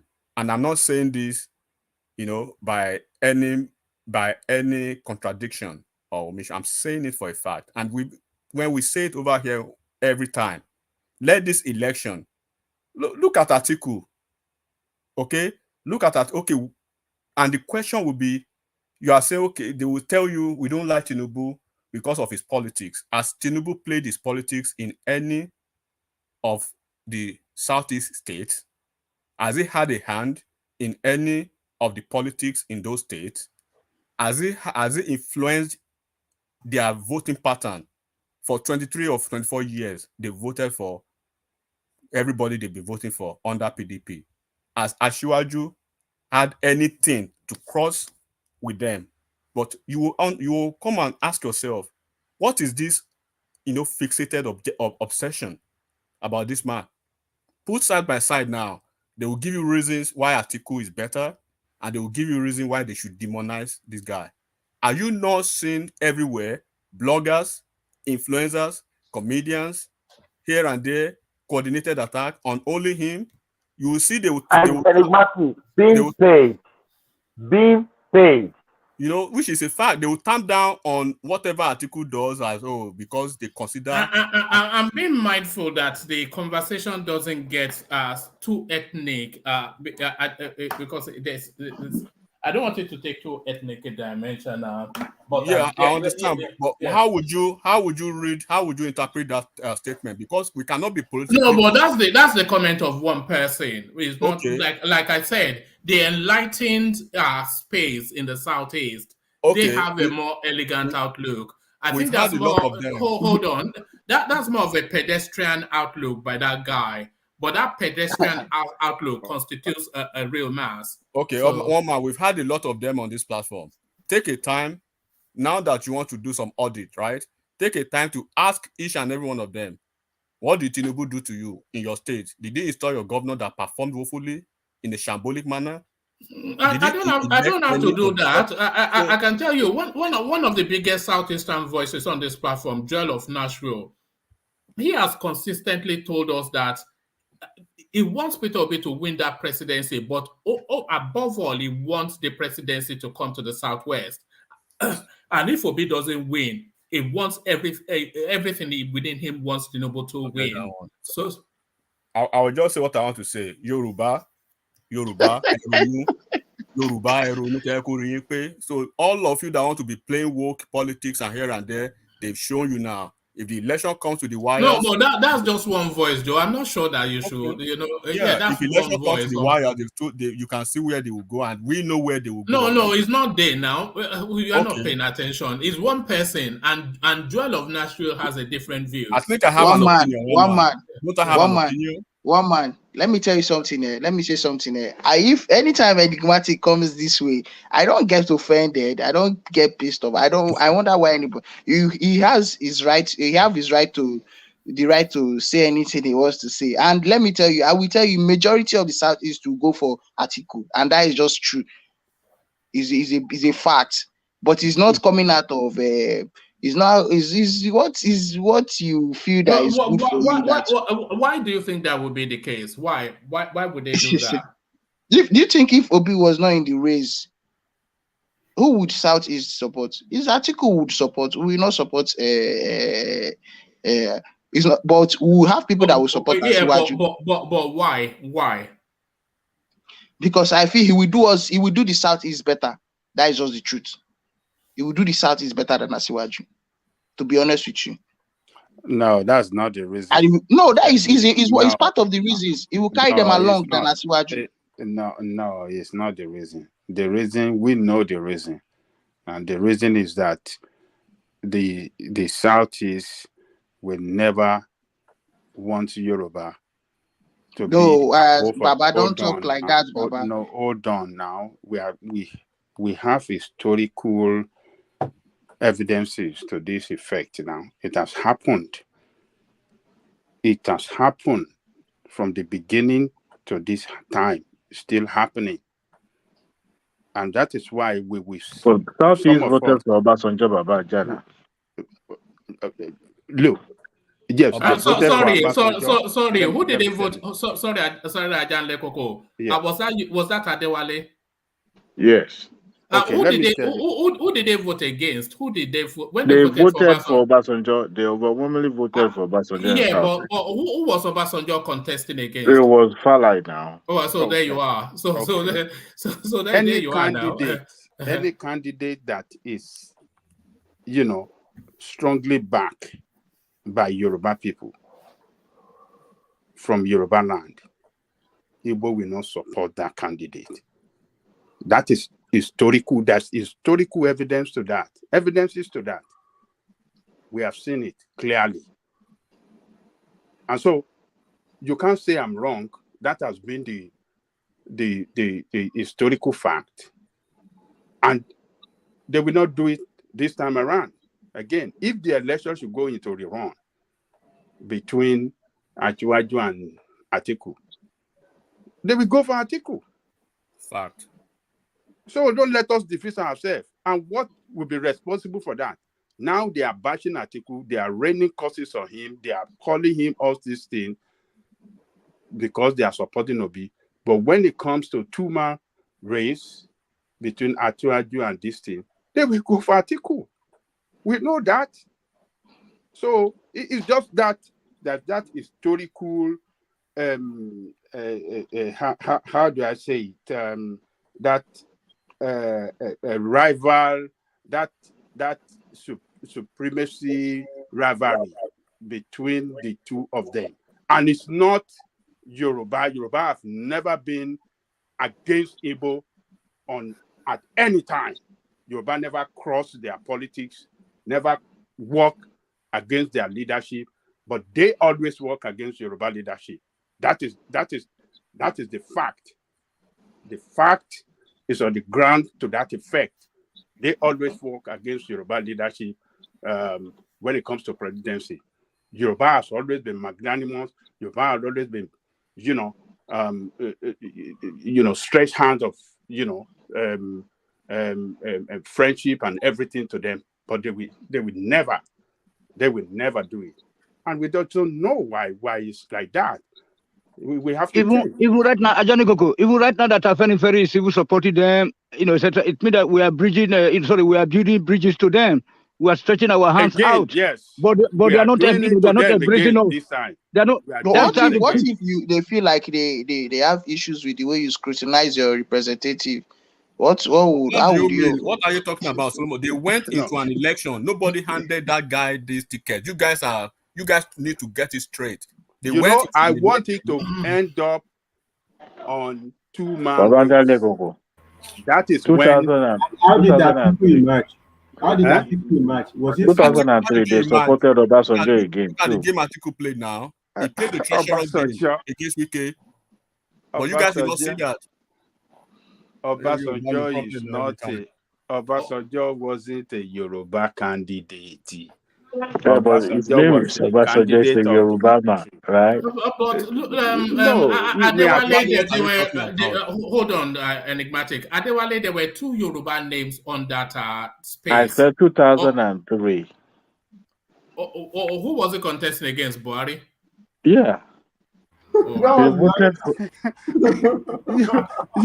Obasanjo has never been a Yoruba candidate from the onset. So it's just the continuity machine. I don't buy this. No, hold on. 1999, they supported Obasanjo against our own candidate, our own sponsor candidate, who was Falai, right? And 2003, continuation of Obasanjo, that is what they did. So it's just the same thing. They didn't do anything different from what they did in 1999. It's just a continuation of the same. What they just remain where they are, the same place they voted 2019. Person that wasn't our candidate, they continued to vote for it. That was it.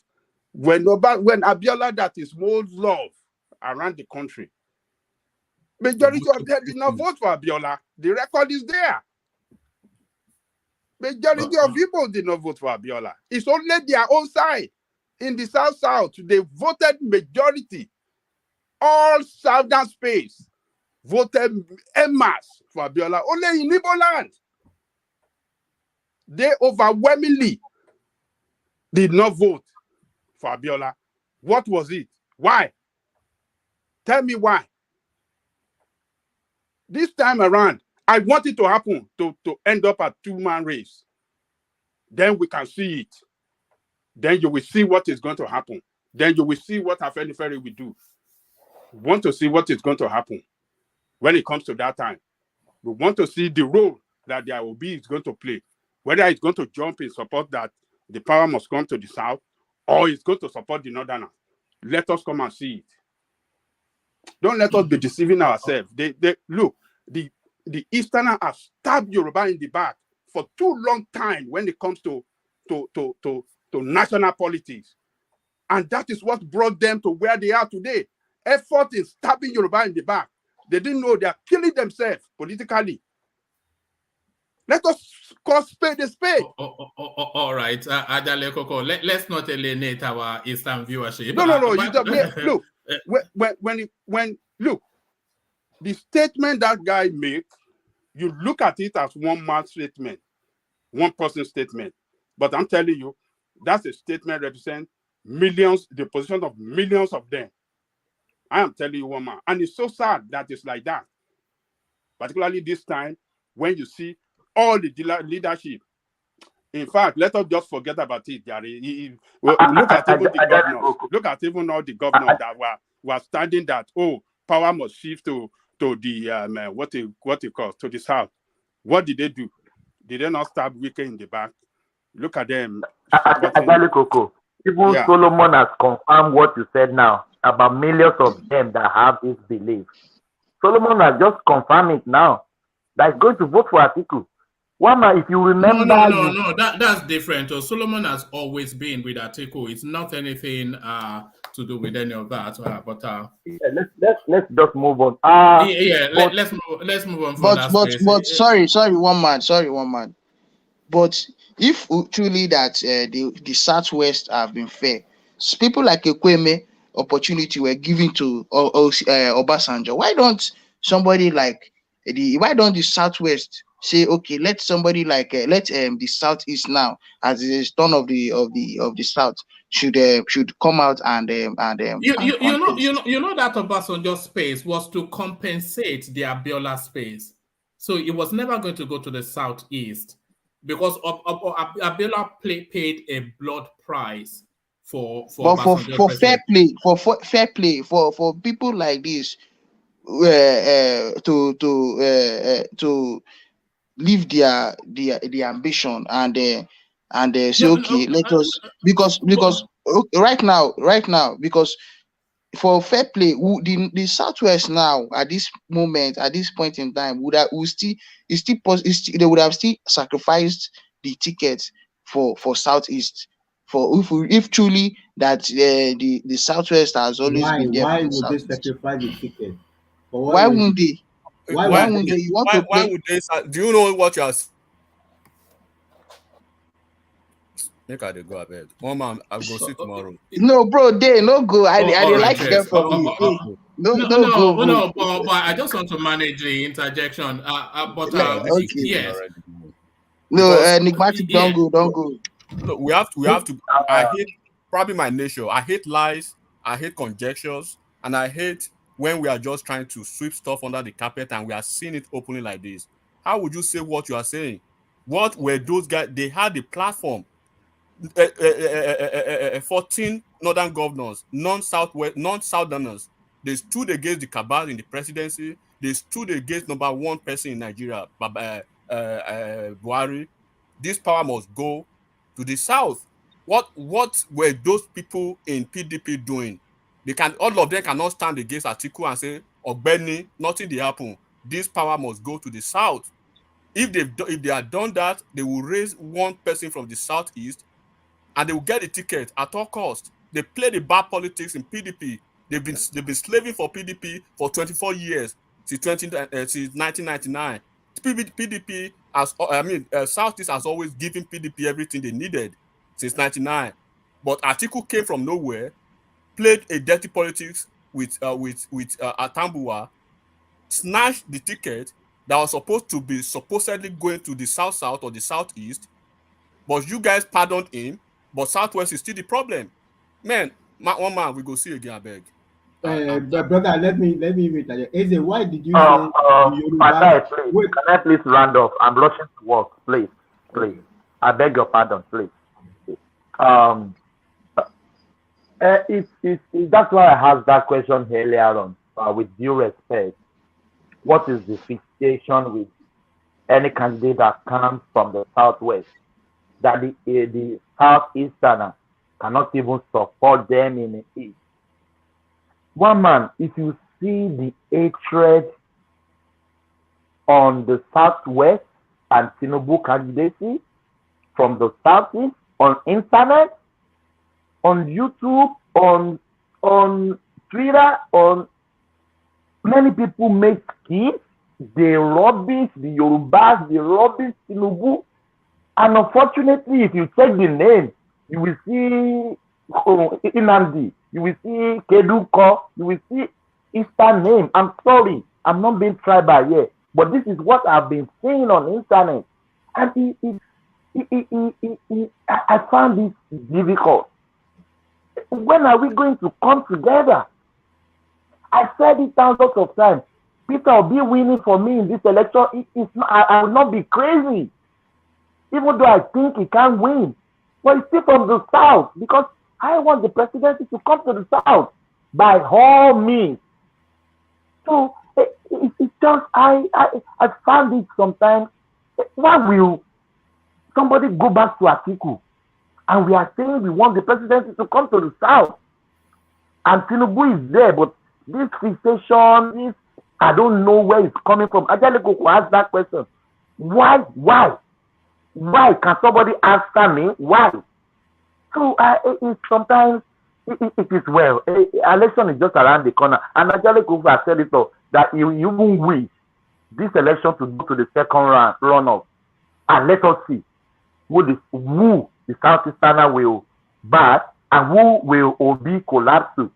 And I'm saying this, it may be collapsing to Atiku in any way. For sure it will. It's not maybe. Sorry? It's not maybe, but that's what he will do. Why are we sadder for?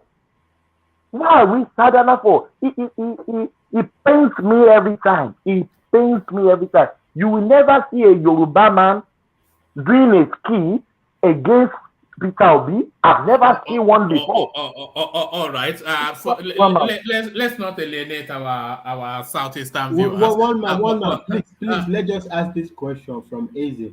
Why did Eze think that the Yoruba should sacrifice the ticket to the Southeast?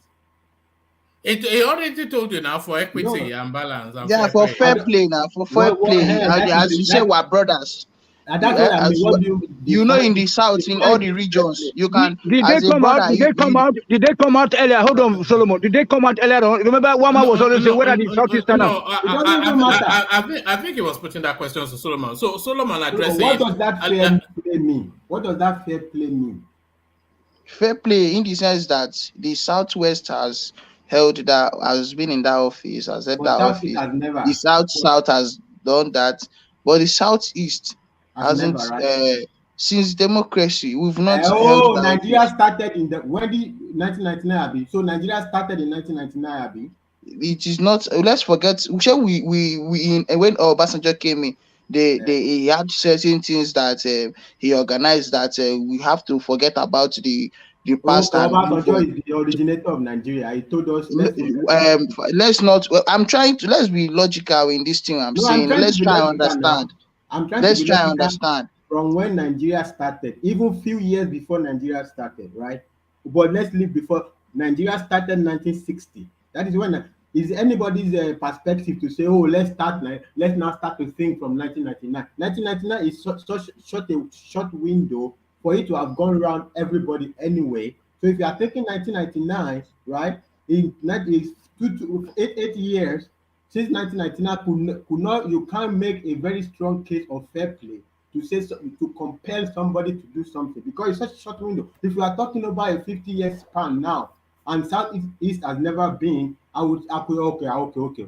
But 1999 is just yesterday. Nigeria started 1960. Now tell me that Southeasterner has never been president since 1960. And because what you don't know is that by now everybody will have eaten round.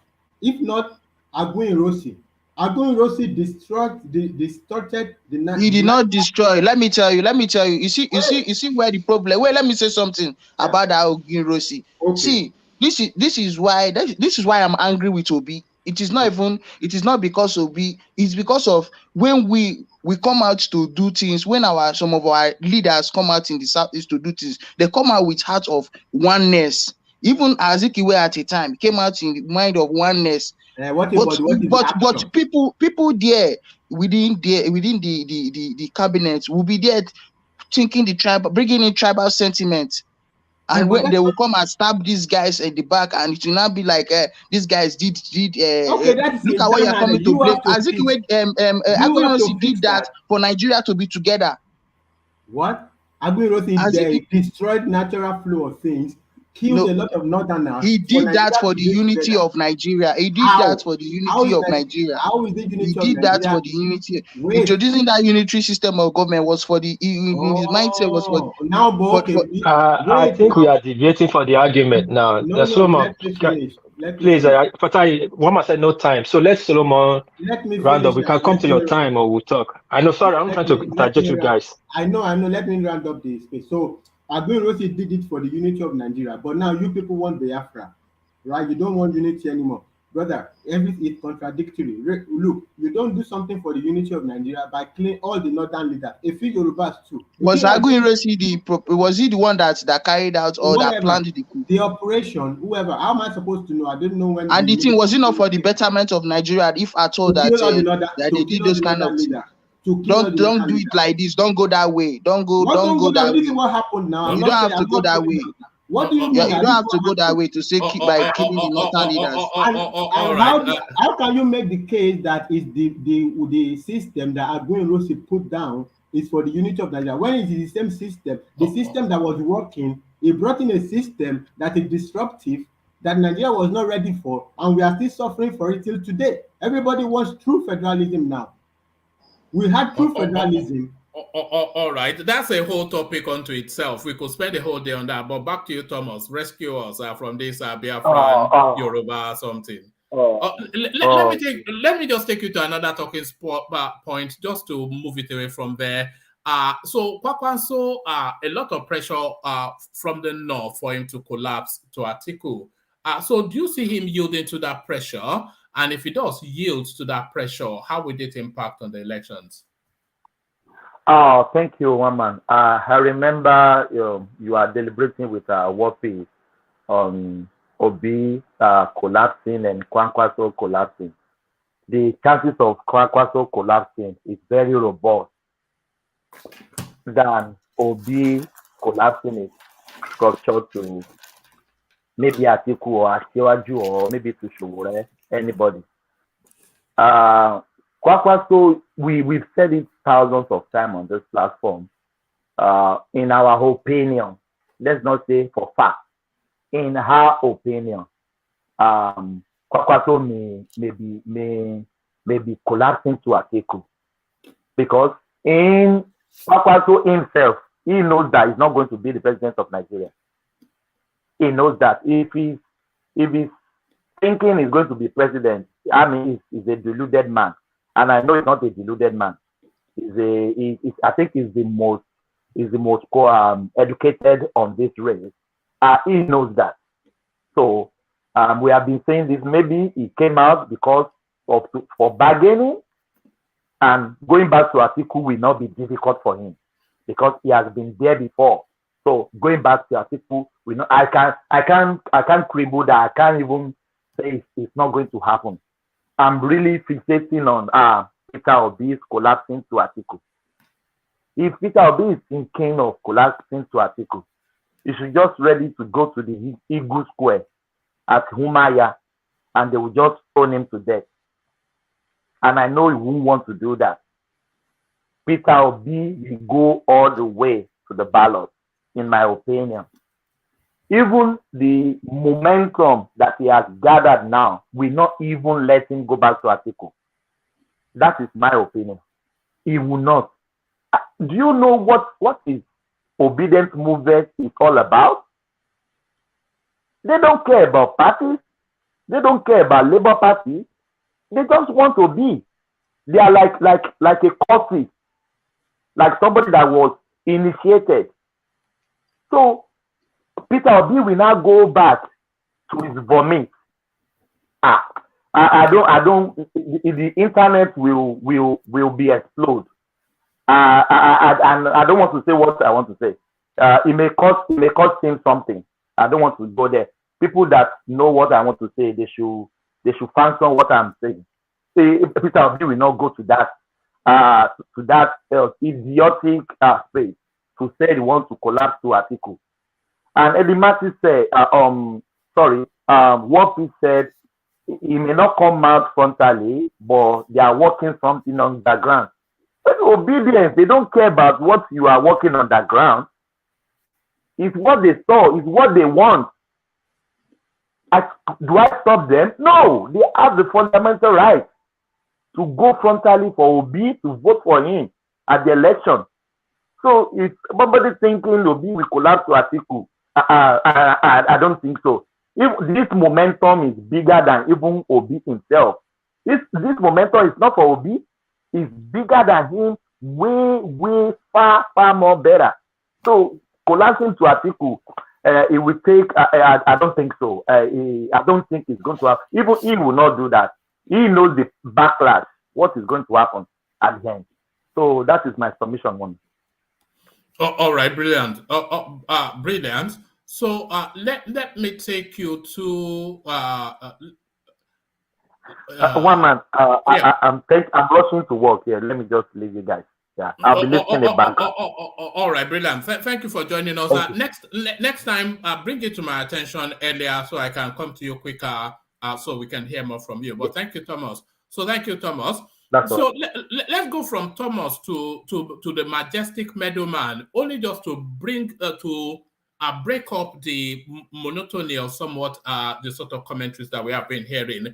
So the majestic middleman makes it. I'll join you guys again maybe during the week. Thanks for the opportunity. All right, brilliant. Thank you, Enigmatic. So middleman, are you there? Yeah, one man. Can you? Yes, yeah, we can hear you. As much as you enjoy this platform, is this ethnic tonality sometimes that you cannot abide? Is it really? You don't like it when it gets ethnic, do you, middleman? Yeah, it's that kind of conversations that will never end. It doesn't take. It's a road to nowhere, actually, and it just goes on and on and on. And people have motive, people have reasons, people have their points of views.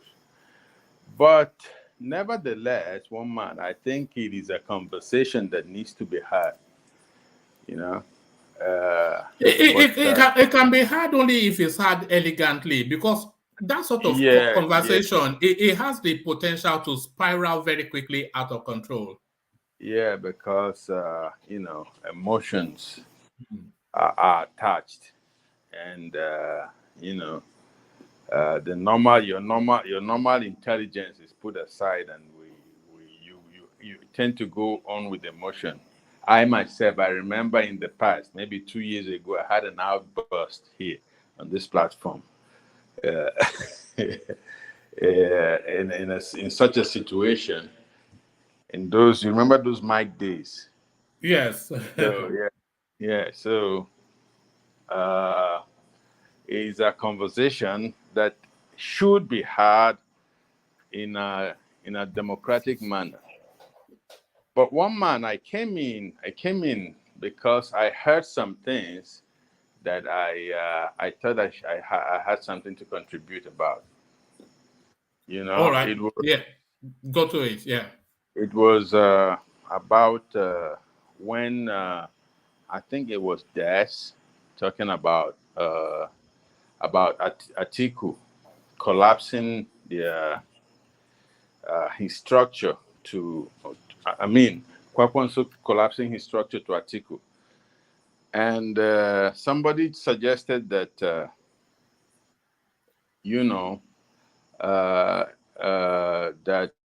Obi would do something like that too, to collapse to Atiku. And but you corrected, you had an input that I agree with, so I don't need to go there. I think Obi's structure is much bigger than that of Kwankwaso today at this point, that there is no point. I mean, Obi, winning or losing, is heading to become, if he gets the amount of votes he's targeting, he's heading to become a political powerhouse. Yeah, Obi is a real threat to the presidential seat. So he has no reason, but Kwankwaso is not a threat to anything. Everybody knows that. So he's just negotiating himself into a position. That's all he's doing. But Obi actually is a real threat to, to the status quo. Yeah, and apart from that, Obi winning or losing in this election, he becomes stronger than he got in. Much stronger. He becomes a political powerhouse. He if he gets the amount of vote he's targeting, he comes out a real powerhouse. And that is how That is what, if you have, you can be able to negotiate with other regions. Now, somebody asked, I don't remember who was, because I was driving. Somebody was asking Des about, how he was a Biafran enthusiast, and now he's supporting Obi, and how he's, he wanted Biafra, and now he wants the presidency.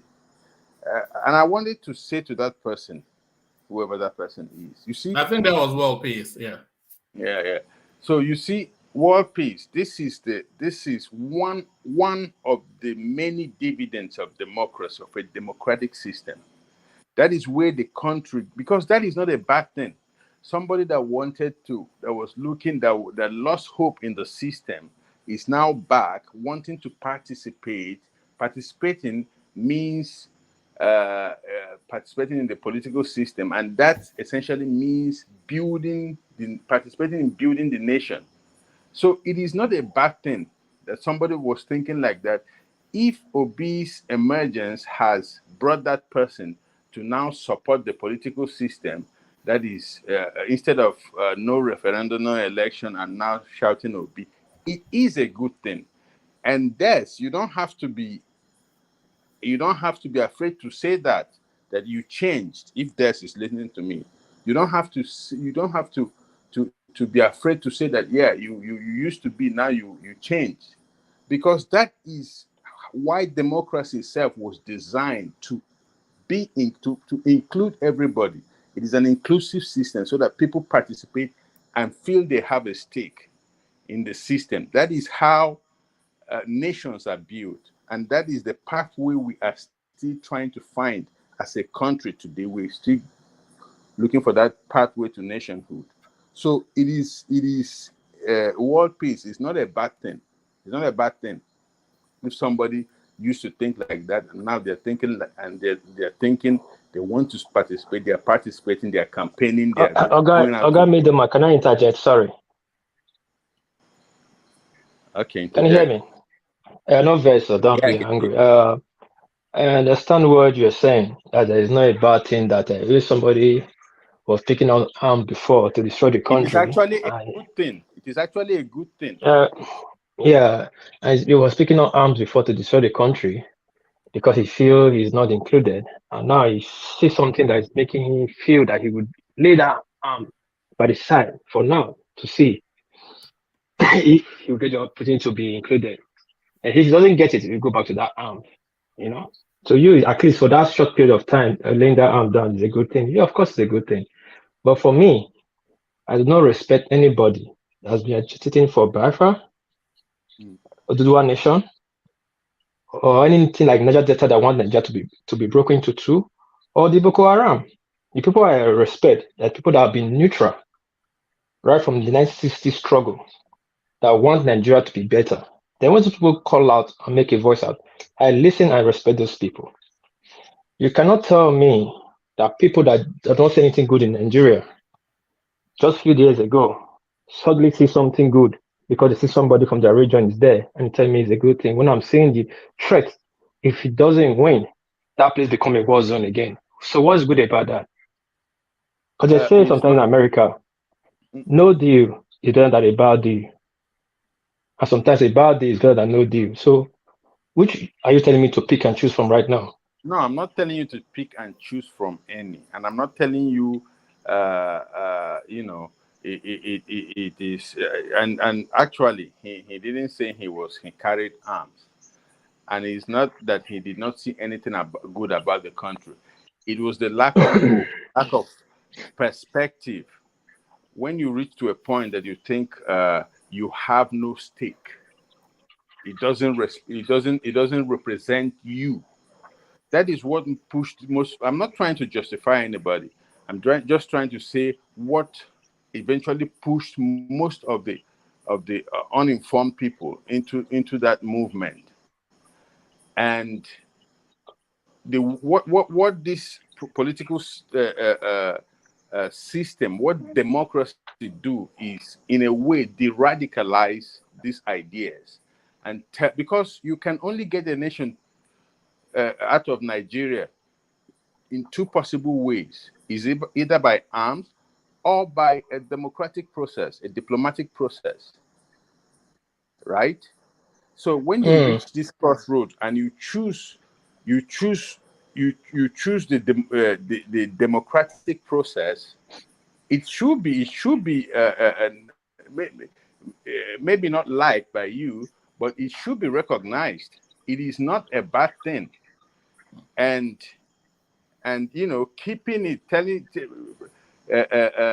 thinking that okay, the way you think, you say you do not respect them, it means that somebody like him will always be less of a citizen than you, that you think you always stood neutral. So sorry to interject one thing. When everybody speaks about this bribe situation, mostly from the Southeast people, they always make it feel like the Biafrans today represent the Southeast, and the Biafrans are not included in Nigerian political space. I'm not saying Igbo now, to understand my language. They are not included in the Nigerian political space, and they're not eating from that national cake. Biafra is just a group that was agitating, and they lost. So why should I care about anybody carrying that flag when the purpose was already defeated? I'm telling you to care about them, world peace. What I'm telling you is to care about your country. If you really care I'm caring about my country. See, so if you care about your country, you should see it as a good thing that they are not people are not disrupting whether they are middleman. 3 tribes have been ruling Nigeria since 1960. Wazobia. We all know this. And it's like this in these 3 tribes. When things affect them, any of them in that 3 tribes, they want to make a national problem. It must be a national problem. Everybody must listen to it. But if things is happening to Nigeria, the remaining 297 tribes, it's not a Nigerian problem. It's your own region problem or the tribal or community problem. Why is it always like that? If the Northerners are feeling so defragilized right now, it must be a Nigerian problem. There must be. Sorry, Warpace, you are taking it to a different space. What I think Middleman is saying, and he can correct me if I'm wrong, is that on the balance of it, it has to be a good thing that people who were disenfranchised and were militanting against the state, they've been brought back into the fold of the country because they now feel they have a stake worth fighting for. So I think that's the wider point. Was that not where you were going, Middleman? That's exactly where I was going. And that is why I appreciate, that is one of the reasons I appreciate Obi's emergence. Middleman, the question that World Peace is asking you, you are not answering his question. And the question is that this support for Obi from the Southeast, is it a genuine support for Obi and Nigeria in general? Or is this just support for Obi, and after Obi failed to win, what is going to happen? What will they go? Where will they go again? Will they go back to this Biafra or what? That is the question. Are they really genuine? Support let me answer support you, for Obi a real support for nationhood or tribal support? And if this tribal support could not achieve the desired result, what are they going to do again? That is the question he's asking. That is his worry, rather. All right. So to you, Middleman. So respond to that. Then I want to take you to Kwankwaso and his politics. Middleman. Can you hear me? Yes, perfectly. Carry on. Yeah, we can. Yeah. Let me answer sincerely. But let me start a little bit back. If you remember, Obi was not the project of the Southeasterners. Southeasterners were actually sidelining Obi and the political process. They were not much enthusiastic about the process itself. They were just sitting there. Some of them will vote, others won't vote, others won't care to vote.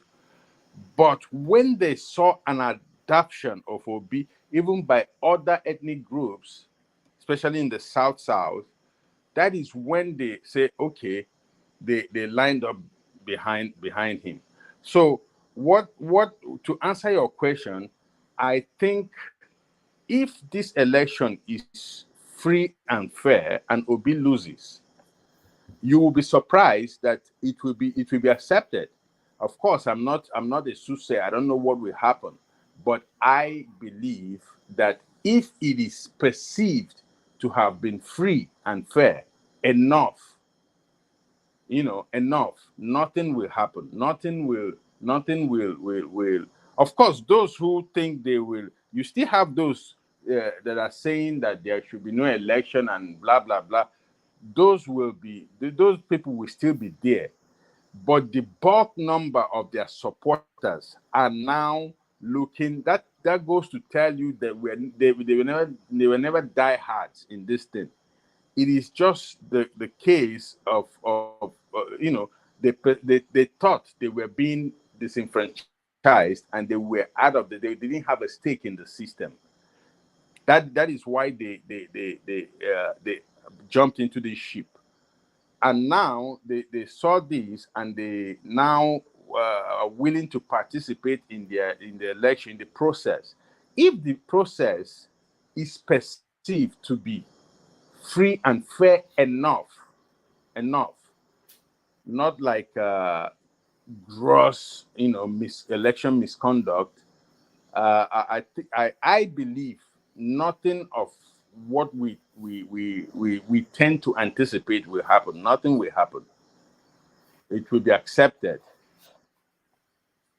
So I don't know if that answers the question. All right. Let me take you to the Kwankwaso space. A lot of pressure on him to collapse his structures, as they like to put it, for Atiku. So if he yields to that pressure, what does that mean for the at February the 25th? What impact do you think it would have? Do you think it will yield to that pressure first? And if it does yield, how would that permutate for February the 25th, Meadowman? One man, every man, no matter how strong and how confident they have their breaking point, if the pressure is strong enough, he will yield. And if he yields to Atiku, because I never had the anticipation that especially in the Northwest, that Tinubu will get more votes than Atiku and Kwankwaso put together. I really haven't been convinced of that. So if he yields and then they make it, because that is on the card that is left for Atiku. This sort of silent, tribal, regional, religious card. That is what is left for him to play. And he will eventually play it. And if Kwankwaso yields, then that will be of a great benefit to Atiku. And that is where this election might go to a runoff. That is where it might go to a runoff. Though, if you ask me if I would bet my money, I would say that he will not, because if he does that, that is the end of what I think he was looking to build, because he was looking to become the new northern champion, and that is after Buhari, and the North has always had a champion, and Buhari was the last one. If Buhari retires and Kwankwaso yields, that will be the end of it. That is what I think, because he knows he won't win the election. He knows he won't go far in the election. He knows he's going nowhere. So, but I thought he was building for a near future, or to become a northern, power broker. that would, call for, will attract alliances with other regions and, still keep himself relevant in Nigerian politics. So that is how I see it. If he has those ambitions for the longer term, as you're suggesting, it doesn't serve him in any way that Atiku should be president. It's certainly not.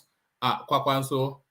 And that is why I think he has not collapsed his system till this moment. That is why I think he has not collapsed. Because if he knows he won't win, he better collapse his system either to APC or to PDP with better chances of winning and be relevant in the next administration. But I think that idea is why he has not collapsed up till this moment. And if you were advising a middleman, would you advise him to play it all the way to the end? Because this much vaunted Buhari 12 million voters, a lot of the attribution is for Buhari's uprightness and honesty. So Kwankwaso is not far from that as well. If he follows through with this election, then he will get the credit of integrity that even though he knew he could not win, he will hold all of his chance. It still chanced his hand. But then if Tinubu wins, or even Peter Obi wins, with that, Kwankwaso will get a lot of the sympathy that went with Buhari because he stands in the manner that, and then he will also get rid of Atiku permanently as an entity in the north. So he will almost, by that, become the northern champion. Yeah, he will inherit Buhari's throne, and and probably most of his electorate. So if I was advising Kwankwaso, I would tell him to hang on. He's been a maverick till this moment. So I don't see much he can. What would he gain? Be a minister or what? I mean, come on. He has been all that. He wants something bigger. He wants something, he wants a legacy. He wants that status. So if I was advising him, I would tell him to stay put. But depends on, like I said, every man have they all have their breaking point. Depending on the pressure. I mean, when those clerics and the emirs and the civil society of the north and the people start, even his own people, his own supporters start pressurizing him, maybe that is when he gives up. But if he depends on him, I don't think he would. And if I was advising him, I would tell him not to. If I was advising him, I would tell him not to either. It doesn't stand to gain that much from an Atiku presidency, but it stands to gain a lot from holding its integrity to that ballot. And people will say, well, he stood by his own belief and he went all the way. So that adds to his credibility, just being, even losing, he will retain that number. He will still be relevant in the next election cycle. If he decides to run, he will still be a threat. If he decides not to run, his house will be a pilgrimage point for politicians. They will try to cut him. They will try to, have his support, and that sometimes is much more important than being a minister or some, government appointee. And he will get all those underground contracts they get and all those things, and he still maintains, from backstage, so nobody knows he's corrupt, but he's corrupt, and then he still maintains his followership. If I was advising him, I'll tell him to stay put. He doesn't, and I still don't believe that he's going to collapse until he does. I'll still wait before I buy into that idea. One man, let me ask you this: with the answer he gave that guy on that asked him that question, do you think with that answer it can collapse? Because in that answer you can see that it was very firm that will be going to the end of the election. Yeah, but that's how politicians talk now. Is that Thomas? Yeah, that's Thomas.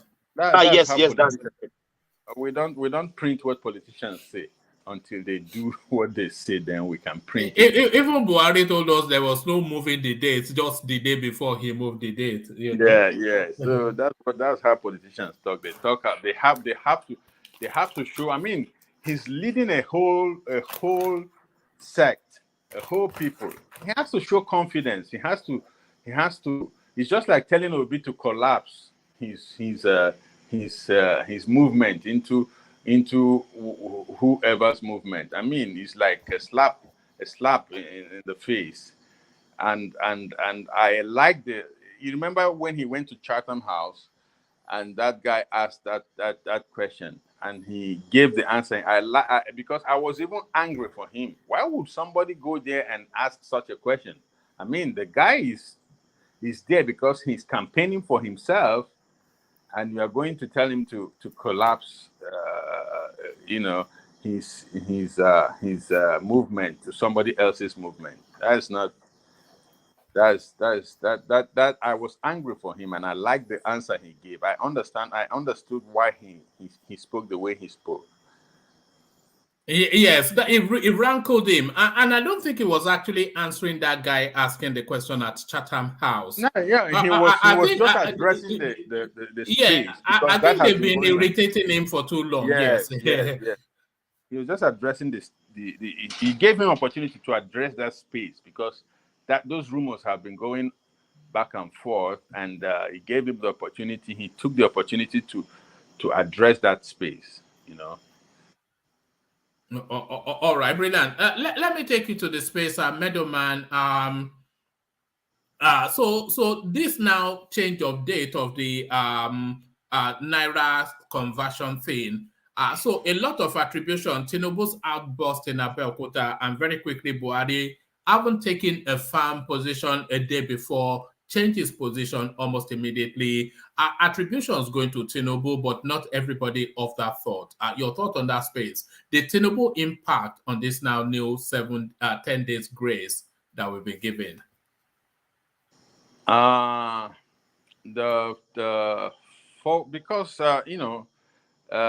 Tinubu in Abeokuta didn't really say what everybody was saying. He was talking about that space, but focusing on his campaign.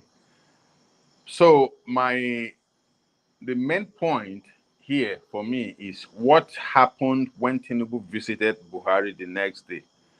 Did he go there to say, Baba, look, I didn't mean to say what these people are saying. It's not, please. So, or did he go there to say, look, you have to change this, or else you are hurting me and you're hurting the party. So either way, I think if he had gone there to tell Buhari, knowing Buhari, if he had gone there to tell Buhari, look, you have to change this, you have to shift this date, believe me, Buhari will not shift that date. Politicians, there's a way you can, persuade people, but not telling them that, not letting them know you are persuading, making it look like you are begging or you're asking. But in any way, Tinubu gets some of the credit. There's no way we can take away some of the credits from him, But everybody was talking. We even addressed that issue here on this platform. I thought the policy was too harsh on the people. I mean, imagine, and Nigeria, bad people will want to make money from every situation. And then even the banks will make it harder for people to have access to money so that they pay money to get their money back and all those things. So I thought it was, I understand what the CBN was looking to achieve with that. but I didn't think that the outcome was worth the hardship. And I even think that this 10 days extension is not even enough. I don't think it's enough. I don't think it makes much difference for Nigerians. Although our people, our people leave everything for the last month, for the last days to go now rushing to do it. And that speaks a lot about how we don't trust our government. When they say something, we don't believe them until it starts happening. So but in any case, I will give some of those credit to Tinubu, because he came out, he said it, and it was an outburst. He was angry. It was clear that he was angry. But about that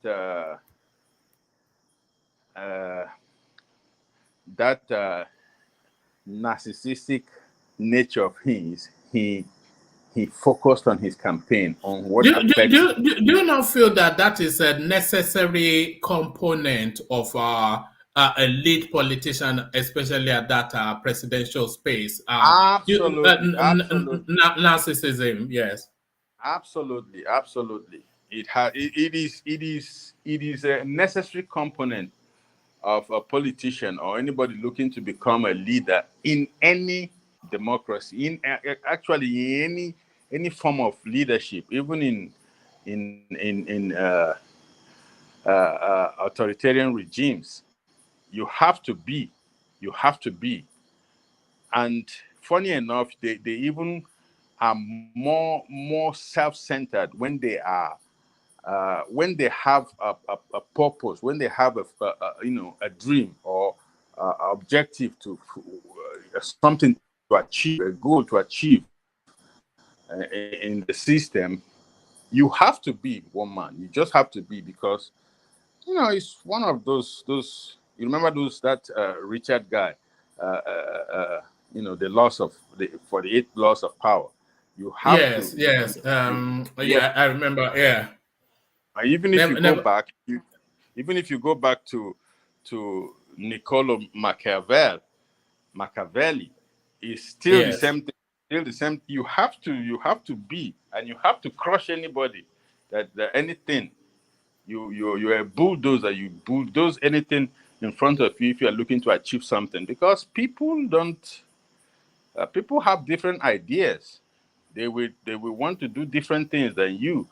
But if you have that power, you have to use it to the maximum to achieve your goal, or else you will be you will not achieve anything. That's the way it is. All right. And to the Buhari helicopter being stoned as a mate to land in Kano State. So that's a direct response from the public then, from the mass, regarding his governance, especially this Naira space. So as Buhari, is he living as he came in, an unpopular, brutal, and somewhat brutish person that has no consideration for the everyday person, and he just plays it by his ego, which is often wrong and brutal? So the stoning of Buhari's helicopter in Kano, what did you think that signaled to him? Wow. One man, I didn't hear this news. I've been busy. I've got the clip. Do you have a screen? It's just let me play you the clip. Yeah, I have a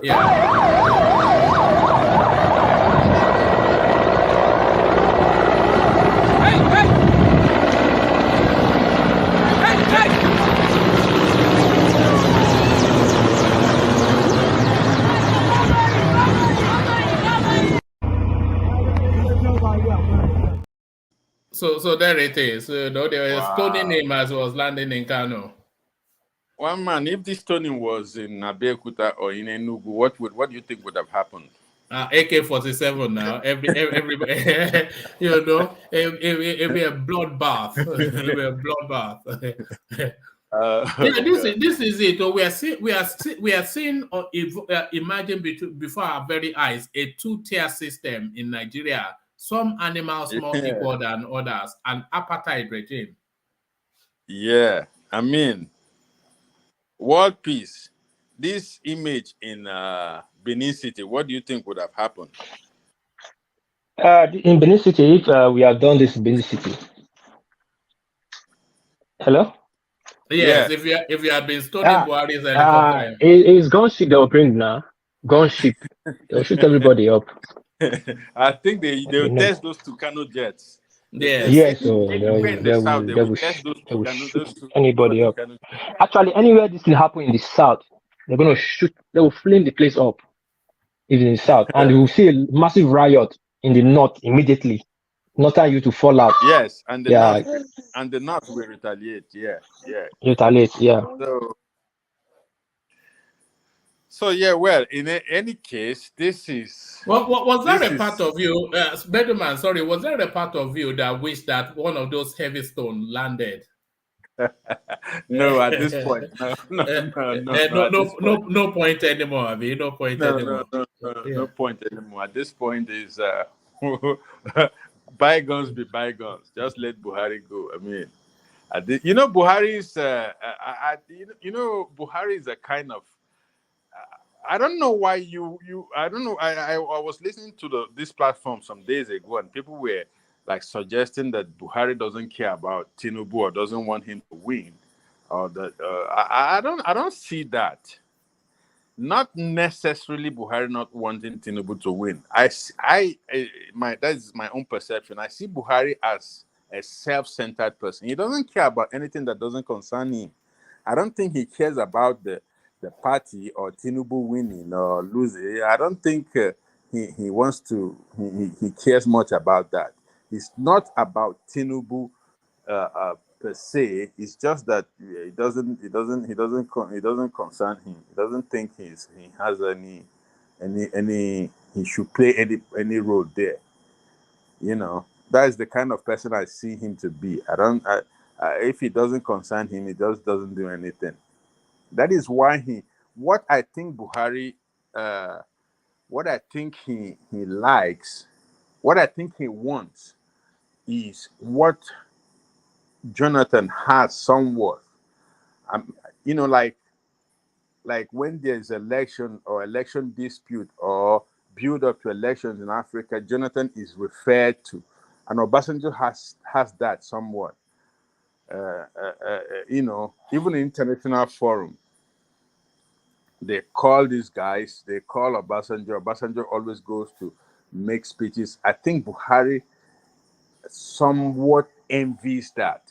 He desires that. That is why he goes out anywhere he goes. He says, I assure you that the election will be free and fair, even when he's not asked. He keeps saying that. Anytime Buhari, for the past 1 year, anytime he steps out of Nigeria, he's saying that. Nobody asked him. He's just saying it over and over and over again. So I have the impression that he sort of desires, he sort of envies in a good way, the way Jonathan is. Or middleman, don't you think is pretending so that people will think he wants to conduct a free and fair election? Any politician don't want free and fair election. You know that. That's what I'm telling you. Buhari doesn't care about APC or Tinubu or anybody else for that matter. I think he's thinking about himself. He doesn't. That's what I think. That's my perception of him. I don't think he cares about that. He just sees these people as dirty people. Every other person there as dirty people. You have to understand that Buhari is an old man. All his money is abroad. His medical record is abroad. If his prostate itches, he's abroad. If his hemorrhoid itches or swellings, he's abroad. If he catches cold, he's abroad. I mean, if just imagine if Buhari is blacklisted now and said, look, you can't fly into our country, and that he knows that will affect him. That's like a death sentence to him. He knows that will affect him. That will affect his kids that all live abroad. They don't have anything in Nigeria. They don't have any life in Nigeria. And they don't, all his children live in London. You know that? Yeah. So, and when they blacklist these people, they blacklist their families. So he wouldn't want to jeopardize that for anything. I think that is what he's thinking about right now. He doesn't want to mess any of those. That's why he's almost swearing whenever he's out of Nigeria, and he's saying, "Oh, I assure you that I will." So it's not that I assure you. My goodness me. So I don't specifically think that it's something against Tinubu. He just sees them. That's the impression. I could be wrong, but I think he just sees these guys, these dirty people. I don't even want to have anything to do with them. I'm just here because that is the way they say democracy have to work. That's why I have to see these people. If it's not something that will affect him personally right now, I don't think he cares too much. All right, brilliant. Thank you, Meadowman. So thank you, Meadowman. Stay with us. So let's go on from Meadowman to a man of equal might, the mighty Ajale Koko. So Ajale Koko, you're up next. So Ajale Koko, to that space where Meadowman was just speaking on the stoning of Buhari's helicopter in Kano State. What does that signal? And as Meadowman was suggesting, if that happened in the South, would it be as tepid, the response, as we've seen from Buhari, Ajale Koko? Yeah, thank you, Mama. Greetings to our listeners around the world. Click on the like button, share and subscribe if you haven't done so. The story of Buhari is that he's losing support in the north, particularly in Kano. These are the people that gave him like 1.9 million votes. Is it 1.9 or 1.5 million?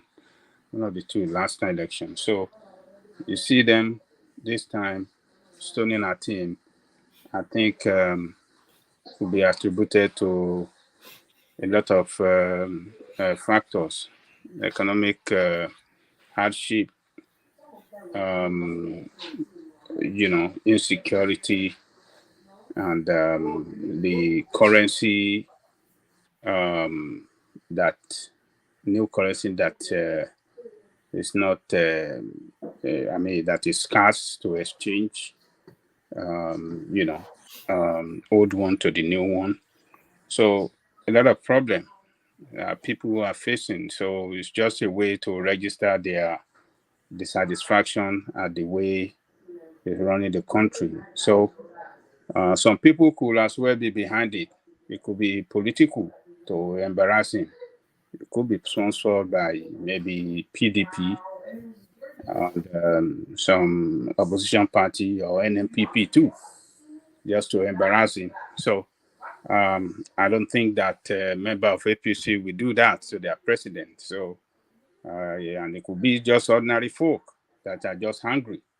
So we don't know those people that are behind it. It could be political, it could be, economical, it could be as a result of this exchange of notes that put in hardship on Nigeria. So that is what I see on that. And if it had happened in Southwest, number one, it will carry a political connotation that those are Tinubu people.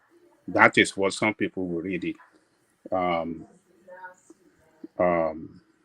Some northerners that are anti-Tinubu, particularly PDP, can spread it, like a wildfire that, yes, they are Tinubu people. Tinubu made a statement in Abeokuta some few days ago, and now his people are responding, violently against the president.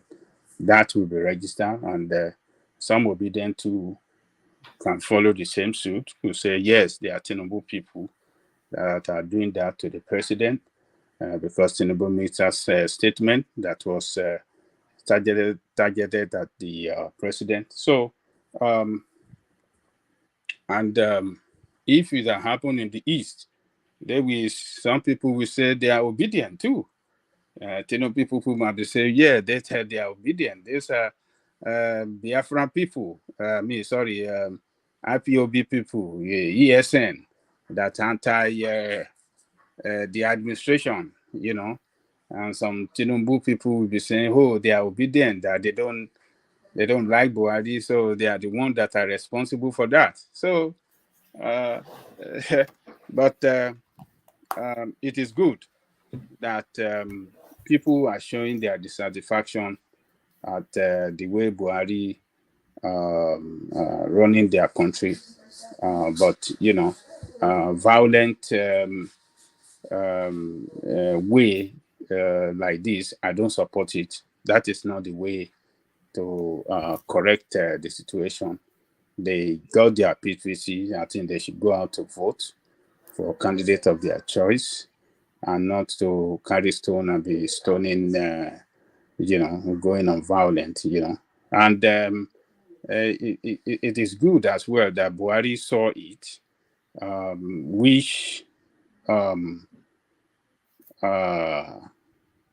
which shows that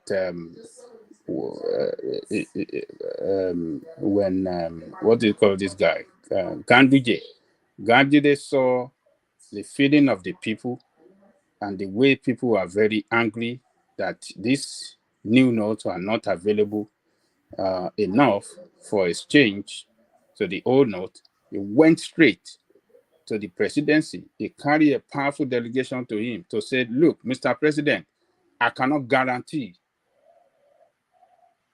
safety of life and property in Kano because people are getting angry. Stores are closing down because they can no more, accept the old note as a legal tender anymore. And people are very, very hungry." So it went straight to him with powerful delegation and let him know that our people are very angry and I cannot guarantee you safety of life and property in Kano. If anything happen, take me out. That was what that was the message that Ganduje took to him in Nasrok. And to confirm Ganduje's statement, these people welcomed him with this violent attack. So he was lucky that the stone did not hit his vehicle or did not hit his, I don't know, some people said he hit the helicopter or something like that. But, it's just a way, I just saw it that people are angry and they just, trying to show their dissatisfaction as the way he has badly managed that country, which have brought pain on every Nigerian's. Food prices are very high. Oil are not available. The currency is not available for exchange. What is life about? What is it all about? Should we have to be suffering all the time? So that's the way I see it, woman. All right, brilliant. And to the Tinubu space, the attribution for the dates being moved, the deadline for the Naira swap, a lot of people are giving credit very much to his outburst in Abeokuta, but some people pushing back against that. So how much of an impact do you think Tinubu's intervention, if it was an intervention in Abeokuta, have on the change the Naira deadline? Look, this statement of Tinubu in Abeokuta, I think people will have divided opinion on what that statement achieved. Some people will not agree that it was responsible for the action taken as to the extension of the date for exchange. Some people will see it as yes, that statement went a long way to force the government to extend the date. But one thing that I know, one thing that I see is that Tinubu did, which I can describe as a very courageous step, was that statement. whether he was making that statement in the interest of the people or in his own political interest, I regard that statement as a very courageous statement. It is not easy for a candidate of a party to make such a very powerful statement against his ruling party, particularly the leadership of the party, the presidency. Because I tell you, that statement, I think many people can interpret it in many ways. But me, I, who interpret it that it's targeted at the president. The way the fuel has been badly managed, such a way that fuel that's supposed to be sold for $167 officially, people are not buying it for $400. I mean, 400 Naira per liter. Some people are buying it more than that. What kind of country are we? And the exchange rate, the exchange from old to Naira, exchange from old Naira to new Naira note is almost impossible because this new note are not available everywhere you go. You go to the bank, it's not available. You want to withdraw money, they give you old cash. You go to ATM will dispense old notes. So for him to make that statement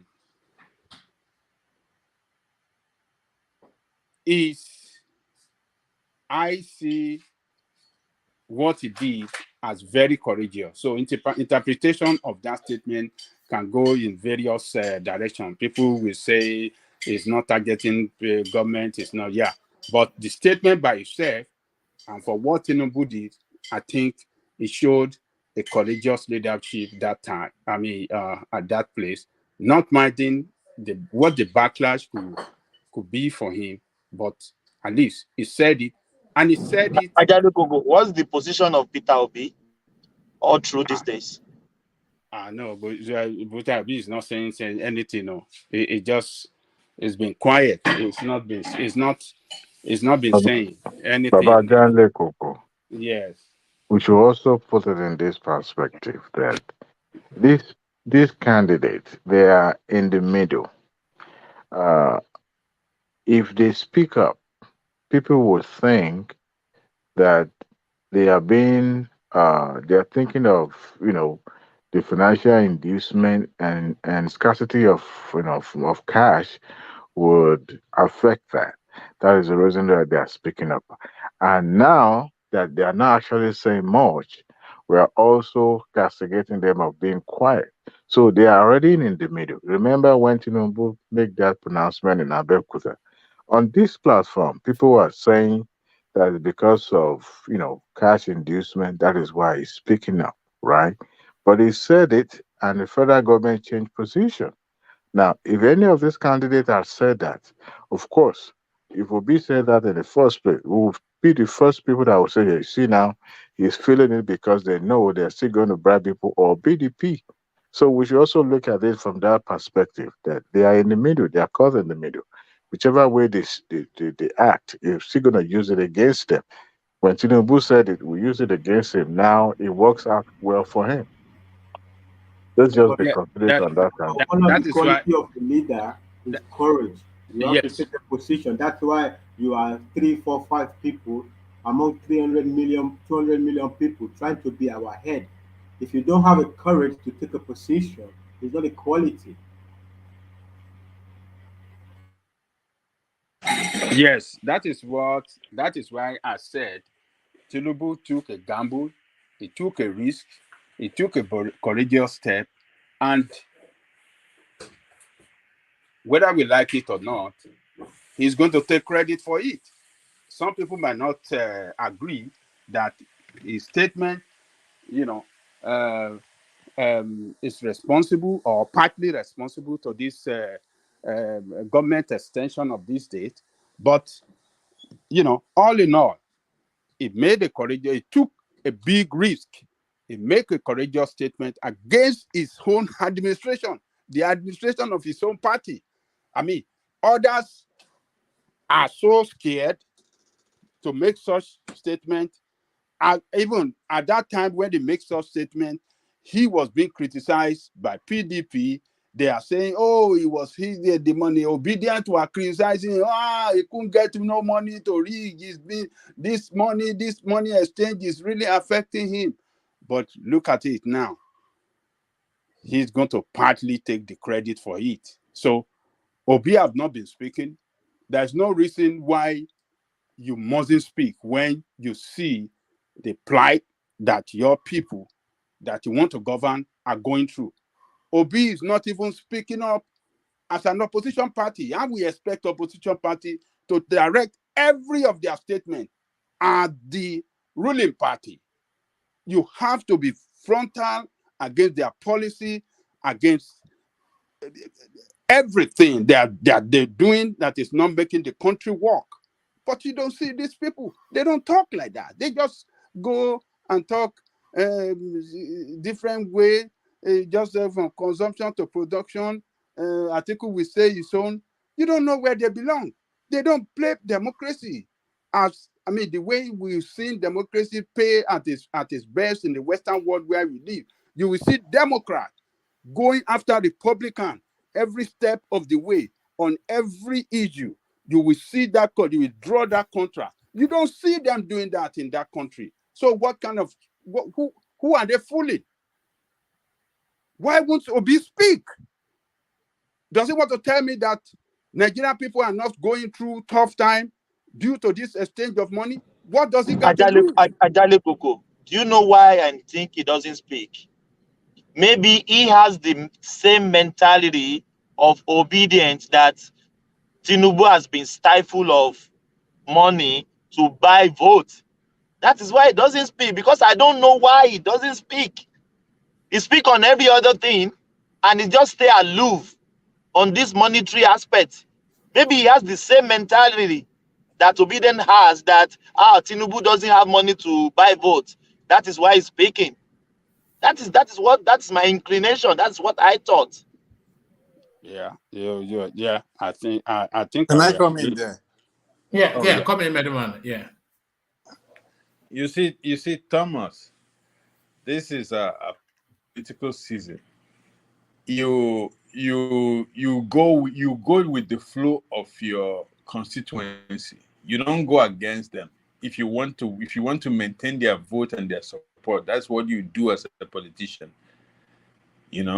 So he actually did not speak. I think you are right for reason that he did not speak, because it was seen as a policy that was targeted at the so-called money bag politicians. So his own constituency doesn't consider him a money bag. They say he doesn't give shishi. So his own constituency doesn't consider him a money bag. So he has to maintain that mask, if you would, that he's not perturbed. That doesn't affect him. So it is election season, and you want votes. He's not about telling the truth or he's selling what people would buy. Then when you become president, if you become president, then you can do whatever you want. But before then, you have to win the election. And if it means hiding whatever you're thinking or lying about what you're thinking, politicians do it. Thank you. All right, brilliant.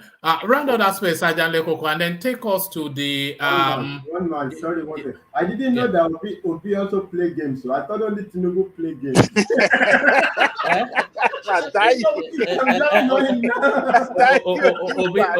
Obi being a man of piety and righteousness. Fatai,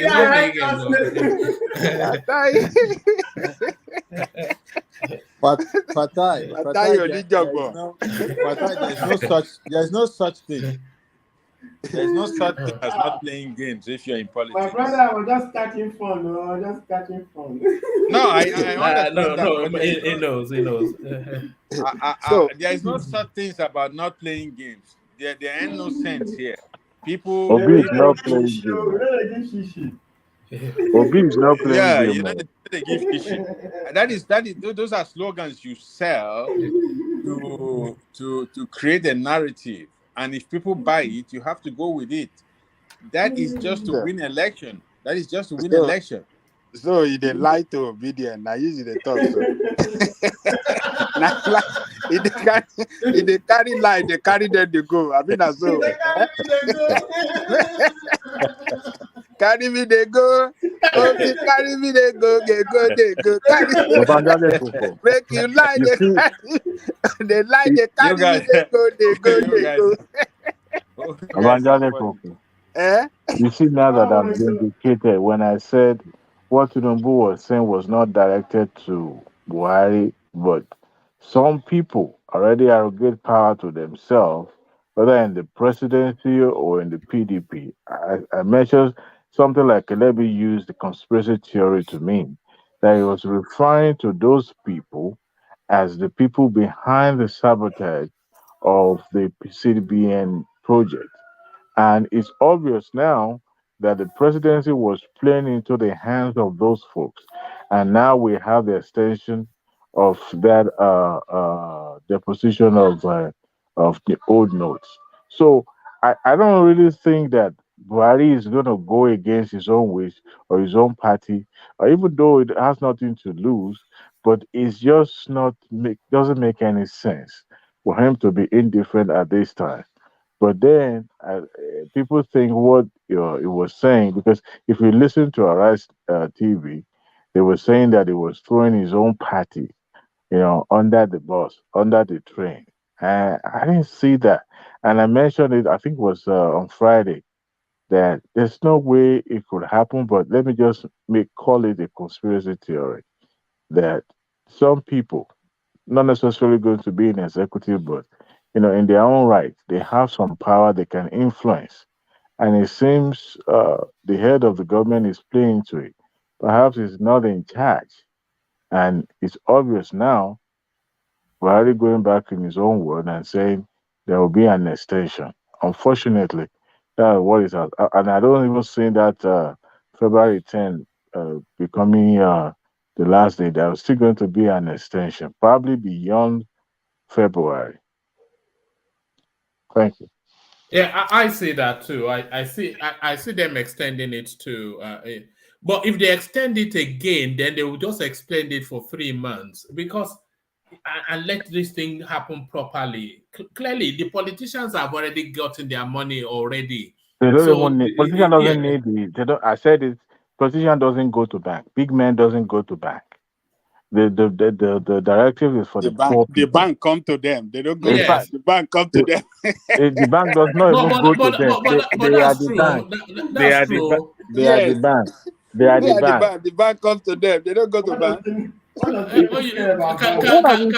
you imagine Tinubu going to queue at First Bank? A whole billion bank in his compound.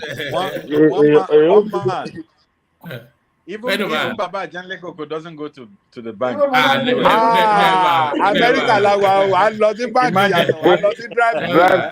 imagine Tinubu going to bank. Even Baba Janlekoko doesn't go to bank. When a whole billion van makes his way and heads to Jagaban's house, that's where you know he himself is the bank. Yeah. You see, bank comes to him, he doesn't go to, and some people are saying, they got him this time. He couldn't get money to run his campaign, and they are jumping up. CBN governor knows. When you don't see, this is another thing. This is another dimension. CBN governor was lamenting when he visited Buhari that some banks are not complying with the directive. And I laughed when I watched him, lamenting. I said, this one doesn't know Jack. You see, you are the chief of the bankers in Nigeria. And yet, CBN governor means that is. They are not listening to you. That tells you are a toast when another administration comes in. God helping, if it is to be where you will have some reliefs. But if it to be, what is it called? Even Obi will fire him. Whoever comes in will fire him anyway. I think he'll even resign and live with Buhari. I mean, this is the second, I think the third time or second. His time was extended. By now, it's supposed to have been replaced, but Buhari retained it because that position was never the a political. It's a political position, never political, never, because he has nothing to. Even the Home Minister said he was not even aware that the CBN is going to introduce a new note. That tells you the dysfunction when it comes to how these people that are supposed to, having some kind of integrated system when it comes to economy management. The Buhari administration is pathetic. Now, a whole minister of finance says she was not aware, and people were saying yes that she was lying, which is obviously is true now because you can imagine how the CBN dropped the ball. This project supposed to have been masterminded from the beginning, from get go, and measured. People not supposed to be lamenting and having cash shortages when the election is on the way. Apart from the election, when you are introducing a new node, Nigeria is a bigger in terms of geographical size. People are in a diverse area. Now, to monitor this, apart from people living in the city, the people that will bear the brunt of this moves are the people living in the villages in the rural area who have access to ATM. But you are introducing a new project, and the only access, the only gateway that this thing could get to those people in the rural area is through the ATM. And some of those villages have no ATM. Some have to travel miles upon miles. And that is the only avenue you can get this thing to them. It was not well planned right from the get-go. It was a shoddy project that was put together simply because they want to have a say in the political discussion. Unfortunately, it's boomerang now because it's not working. Obviously, it's not actually achieving its aim, because if it achieves its aim, the federal government would not extend, or the CBN would not extend the timeline given to disperse this money. And you could see people already having the money, spending the party, throwing the bundle at each other. So that tells you, how the Buhari administration mismanaged the project. Naturally, presidency has not, as a matter of fact, CBN comes to report to the executive. They don't necessarily have to be in the front of the pages of newspaper and say, this is what we are doing now. Buhari has a bigger fish to fry. But then he immersed himself and being in the forefront of the CBN and saying there's no reversal. Come on, man. The guy is just, I don't know what I would call him. I have no idea what I should call him because do you think after this debacle and all of the debacles that we've seen all the way through, do you think the policies around CBN, they need to be looked at in more details, and all of the guiding principles around it need to be tightened and reworked so that not only is it more independent, but also there's restrictions around the person that oversights it, so that they don't run away like Emefiele did, that wants to be president of the country and governor of the state. So we have not yet gotten the policy positioning on CBN right just yet, just from this period we've gone through. You know what I would say to that one man? The incoming National Assembly, the Oversight Committee will look into this. Even though that position has always been independent, they will look into, the affair of CBN, the introduction of new note, and some other functions that it performs. This is enough to destabilize the economy of a country, because when you have cash shortages in the circulation, that is a big problem when it comes to how things flow. Because when money can't move around, then how would people perform commerce? Is just not it's not done anywhere. And apart from a political issue, it's just not helping the economy, because now people can't travel, they can't buy things. Yes, cashless society is the way to go, but there's a way you introduce it. You put a measure or mechanism in place that will help to introduce it to the people and then stabilize things. Now, somebody who is going to buy a Congo of Gari in the market, I mean, you need cash. People are still not, because a lot of people not even aware that the new note has been introduced. Even those that have been given, they are rejecting it. So I see that. So, Cashless society, even in the developed world, is still tentative. It's still experimental. You're not going to force it in Nigeria, where majority of the people don't even understand what the. I mean, here in America, you can make withdrawal. You can make withdrawal over the counter through it. I think some community banks or some local banks allow up to at least 500 a day or 600. I'm not so sure. And if you want an extension, you can call and they will grant you, uh, so far as it doesn't exceed $1,000 per day. So it's still a system that works because in this kind of economy is, I mean, I can't remember last time I had a cash in my wallet. Most of the times has always been card. So we can achieve that in Nigeria, but we don't even have electricity. The what do you call it, POS, that they also the one bearing the brunt of the whole debacle, because now they can't transact, they don't have money. It's about giving cash. So they dropped the ball. Both federal government and then the CBN both dropped the ball. But I also believe that the incoming administration will look into it and make it impossible for whoever is in that position not to put mouth where they're not supposed to put mouth. He's foreign into politics enough. It's just, I don't know how I'll put. You remember when Soludo was there? This man came with the backing of the Federal Executive Council. They approved it for the financial institution to recapitalize. Even though they already have an internal, the news was already going on under as a rumor, but they came because before then banks were just mushrooms. Anybody can float a bank then. We're giving licenses to people. The previous administration, the military administration. And then the Soludo came and Buhari approved it, and they give a timeline.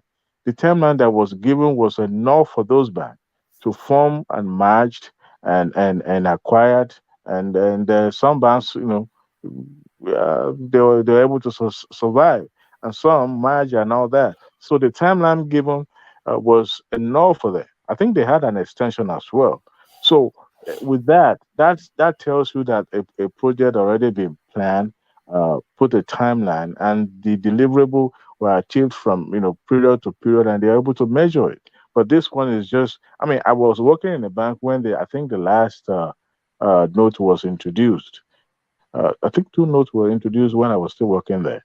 And as a banker in operation, they give you, once our bank goes to the CBN, they give you back some old notes, some those torn and worn out. You exchange it, they give it to everyone. And within the financial institution, then there's something called cash transaction, whereby your bank will go and loan another bank, cash if they are in shortage, and you make more money from there. And the way we do that, then we reserve some notes in the vault. And on a daily basis, there's amounts that they will give out.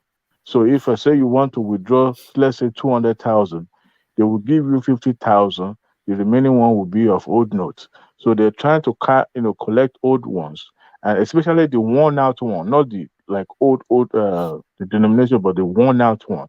And that's how you'll be able to introduce that money back into the circulation, so that you won't have too much of excess of cash in the society. But this one is just a completely disaster right from the get-go.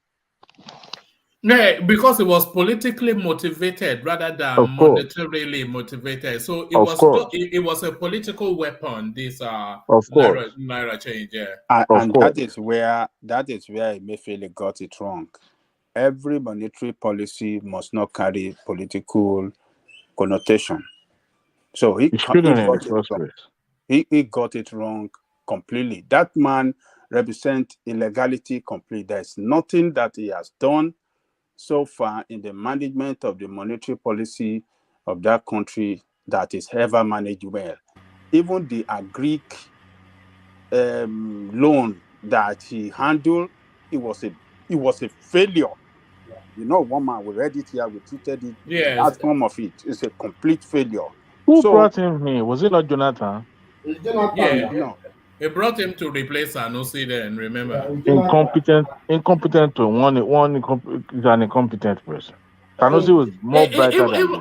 Sanusi would have resisted this move by Buhari. It would have no, even if it's going to go along with, even if it's going, no. If Sanusi were to be the CBN governor now, he would have gone alongside, but with a feasible timeline that will be able to carry out the project, not just this within 3 months. 3 months is not even enough for an entire state to get a new law. You talk about the guys entire are going country. too far. This was a guy that was looking to run for president. He was looking to run for office of the president. That's where he put food in his own mouth. Why sitting as CBN governor? So you guys and was even going to court to try and enforce it. It can be president and governor CBN at the same time, right? My God, that guy is a joke. Well, we don't see something for that. You guys are giving him too much consideration. He's a joke. He is a joke. He is a flat joke. He put food in his own mouth, straight up.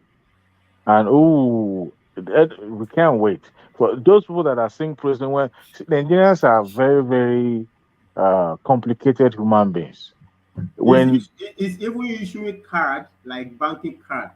I saw the card. I said we don't have enough competition with commercial banks. No. What happened is that I think some commercial banks now, that some of their card you can't use it abroad. That the one that you would be loaded with dollars or something, that you can use Naira card for dollar transaction. Yeah, that is my bank. They should fix the commercial bank. My bank sent an email to me that I can't use my Naira card for foreign transaction, and that it won't go. So I think they are trying to introduce this one so that it will replace the. We understand, but why is it CBN's job? CBN regulates the banks, right? The regulation, not to be doing commercial transaction. I don't know. Come and borrow money from me, or let me give you over credit. Do you want overdraft? That's not the job of CBN now. It's not his job now. Come and take a card and get overdraft. It's unfortunate. He is running CBN as if CBN is part of presidency. CBN should not be taking. You shouldn't be seeing CBN governor going in and out of the presidency. If you want to pee, go and get permission from Buhari. And he was saying. In fact, under a proper system, there should be an element of tension between CBN and the and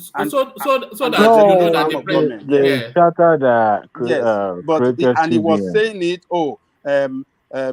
President has just given me approval. The president giving you approval? Yeah, but establish an independent body that have nothing to do with executive or any must not. You have to. Babaja, the charter that created CBN give that agency the autonomy to act on behalf of the president. Whoever serves in that capacity serves at the pleasure of the president because not strictly like that. Even if we don't know the CBN Act, we saw Trump and what is that U.S. Reserve Bank every day they are fighting. Trump is saying every day they are fighting. That's our own kind of CBN. Oh, the interest rate must be zero. Must be zero. What you see the interest rate. You see, if there isn't tension between the governor of a central bank and the sitting administration, then that tells you of an economy that will struggle to work. Because what is right for the economy is never what is right for the politicians. So if the central bank governor is going like Boy Friday to go and I think it's just a nonsense. There should be tension. There should be tension between them. One man. I think you guys have been.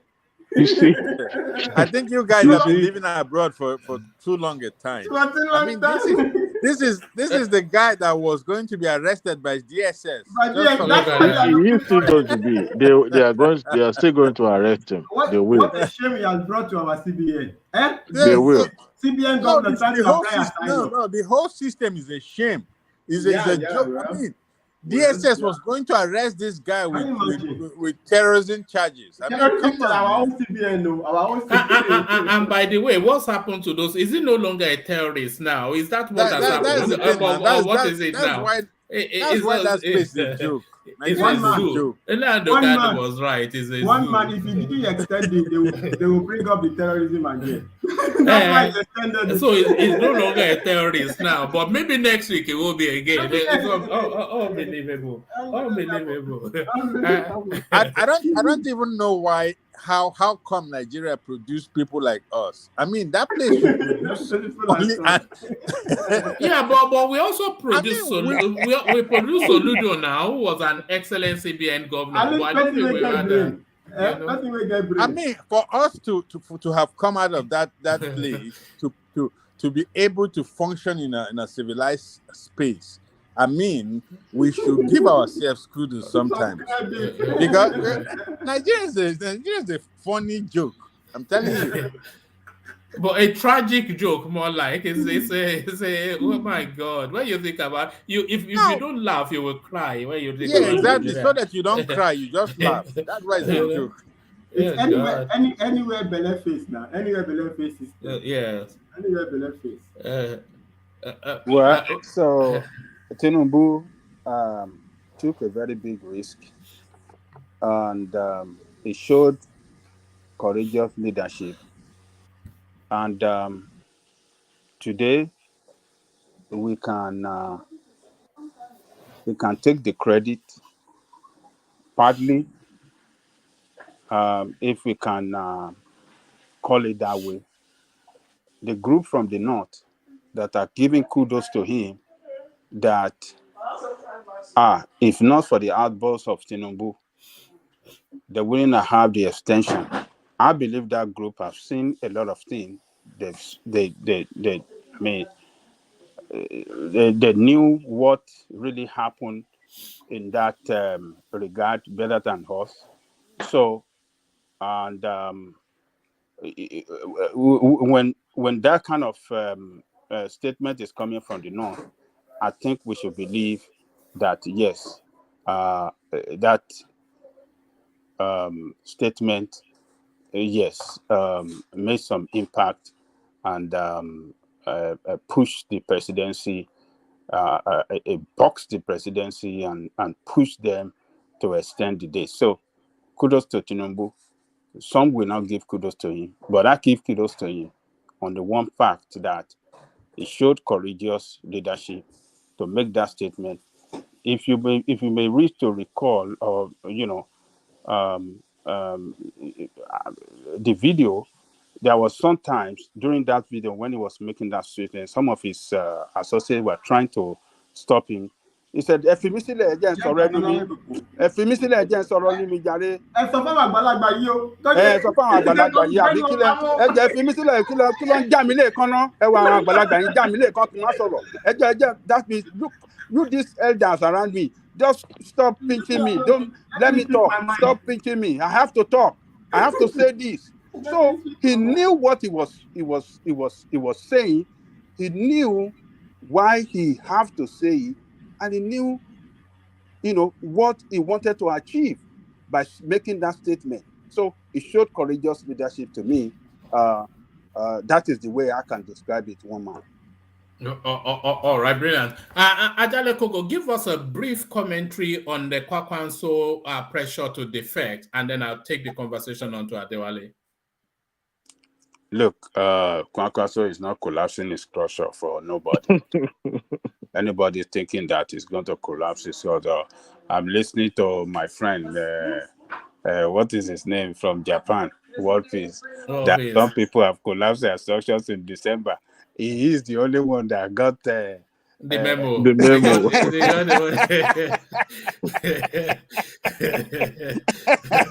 Oh, goodness me. Nobody is collapsing structure. They're going to fight it to the end. If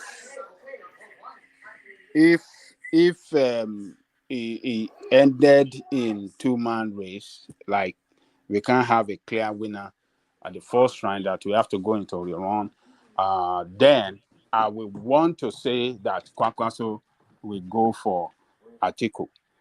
We go for Atiku on the basis of tribal interests, the politics of the North, and no doubt in my mind that he will do that, because we saw what Tambua did to Yemsen Wike. Yemsen Wike backed Tambua in 2019 primary. It gave him all the logistic, all the financial support, everything that he needed to defeat Atiku. But he couldn't make it, but only to pay Wike back this time by turning around against Wike at the dime minute. So I want to say that he will want to back Atiku in a rerun for reason of showing to his people in the North that the northern interests matter to him, that I will always protect the northern interests, and supporting Atiku is supporting northern interests.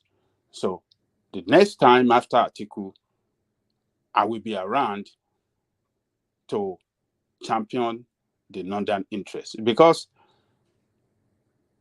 Buhari is retiring. So those core supporters of Buhari for so many years that have been giving him that 12 million or 15 million vote consistently at every election cycle, where will they go? They have to go to somewhere. So he might want to grab those people. He will make a statement to them.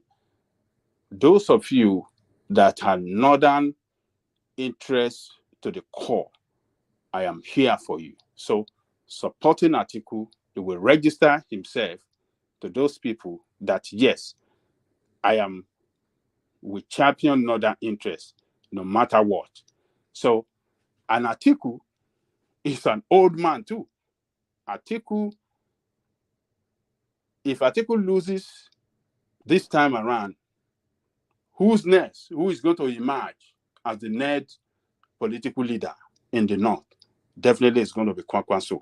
So if the election go into the run and he back Kwankwaso and Kwankwaso back Atiku and Atiku fail, Kwankwaso will position himself to the northerner.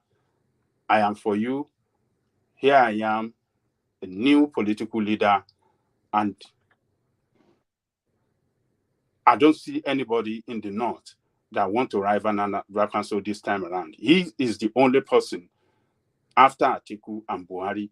So it will automatically emerge as the new champion of northern interests from the North. So that is what is going to happen. It will support Atiku no matter what. If the election go into the run, where will Obi go?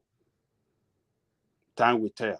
I believe Obi will support Atiku too, except if Obi want to show a different politics this time. That is when he will support Tinubu. If he really believe that power must shift to the South in accordance to what he was clamoring for earlier within the party PDP before he bought his phone, he was saying, as at the time he never bought the phone, he said he was waiting for the party to microzone that presidency to the Southeast.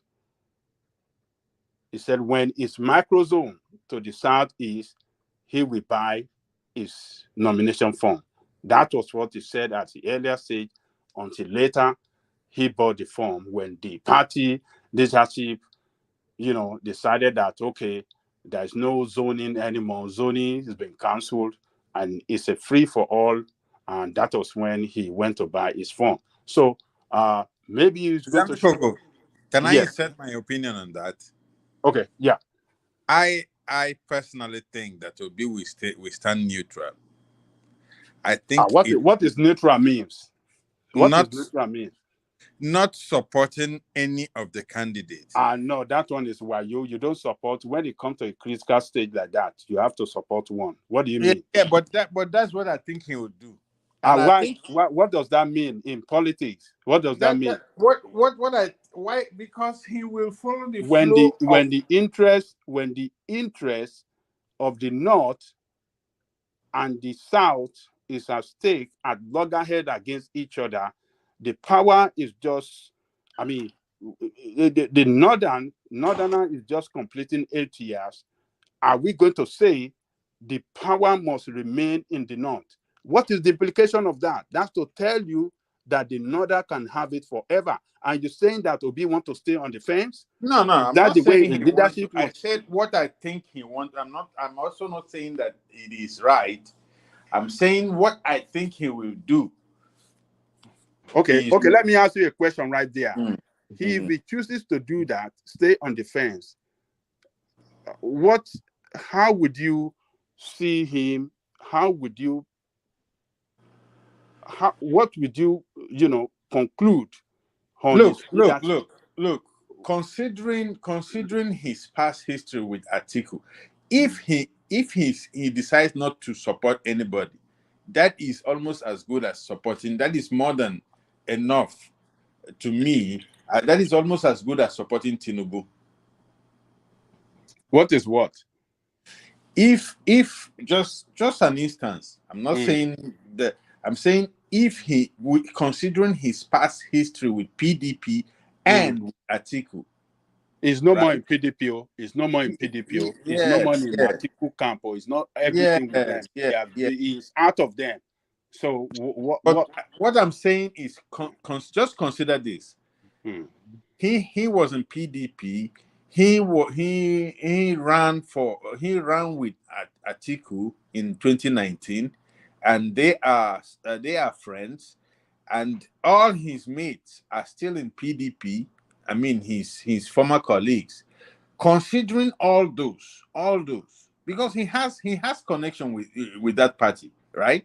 He still has people, friends in that party, allies in that party.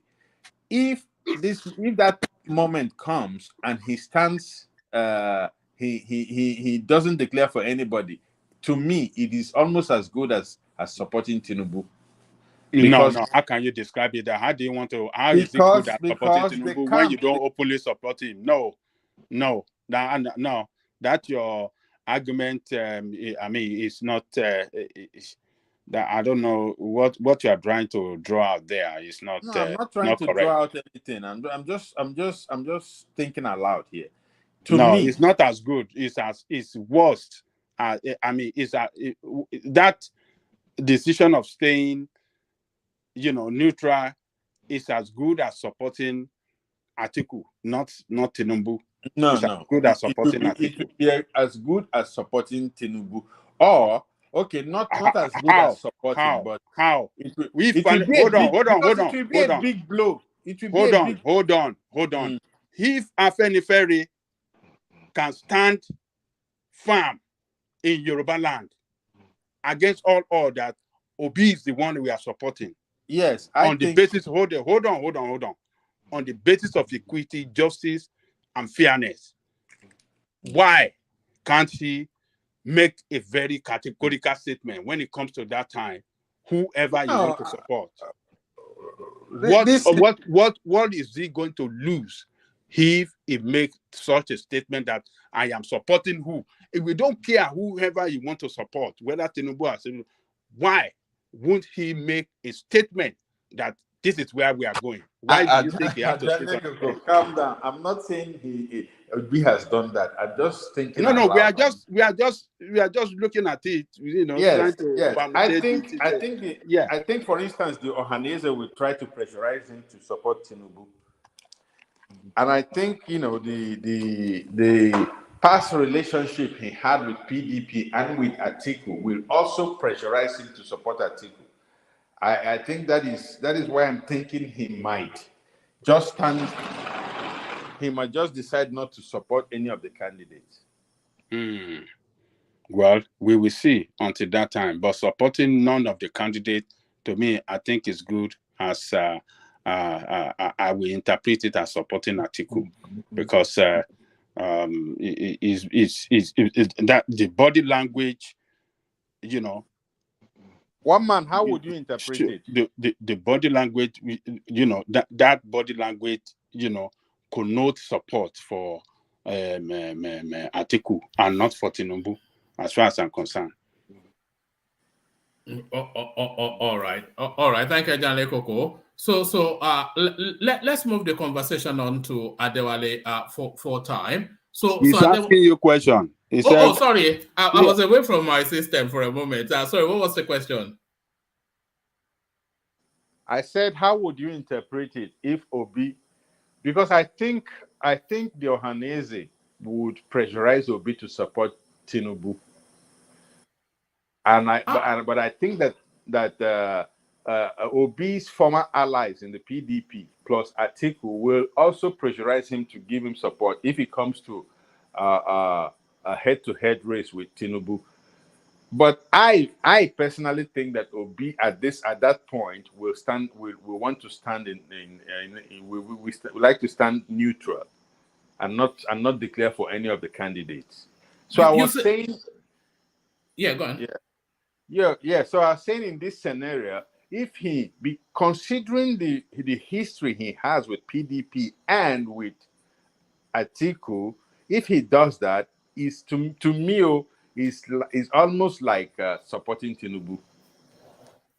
I feel if Obi no longer feels is in play, then there are two things that is going to influence how he's going to play his politics next. So if he's not in play in this cycle, there are two things that I feel will influence his politics. When can it next be relevant? And how can it be relevant? So if Obi is not in play for this cycle, then the only relevance that is going to have this year and for the next 4 to 8 years, and then probably even for 16 years, the only pathway for him is through Atiku Abubakar. That's the only thing open for him. If he's no longer in play, he has to go with Atiku, because if he goes with Tinubu, then he's dead and buried. Not because of anything. Tinubu is a southern man. So if Tinubu comes into government, the people that he would want to have on board with him the most will be the northerners. Not for any other thing, but because they carry so much weight that you need them on board. So he will politic first. He will govern first towards the north before he comes to the east. So a lot of that is in play. But for Peter Obi himself, for him to be relevant, it will have more relevance. One, because of his association with Atiku Abubakar, and then two, because that Atiku Abubakar pathway, it will keep his relevance all the way through to the next cycle of power transiting, and then he will come into play. And if he doesn't go with Atiku, Soludo will go with Atiku, and then not only will he lose his relevance federally, he will also lose his relevance within the region. So if Obi is not in play, he goes with Atiku. I can't see any other. Forget power transiting to the south, it will go with Atiku if it's not in play, Obi. There's no other pathway for him. Okay, so you have to go with Atiku for reason of political relevance, according to what he just said now. So Atiku is going to have, Atiku is having Okowa as a vice president. Obi have no structure in the PDP. How would he be able to, So does that mean that it's going to go back to PDP, or what? No, what will it do? It doesn't have to. It doesn't have to go back. So what's relevant? What political relevance is looking for? He has to go back to PDP. No, it doesn't have to be. It doesn't have to be. It can be at large. It can be large. It can be at large. Yes. That amount to nothing. It doesn't though. It can be at large. It amount to nothing. One man. That is a political failure, suicide. He can't get anything out of it. That is what Labour Party now at large. So at large for what? What are you going to get? Does that mean that in the next presidential election, PDP will come and vote for APC? I mean, for Labour? No. No, by the next presidential election, they would have probably made this way back to PDP, but it doesn't have to immediately run back to PDP. It can, because it's still PDP at large, even now. It's PDP at large now. No, he has to quickly go back to PDP because it's not. Yeah, but there are okay. So there will be only, but by the end of this electoral cycle, by March, there will be only really 3 senior names in Southeast politics. There are other big names, but the relevant current names, there will be Soludo and Peter Obi. So Peter Obi doesn't have the luxury of the ownership of the Southeast, but then Soludo is Abga anyway. So there's still a pathway for him to take his time to make his way back to PDP. Because the only person is contending with Soludo is already tied up with another man. He doesn't have time. Soludo, it is actually Soludo that cannot quickly go back to PDP because he's still a serving governor. So Peter Obi can easily quickly go back to PDP and make it ground. Otherwise, it will be too late. Some other people will. If he goes back to PDP, the optics doesn't look good because it will cut into that the integrity toga that he wears. If he just, they will crush him now. Yes. But can't he stay in Labour Party and build it in the next election cycle? I mean, elect some maybe governor or House of Reps. It can't build Labour Party enough to fulfill its ambition. Yeah. It can't be. It's too. And Labour Party also is fractured, right? There are people who have been building Labour Party, and the only reason they have surrendered to Peter Obi now is because of the closeness. Is because of the closeness to the election. Even if they want to fight him, they know that they can't make Labour Party have a national reach that Peter Obi is giving it. So they have to surrender. But if they have 4 years, they will fight Peter Obi. They will say, "Hey, party we've been building for many years. You just come and no." But Fatai, yeah. Fatai, that is true. But you know that politicians only respect you if you have votes. If you have votes in any political party, they respect you. Yeah, they want to be in your camp. That's what I'm saying, brother. They know Peter Obi has votes now. He has reach. So trying to fight Peter Obi for this election, it's stupid. Even if you say you are the one who beat Labour Party from day one, but you cannot have a reach that Peter Obi is having. So you have to leave it to him. But if you are taking the next election, the next 2 elections, then you will see a real fight. Yeah, but not all of them will. Not all of them, because it has to do with the I don't disagree with you, brother. I don't disagree with you. Not all of them will go with total. I'm just saying there will be a fight.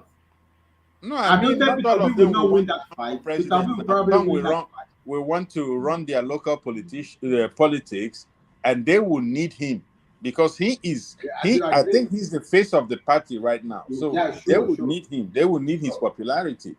So everybody will want to be his friend. I mean, if you are his enemy in the party, you are probably in the losing part of the party. And even, brother, the other side is even that fight. Peter Obi will not find it worthy to be fighting with some guy over a party that doesn't have by its own structure, does not have a reach. Rather than be fighting some guy in Labour Party who wants to claim a father of Labour Party, why don't I easily make a deal with my PDP and go to my PDP? That's how you would say he will not be worth it. Why will he spend his energy fighting some guy in Labour Party? He will go to his PDP. right? Yeah. Anyway, let's see how let's Yeah, wait it till will be interesting. first before we start dreaming. We're just all right. All right. Thank you. So Adewale, you're up next. I'm here.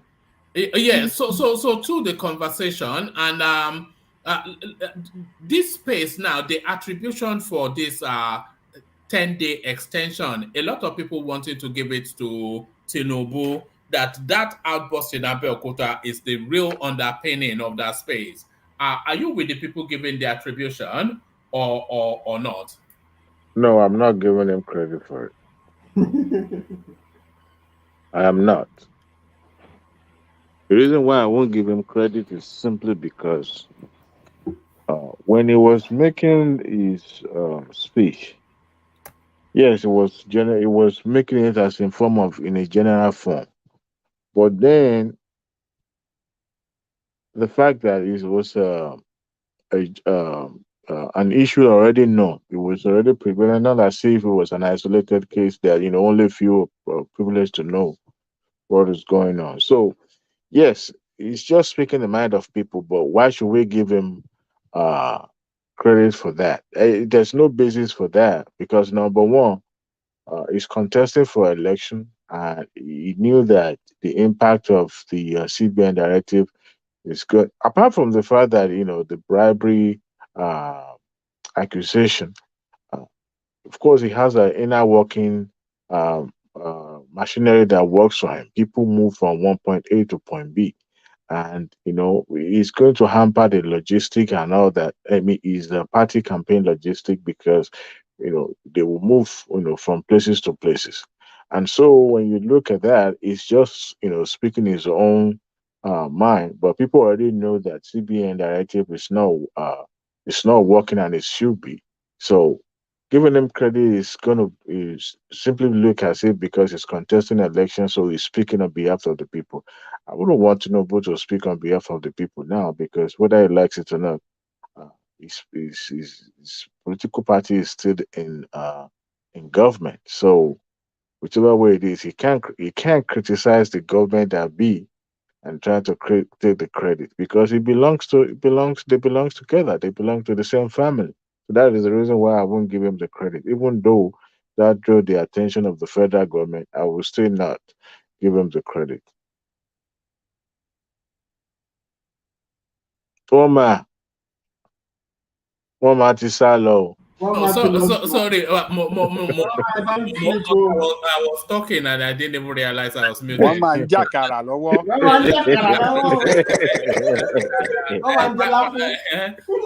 Man does not live by bread alone, but by the word of God. Look at that. So yes, I was going to take you to the Kwankwaso space next, but on my way to taking you to the Kwankwaso space, let me acknowledge some of the super chats that have been resting on the space for quite a while, not acknowledged. This was from Desmond, that far back, speaking to World Peace when he was making commentaries about Peter Obi, so telling him wishful thinking. And this was from Switch, also speaking to World Peace that far back. It says, World Peace, you don't really know Obi, the man that governed state twice through court ruling. Your opinion is laughable. So that was when World Peace was making some psychedelic commentaries by World Peace. So to the Kwankwaso space, then Adewale, lots of heavy pressure for him to just collapse into, because we all know that it's not going to be president, so he might as well just pack his support with someone else. So now that invitation then for him to pack his support with Atiku to keep it within the bloodline, do you think he will yield to this? And if he does yield to this, how would that impact on the presidential race? You know, when you were asking about Kwankwaso from the other speaker earlier, I was trying to check out his profile. I know a little bit about him, but I just want to know a little bit more. His affiliation with other political, juggernauts, and see who favor who if eventually he packed up and decided to pack up his campaign and support other candidates. Then while I was going through that, this man is just hiding in the plain view. This man has been in government since 1992. He was a member of National Assembly as a representative member in 1992. He became the deputy speaker in 1992. That tells you how he has been in the corridor of power. And then he was in SDP, then formed to PDP, and while he was PDP, he became the governor. And then after that, he couldn't win the second time, and he has been with the PDP. He contested alongside Atiku and Tambowa and the Bukola Saraki in the recent presidential election. Before then, it was briefly in APC as well. Uh, Now it has something Yoruba call Jodori Koko. I don't see him now doing backflip and decided to fall. Unlike in advanced democracy, you will see them because hey, except if you want to end up sweeping the banking off. When it comes to election campaign funding, it's not as easy as the way we have it in Nigeria. But of course, the money is already in the bank for them. So I don't see him collapse, even though he knew that what he has will not be enough to carry him along. Now, his nemesis, uh, Ganduje, is with the APC. What is it called? The other guy that took over from him, what is it called? Shekarau. Shekarau had moved back to PDP. Now, between him and Shekarau, who's supposed to be leading? So, if you are to move to PDP, you would have been the first person to make that move before Shekarau. So, it will look as if he's going back to his vomit. Of course, there's nothing like that when it comes to politics. It's about interest. If interests align. So, now, considering the fact that he had, been campaigning for a very long time, and now twice towards the twilight of the election is now going to pack. There's a chance. I'm not trying to dispute this. Sometimes politician works in a way that they will have candidate fronting, but not necessarily, believing that they will win, but they are fronting so that they will be able to wither off from the opponent votes, so that will help whoever is using them. And Tinubu has done that before, and I'm super sure other candidates must have done that before. They will try to front and feature other candidates to be in the race, so that it will help them with their numbers. So I could see that happening, but if that is the case, I like to live in a conspiracy theory planet sometime. If that is the case, that means even though it's not pronounced that it will be supporting uh, uh, Atiku. You remember him and Atiku has been in the PDP right from day one. They've been as the SDP with the Musa Yaradua, Musa Yaradua's caucus. So if that is the case, then that means the Kwankwaso, if they found out that that's what has been happening, uh, I see him losing that.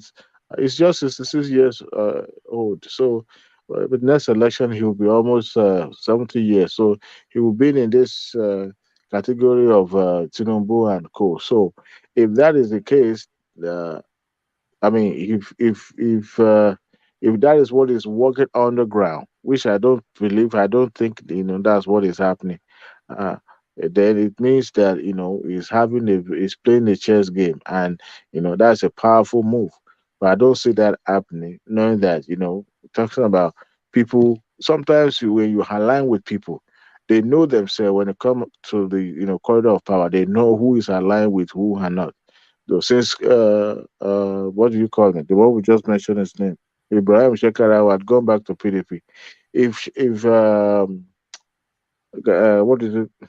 The one we are talking about now, Kwankwaso had gone back there to PDP. That will have saved face, will have saved time, and probably help him to negotiate with the PDP. But I also look at it. What would the PDP offer him? PDP is losing ground. PDP is like somebody that been declared terminally ill. Just waiting for the that person will be waiting for his demise. So that's the way I see PDP. If the PDP doesn't win this election, that means that will be the last time you will hear PDP again in Nigeria. But if they manage, because there's a chance that some of the House of Assembly contestants will try to maybe win some, lose some, but the presidential campaign is where I don't see that them having a victory. So him going to PDP is more. That's the reason why he decided to establish his own movement, his own party, because PDP doesn't seem that how he's getting funding is another question, and I'm really interested in knowing because sometimes you have to have access to state funding, and it doesn't seem that anybody from the NNPP as a governor, you know, currently in the office. So that is a very interesting thing that I would really like to know about him. But I don't see him going back to PDP. And if he's actually working for PDP covertly, that means he's a master at this game and he's good at it. All right, brilliant. Meadowman has left us. He sends his goodbyes. He didn't want to interrupt the session, but he said to tell everybody that he's had to leave, but he'll join us tomorrow. So thank you for joining us, Meadowman. Let me take you to this space, Adewale. So this is a preemptive strike by Festus Keyamo. So he's revealing what Atiku's plans are for the few days to the elections. And what Keyamo is putting out is that a few days to the election, a week, 10 days to the election, the desperation from Atiku will be that much that he will be tugging at the toga of ethnic politics. And his anticipation then is that he will launch just an overwhelming drive in the north. Just tugging at the emotions of ethnicity. So that's the anticipation then that it will ethnicize quite heavily the elections as his chances starts to wane. So do you see Atiku going down the direction then that Keyamo? I mean, he had told that line before now when he while at the Arewa's Constitutive Forum in was it Kano, when he was, reminding the North that Nigeria doesn't need Yoruba presidential extraction only or Igbo, but vote somebody from the North who is capable and all that. So he was already, hedging them to toe that line right from the beginning. But I don't really think that is the master game of Atiku, even though yes, he had made such pronouncement before. Politicians usually keep their game to their chest. So I don't know how, what is it called? Keyamo is able to lay his hand on the master game plan of Atiku. What is it called? This help me. Atiku. Oh yes. Atiku Abubakar. It's just his own assumption.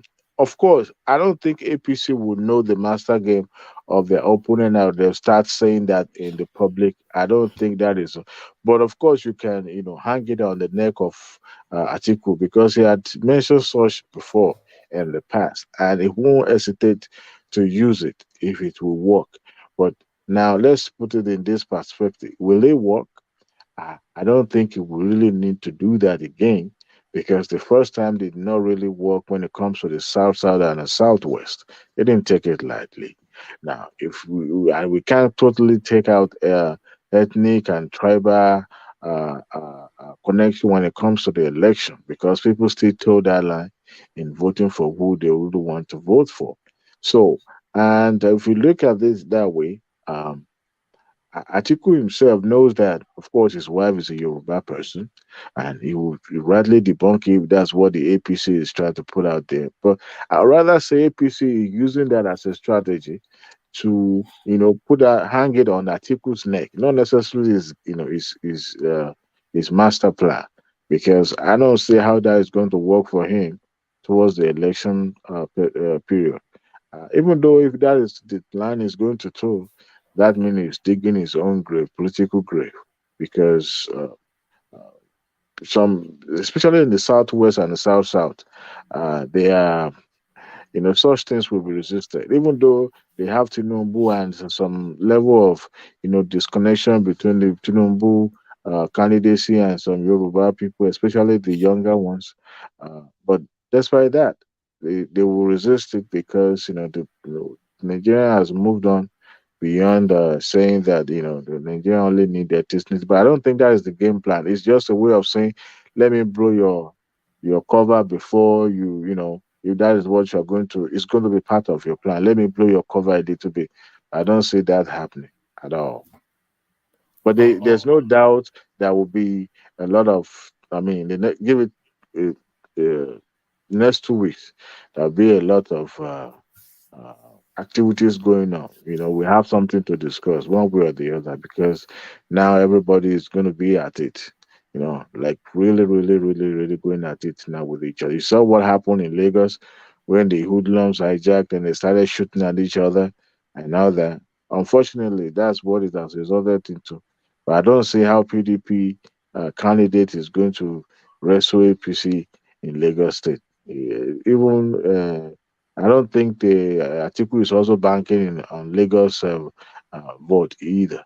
Maybe he's trying to mop up some number from other parts of the southwest to make up, but not necessarily in Lagos State. All right, brilliant. And to Atiku's, not Atiku, but Buhari's helicopter being stoned in Kano. What are you making of that? What message do you think they're signaling to him? I used to think Kano is.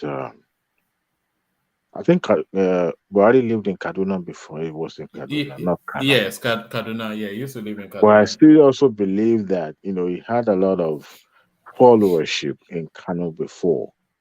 But come to think of it, those people that are stoning his helicopter, if you really ask very well, maybe they belongs to Kwankwaso movement, not necessarily PDP, because Kano is still in the stronghold of both Kwankwaso, Ganduje. Remember, Kwankwaso had lost to Shekarau before. At the same time, to his deputy, which is currently the governor, Ganduje, right? So it probably one of those elements that was throwing stone at Buhari probably belongs to the NNPP or PDP, because I don't think the entire state will be totally against. But I still want to believe that Buhari still commands some, followership in Kano State to some extent. But as volatile as Kano State and every other bigger city in Nigeria will be, those such things is not going to be out of place, because sometimes when you go to those big cities, that's where you see those abnormal things happening. But whether they like it or not, it's leaving the government anyway. So their anger is misplaced, and they were doing it just like what happened in Lagos when the PDP spokesperson was asked. It was pinning it on the APC, and at the same time, that tells you the desperation of people. All right, and if Buhari is supporting a candidate in Kano, and that is not APC and doesn't belong to PDP, then that means it's going to be in NNPP. And that means those people you saw stoning his helicopter probably from PDP or NNPP. Now, will that translate to victory for their party during the election? That is a question that remains to be seen. But it's just unfortunate what happened. I don't see, the good in throwing stone at the helicopter, which is there's an ignorance, the level of ignorance people in Canada. I don't see that happening in Lagos, despite happening in Lagos. If that happened in Kaduna, I don't know. But it's unfortunate that is happening to him. But I think he was motivated by the political movement, not necessarily the people of Kano State. All right, brilliant. Thank you, Adewale. So thank you, Adewale. So let's go on next to Fatai. So Fatai, then give us your thoughts on the Tinubu space. So the outburst.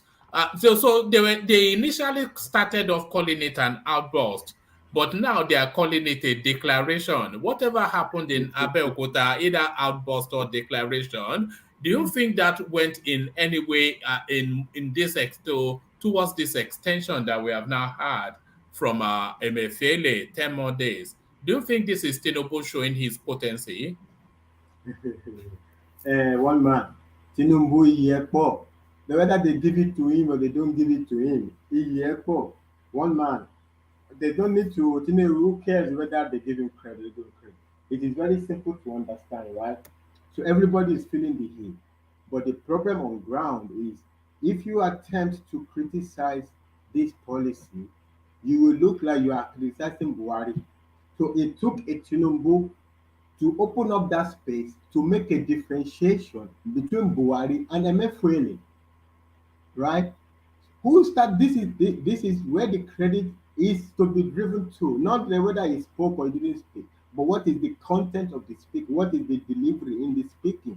Delivery in the speaking has given everybody the boldness to make a differentiation between Emefiele and Buhari, right? Because an Emefiele and whoever were in his cohort, whoever are his cohort, they are banking on the human shield called Buhari, that if you criticize me or you are criticizing Buhari, that's why every day he goes to Buhari to tell him, please, I want to pee, I want to shit, right? So that nobody will criticize. So if you criticize me, it's Buhari, and everybody is scared, right?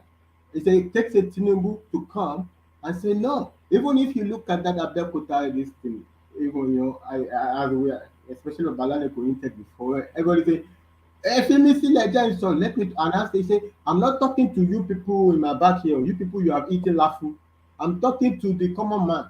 So if nobody understands that Tinubu is speaking to the space of the tremendous suffering in the country, okay, it's up to you. I mean, I don't know what is complicated about that.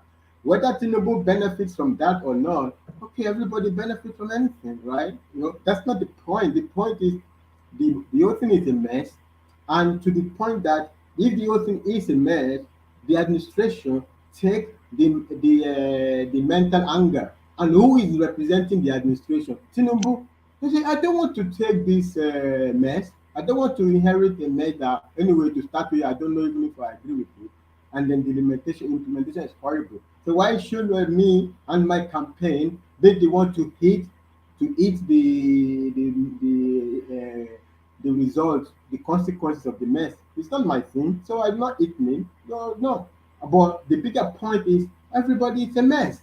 The point is a mess. But how do you tell the people who are doing this mess that what they are doing is a mess without rupturing the human shield, the caricature they have built up, like, oh, it's Buhari, don't criticize me, if you criticize me, you are criticizing Buhari. No, we are not criticizing Buhari. We are criticizing Buhari to the point that he just stand there and watching people running the country into the ground, and he stand there like he's above it all. No, you can't be above it. At the time you have to say, call them to order, right? And that's the only criticism Buhari takes, right? At my point of view, like, why are you standing like nothing is going on? Like, who cares about whether it's your way of life?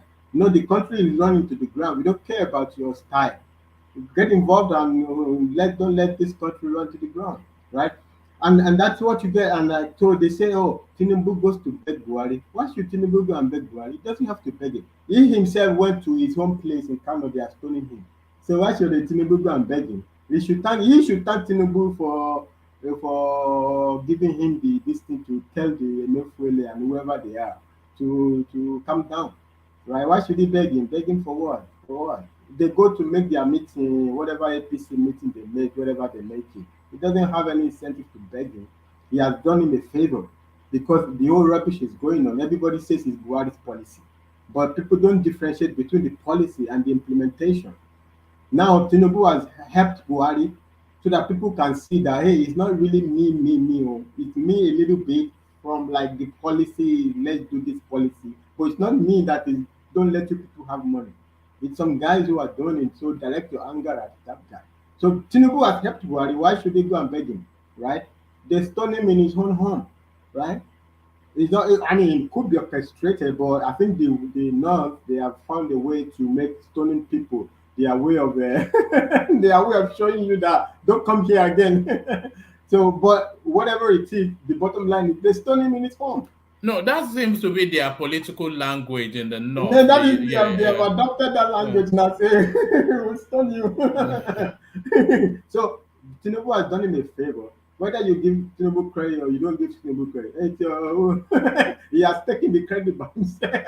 The people who will give him credit has given credit. Everybody knows that he opened up the conversation. He has opened that space for that conversation to say, hey, what the heck is going on? Some people are even thinking maybe, okay, they are doing some magic. Emefole is going around with his swelling head. Oh, yeah. And you go and sit down, or you are doing a mess, right?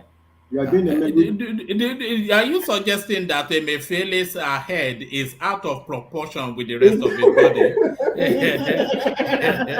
You know, the blowing by himself, blowing is like making it bigger. That, hey, you are just CBN governor. We can fire you. You know, anytime you want to be CBN governor at the same time be president. You stop your job. Even like I think there must be some code of conduct violation there. You step down from the CBN and then you go and become politician. You can't be a politician and you want to also run. And even that's why I said it's swelling. I think one man you said it. I even tried to go to court to enforce. Yes. I think the case might well still be in court, even waiting adjudication. You want to be president and governor. I don't know what is going on in our country. Some people will just be swollen head, right? Hey, this guy just finished. He finished from what is it called? In UNN, this Unzuka, banking and finance, right? And he did a master in banking and finance. That's all. Okay, that's not like okay, that's good. It's a good achievement. But it doesn't mean you are the most brilliant person in the whole of the planet that you have to let your head swell this much. And then he goes to Harvard and wants him to do some 2 hours. Sandwich course. They call it sandwich course. Okay. But that doesn't give you any expertise. If you go to Harvard for 2 days, okay, so what? It's a bit like when Dino Melaye will tell us that he's been to Oxford camp. You know what they give them after the certificate of attendance. They give them, some a certificate of attendance. That he came on this day and he sat for 2 hours and listened to somebody, and we took $2,000 from him. He's a fool. He's a fool. Are you joking me? It's not 2,000, no. Oh my goodness, now you are not nice. Certificate of attendance. The guy has not been nice to us now. The guy has not been nice to us now. These people are funny, and they come back with this pamphlet. And when they go to that court, they read the pamphlet, right? So he comes back now. He wants to implement a cashless policy because they told him in a word thing with one line. These people, this pamphlet they give them there's a lot of researches behind it, right? You need to actually study the field to understand the nuances. But they just come and take the one-line summary and say, "Oh, okay, let's cashless." It's a bit like when Obi will be telling us this the Millennium Development Goal. Women Development Index. God, it's unbelievable. We don't suffer for that country. My God. I was sitting at Said Business School in Oxford. Is it Oxford or Cambridge? My lecturer tell me consumption to production. It's unbelievable. Is it the Millennium Development Index? It is if you go and God, shoot me now. Just shoot me now. It's unbelievable. Unbelievable. It's incredible. These are these people are running our country one man. God Almighty! You feel like doing a somersault and hitting. Wait. How is it? Patai, one man. Patai, do you know what baffles me most? They are asking Peter a big question, and he's saying, "Trust me, trust me." It's very ridiculous. Trust you what? Trust me, that's a policy. Trust me, it's a policy. Trust me, I'm go and verify. Trust me, I'm verified. Go and verify. Go to Anambra and verify. I don't want to go to Anambra. But I don't want to go to Anambra. I don't want to go and verify. Go and verify. Go and ask the Inspector General of Police in that time said Anambra is the most secure place on planet. Go and verify. What am I supposed to do with this statement now? What am I supposed to do? Oh, we don't suffer our one man of our country. No, it's just when you think about it, it's quite a spectacle. It's a real spectacle. I mean, even in the Western world, right? Okay, cashless is good for me to be able to buy abado on with my mobile phone. It's good. It's not, but it's not a tested direction yet. Even in the advanced countries, they are trying to see. They made Sweden to try it out. They made this to try it out. America is not shutting all of the economy down to turn everything into cashless. They are introducing it here. It has tremendous advantages. But even right there in America, there are still some people who are opposed to it because they feel it's a big government control. They are looking at China. I say we don't want to turn to China. All these things still have their negative. It's not like it doesn't have any negative at all. But then you bring it to Nigeria, in which in Kano, I mean, the southern people, we only think only like Nigeria exists only in the south. Like, oh, Nigeria is ready for cashless. Because you are living in Lagos, go in the one village in Kano and tell them you want to do cashless. They don't know what they're talking about. They are still doing their cash. And then let me show you something somebody sent me on Instagram. Let me make sure it's. Can you see it? Yeah, I can see it. They were asked the same question. All right. Before I bring it, so this is the person. This person says they were asked the same question. How can, I won't say what he said after that, how can a person like this be in the same, be in the race to become Nigeria's president? Yes. So same question, two candidates, different formats, different platform for us to say, but here is the question being put to Tinubu first. So let's listen to what he has to say. 8 years ago. What are you going to do different? Why should Nigerians be voting for you? Because I'm different. I am Bola Ahmed Tinubu. I have governed Lagos. I built a model state that could be a country on its own. I've led an administration that is so prudent. From 600 million internally generated revenue to 5 billion a month. That's a record. Nobody else can brag about that. I've treated and tamed the Atlantic Ocean surge in Nigeria that will have perished many people in Lagos. The infrastructural renewal of Lagos is excellent. I've continuity in Lagos.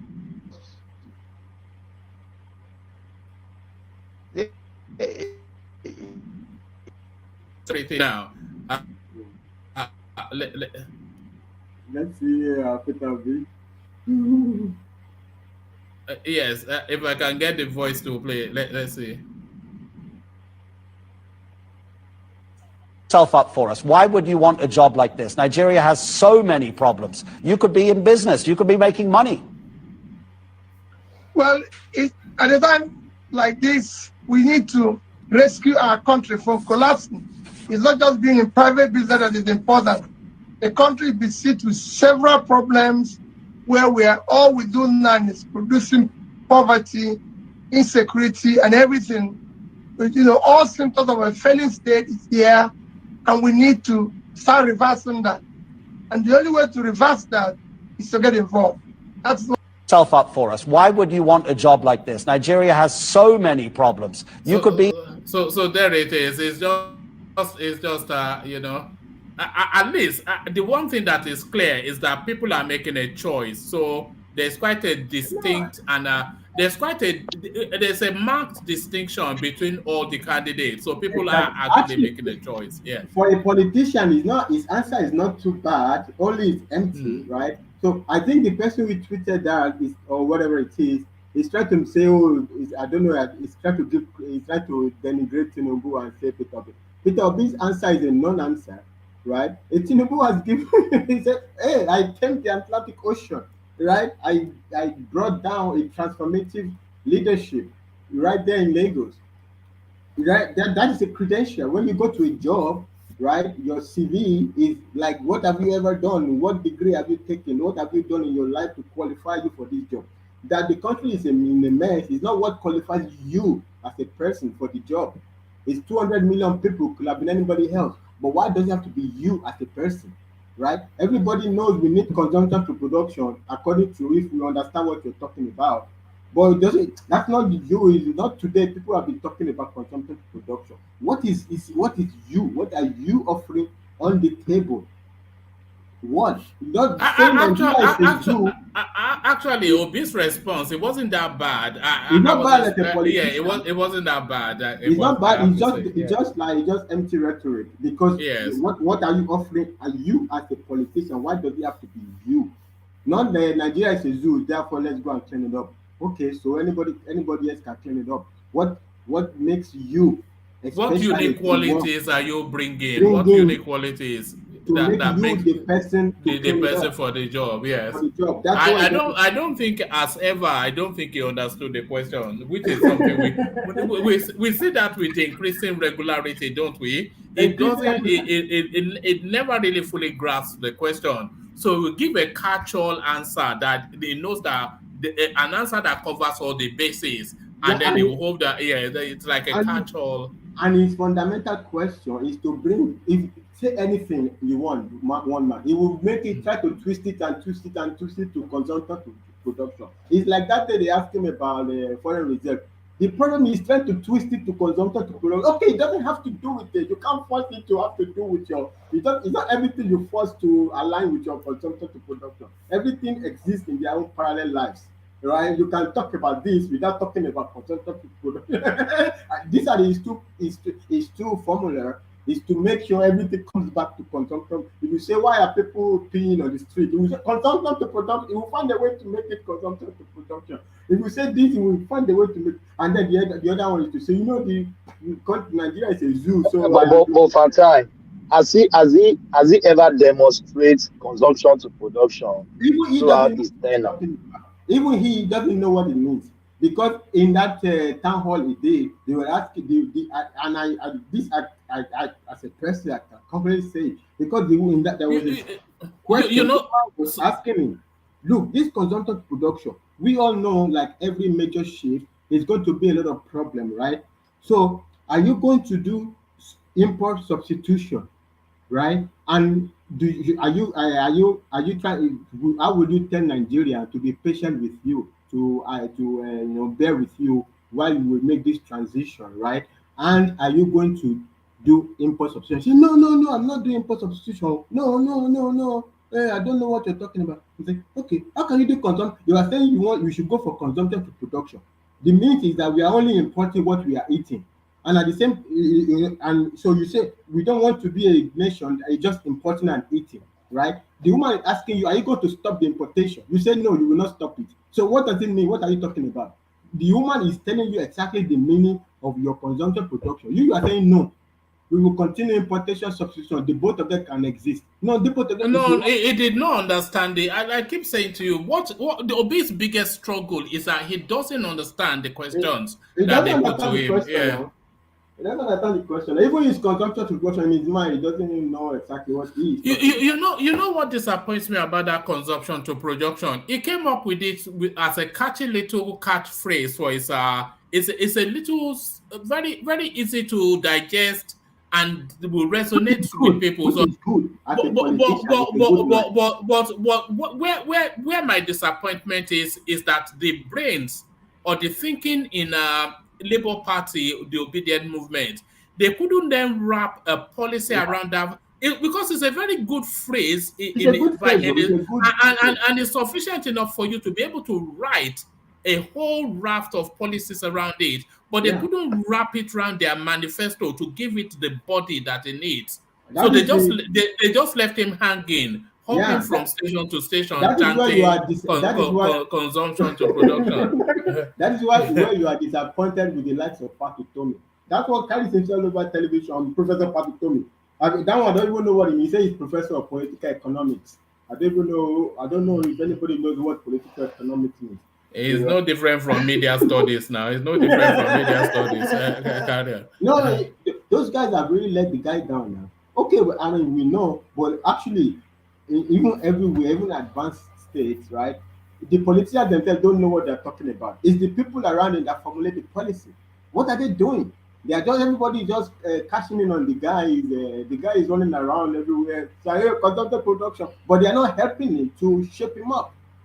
They are not helping him. He cannot do it alone. Labour Party is not helping him. Pakitomi and the likes of them, they are not helping. They are just using him to gain currency in social media. You know, help the guy to formulate a policy. What the guy is saying don't make sense. Right, as a politician, we give him a pass, but up to a point, at a point, we don't accept it anymore. What do you mean? What are you going to do for us? If you think all the youth are going to vote for you, what are you going to do for the youth? Consumption production, right? If you think about it, it's not a policy for the youth, because when you start this consumption production, who are the people who are the first the big first beneficiary? The big boys. They are the ones that have the money to latch on to this new frontier. If the youth maximum, if they get a job as a labor farmer to do the consumption to facilitate it, they will be lucky. It's the big boy that will first benefit. So why is it for the youth that you're going to do consumption? It's not fleshed out, right? Maybe maybe he's taking something, but I don't know what he's taking. Maybe I'm stupid, but I don't know. I don't know what it means, consumption to production. You know. All right, thank you, Fatai. So thank you, Fatai, and thank you, gentlemen. I'm going to seek to start to round off here. One man, just to say this before, I think the last time everybody was criticizing me about my spreadsheet when I take out Kwankwaso. I think even having this conversation about Kwankwaso, I think everybody should take it back. They should take it back when I take out Kwankwaso, and they are saying, oh, they want to punch me. No, take it back. I think everybody should. Don't worry. I know you are pointing. I know you are pointing that at Kolata, and I know he's listening. Kolata is quite. Kolata, not just Kolata. There were many people. They were even Patrick.